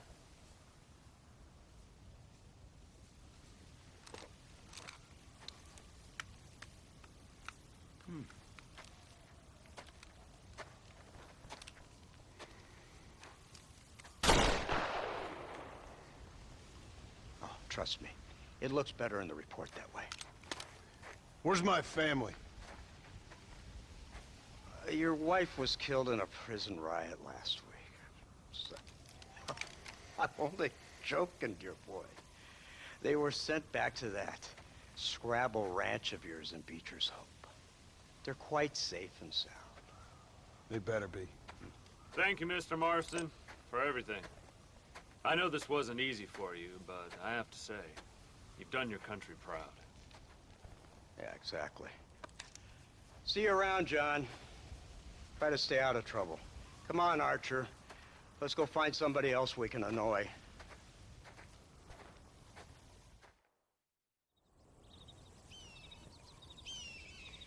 Abigail!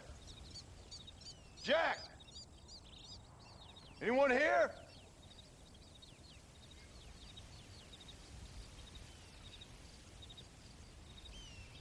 Anyone home? Oh, darling. I never thought I'd see this day again. You no good hillbilly piece of shit! I thought you was dead! I thought you was dead, John, huh? Where you been? Where you been? You know where I've been, darling. You know. You saw Dutch, didn't you? Yeah, I saw him. And Bill? Yeah, I saw him too. And you didn't go back to him? I left that life. Just as you left yours. How'd they treat you? Oh, I can take care of myself, John. One guard got funny on me one time, but I wasn't so ladylike and he didn't try it again. Nor no one else. How's the boy? Oh, like you. And like me. Well, he's like a kid growing up without a father. That ain't fair. What is fair? Well, some trees flourish, others die. Some cattle grow strong, others are taken by wolves. Some men are born rich enough and dumb enough to enjoy their lives. Ain't nothing fair, you know that. We tried to change. I mean, ain't that what you're supposed to do? We did change. And it's over now.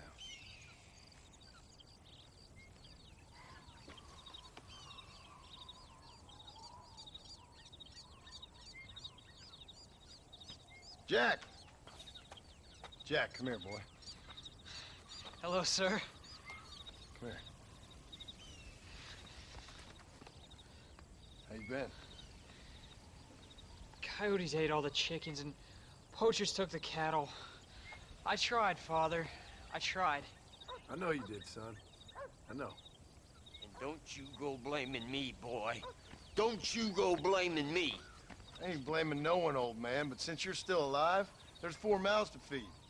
And no cattle. That's a nice way to greet somebody. Why don't I get the warm and tender embrace? Consider the fact I ain't put a bullet in your embrace, old man. You were supposed to look after the place. I did. Well, I did my best. Thing is, there was too many of them. I thought you was dead. I wasn't drinking. Hold your excuses until you figured out which one to use. Jack, go get your bags packed, boy. We got work to do. We leave in the morning. Go on. Yes, sir. Where are you going? Well, it's getting kind of dark now, but in the morning we've got to go get ourselves some more cattle. I've got friends at McFarland's ranch. It's over in Hennigan's stead who can sell us some. Now, Abigail, I hope you learn to cook. Yes. Didn't I say, rather than some prison, they actually kept me incarcerated in a cooking school for young ladies.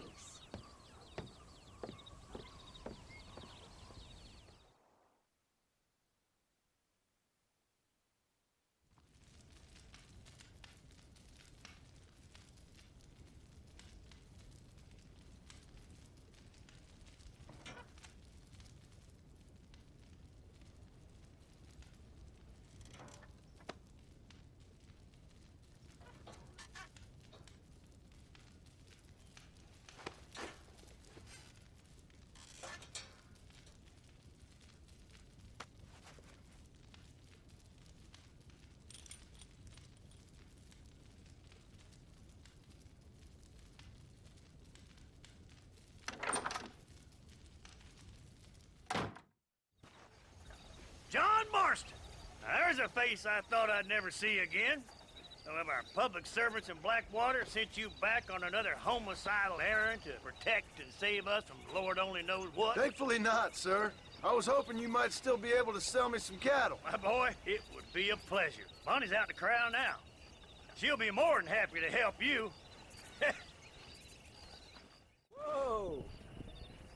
Good Lord, do my eyes deceive me? A devil walks among us. I said I'd be back when this was all over, Miss McFarland. After the barn fire, you remember? Of course I remember. I just didn't believe a word of it. So, you've come for some cattle? Yeah, I'm finally starting up my farm again. Or trying to, at least. You'll be fine. You've been taught well. Come on, then.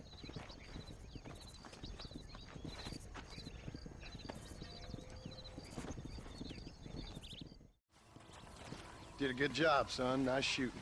Thanks, Pa. Make a rancher of you yet.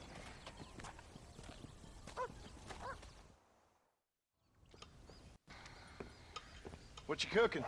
Same thing I've been cooking the past 15 years with the hope of poisoning you. Ain't working so well. Not yet. Be honest, though. Tastes bad enough to kill a man. I never was much of a cook, but I did try to be a good wife. And you have been. Given what we was and what we came from, I think we've gone and done okay. I look at Jack. I look at him, and I think we've been blessed. Maybe he can be something more. He's a good kid. He can be whatever he wants to be. He ain't gonna be no frontier gunslinger killing and running no gang, though. That way's over. Railroads and government and motor cars and everything gone and done away with all that. And he ain't gonna marry no orphaned working girl running with a bunch of hucksters, neither. If he meets one like you, I hope he'll marry her. Stop. For an illiterate gunslinger, you sure know how to make a girl blush. God damn crows! John! You have got to go deal with them.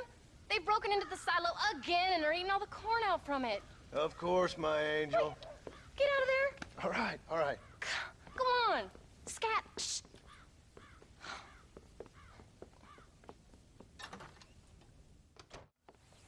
John, we got a telegram from some lady friend of yours, a Bonnie something or other. Something you ain't telling me? Bonnie McFarland. She's a friend.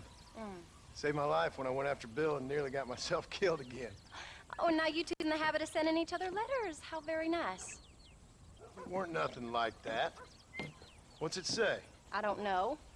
I can't. Well, you know I can't read. Give it here. You read that thing out loud? I ain't hiding nothing. Dear Mr. Marston, stop. Need corn sacks. Stop. Emergency. Stop. Weevils and moths ate entire county supply. Stop. Can you help? Not exactly the most romantic request now, is it? I guess not. She saved your life, you say? Yes, ma'am. Well, then you're gonna have to help her and her family out. We've got a plentiful supply of corn sacks over near the silo. About the one thing Uncle didn't manage to have stolen while we was gone. Okay. Hurry back, John. And John, what's she like? You know. A little bit like you, I guess. She's a woman in a man's world.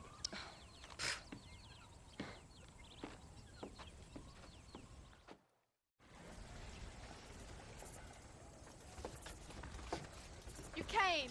Thank you so much. We lost the entire harvest. Miss McFarland, I'd like you to meet my wife, Abigail.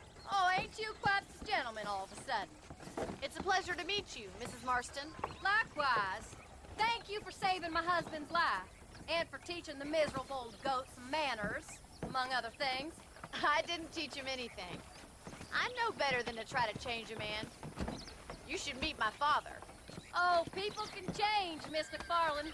John and I have to believe that more than anybody. This is a decent first harvest for you, John. You should be proud. That's good land you got there. How are you feeling, Mrs. Marston? From what your husband told me, it must have been awful for you. I've been through worse, and I knew he'd be back before too long. He can't cook a meal to save his life. Abigail, in my darkest hours, when I was most homesick, just the thought of one of your rat meat stews kept me pushing forward. Well, about as amusing as a weeping saddle sore, ain't he, Miss McFarland? If you're gonna start yammering about women's work, John, I'd say you might be in the wrong company. I'd say so, too. I never felt so outnumbered.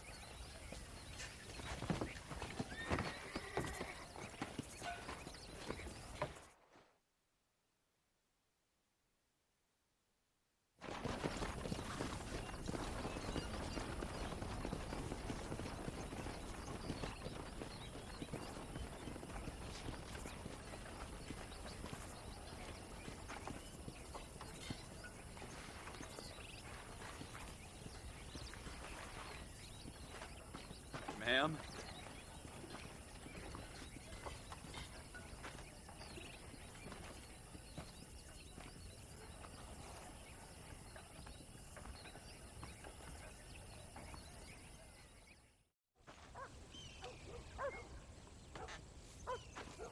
We did good today, John.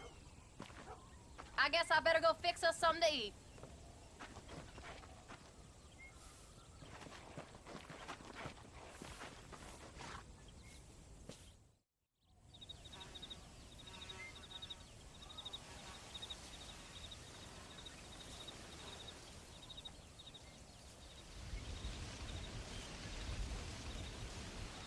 What's the book, boy?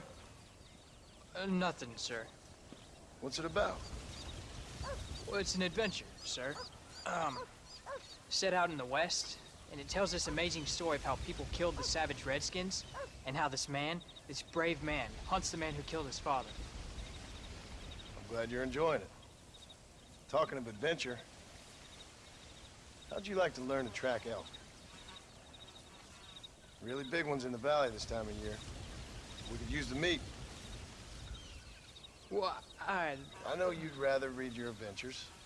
Trust me, this can be very enjoyable in its own way. I suppose maybe it's a little less dramatic. So, let's go, come on. You may get to see me get gored by some massive wild beast. Then you can write a story about that. Very funny, Paul. I've forgotten how funny you was. Grab your things. Oh, Pop, that was so much fun. I can't rightly believe it. Just like in the books. We'll do it again soon. Now get to your chores.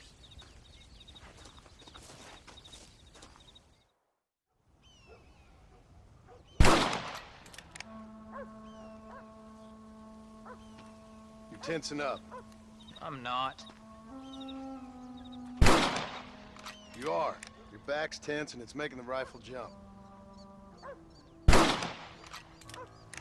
You're holding it wrong. Here, let me show you. I don't need you to show me, Paul. I guess not. You'll show me and you'll just run off again or something.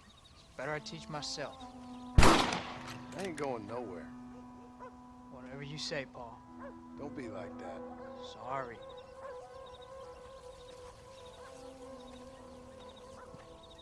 Wolf's been after the herd. Gotta get out there and scare him off. You wanna come with me? Safer with two. Okay.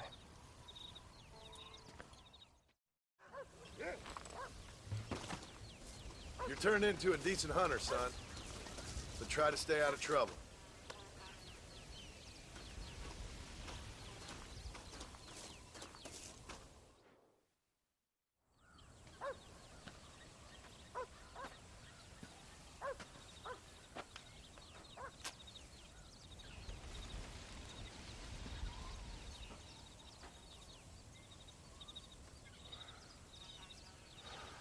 John! John! What is it, old man? It's Jack. The kid. The kid. Well, I just saw him out in the valley. Seems your tales of hunting got the better of him. He said he was going up to the pass, track down that grizzly that's been seen up there. Kid can't hunt a grizzly. Thing will eat him alive. I know. I tried to stop him. But you're worthless as a lawyer at a lynching. Damn you, old man. This is my son. Anything happens to him, you'll wish it was you that bear attacked.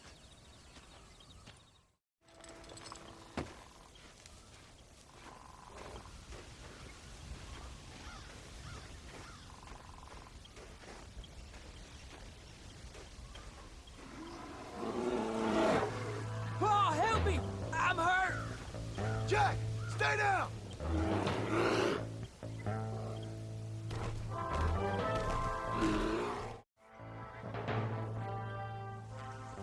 What the hell were you thinking going off on your own? You're just a boy. No, I'm not. I can skin an elk, rake horses. Come on, let's get you home.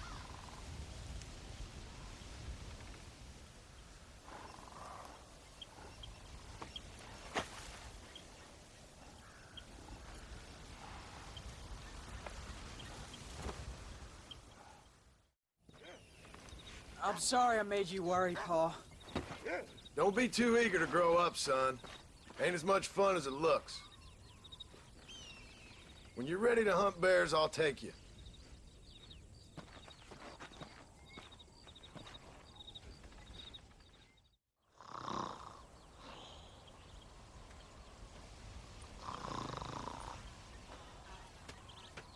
Get up, old man. I am up. Get up! Oh. Oh. There, I'm up. Well, thank the good Lord you're back.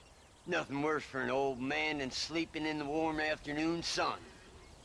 You want a long sleep, Uncle? That can be arranged. It'll cost me less than food. You always was a hard and nasty man, John Marston. You always was a useless, conniving thief. And where's them cattle? Did you take them to pasture? It's coming around to that. When exactly? It's easy to pick on the elderly. It's easy, but it ain't dignified. Come on, old man. We'll do this together.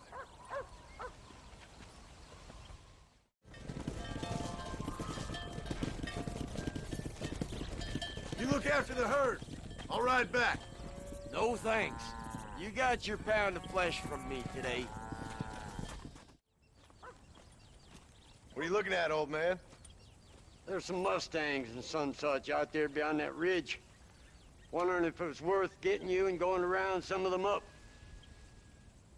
Fair enough. We're nearly out of money. Ranch is in turmoil. We may not make it through the winter. What could we possibly want with some good quality horses? Come on. That tone of voice ain't so becoming on you. Makes you seem all pent up and angry like some Blackwater would-be business tycoon with a bad case of hemorrhoids. I'll give you a bad case of someone just shot me in the head if you don't hurry up.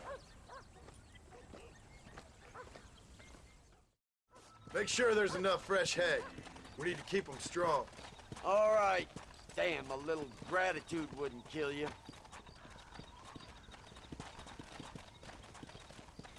Not a bad day's work.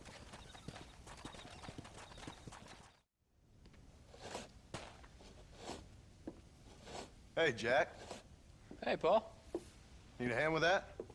No, sir, I got it. Looks like you have.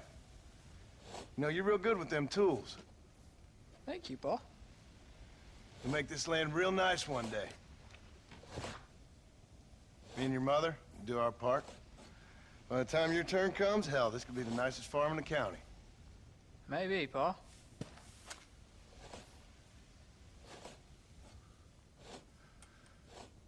Just gotta learn to shoot straight or you'll get yourself eaten by some animal. Very funny, Paul. Thank you, son.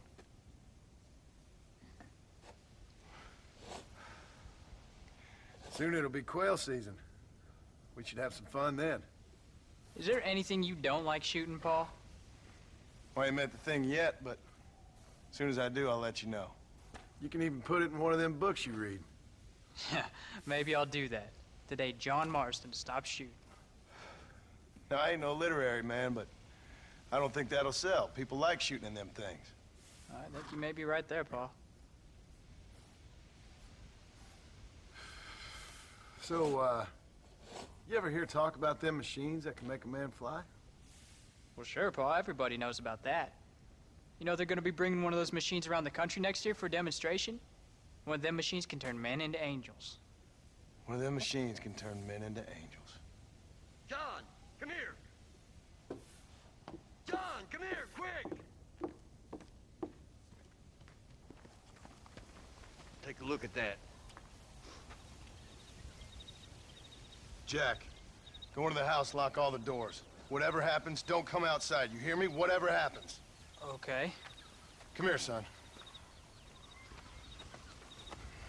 Whatever happens, keep the doors locked and your mother inside. Promise me, son. Promise me. Who is it, Paul? It's just some old friends. Me and Uncle take care of it. And you go inside and you keep the doors and the windows locked. I hear you. Then run! Yeah, run, boy. Well, old man, looks like things is about to get settled once and for all. So it seems. Uncle, are you all right? Damn it! I'm hit. Hang in there, Uncle! I'm gonna get you out of here safe! Ain't time, John. I ain't gonna make it off this porch anyhow. You take Jack and Abby. Take them and... Don't worry about me. Just get them out of here. No! Uncle, please! Oh my God! They killed him! Come on, son! Ain't nothing we can do for him now!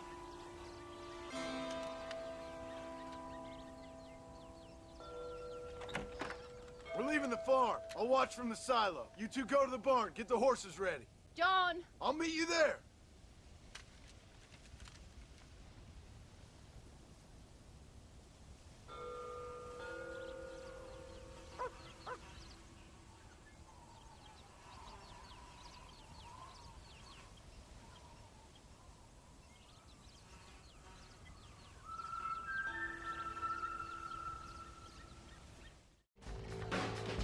Hey, come on.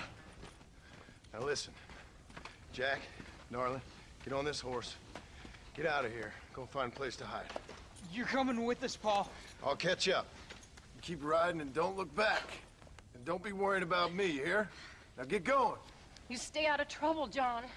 Ain't no trouble, Abigail. Ain't no trouble. I love you. I love you.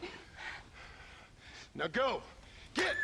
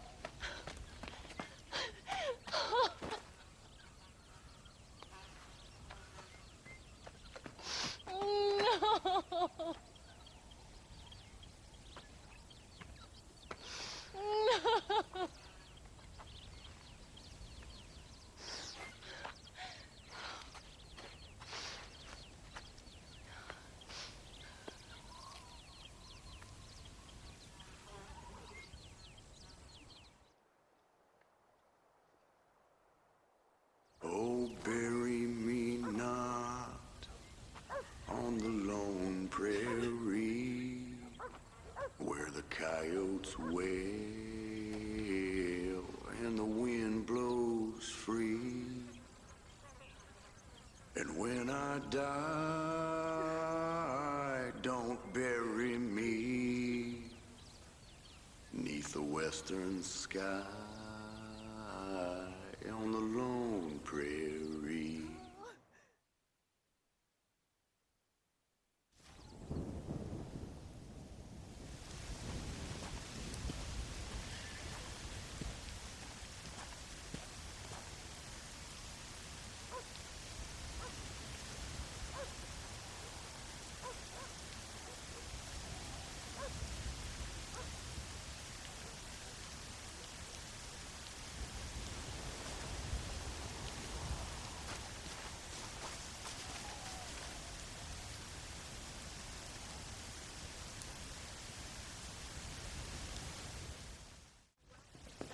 Hello, sir. You work with the government? You one of them agents? Sure, son. Why you ask? Did you work with a man named Edgar Ross? I have something for him. Edgar Ross? No, but well knew of him. A fine man if he wanted results. Won himself a chest full of medals. I think he went and retired about a year ago. Last I heard, him and his wife moved out to a cabin on Lake Don Julio. Lucky guy, getting to take it easy. He's fighting crime in this dump, that's for sure. Well, thank you for the information, mister. Excuse me, ma'am. Hello, young man. Hi. What are you doing out here? Are you out visiting the lake with your family? No, ma'am. I was looking to deliver a letter to Edgar Ross. That husband of mine. That bureau just won't get its talons out of him, even though he's retired. Edgar gave them some of the best years of his life. They ought to let him retire in peace. They'll not rest till they've killed him with worry, and he's such a sensitive man. I'm sorry, I shouldn't get so angry. I don't suppose any of this is your fault. There's no need to worry about him nowadays. Well, where is he? He and his brother Philip went hunting on the south side of the San Luis River. Be careful crossing over. They were saying it was dangerous. I sure will, ma'am. And don't worry about a thing. I'm sure your husband will be just fine.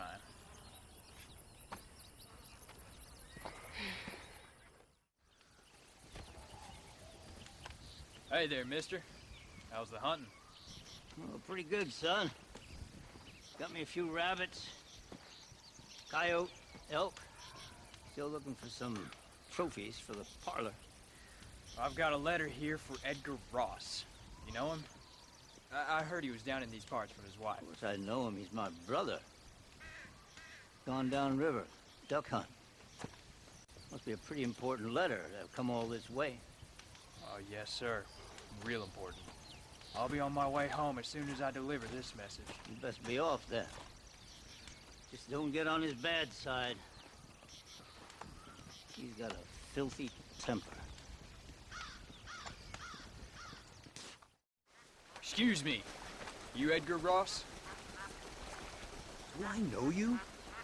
Forgive me for startling you, sir.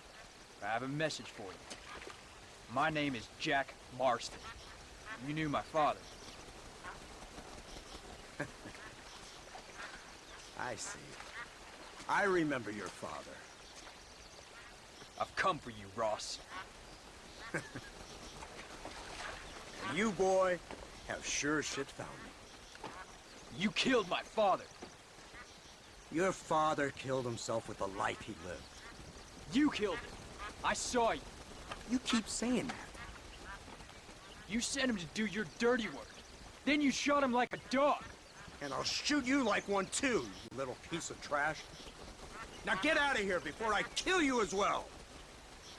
I ain't going nowhere, old man.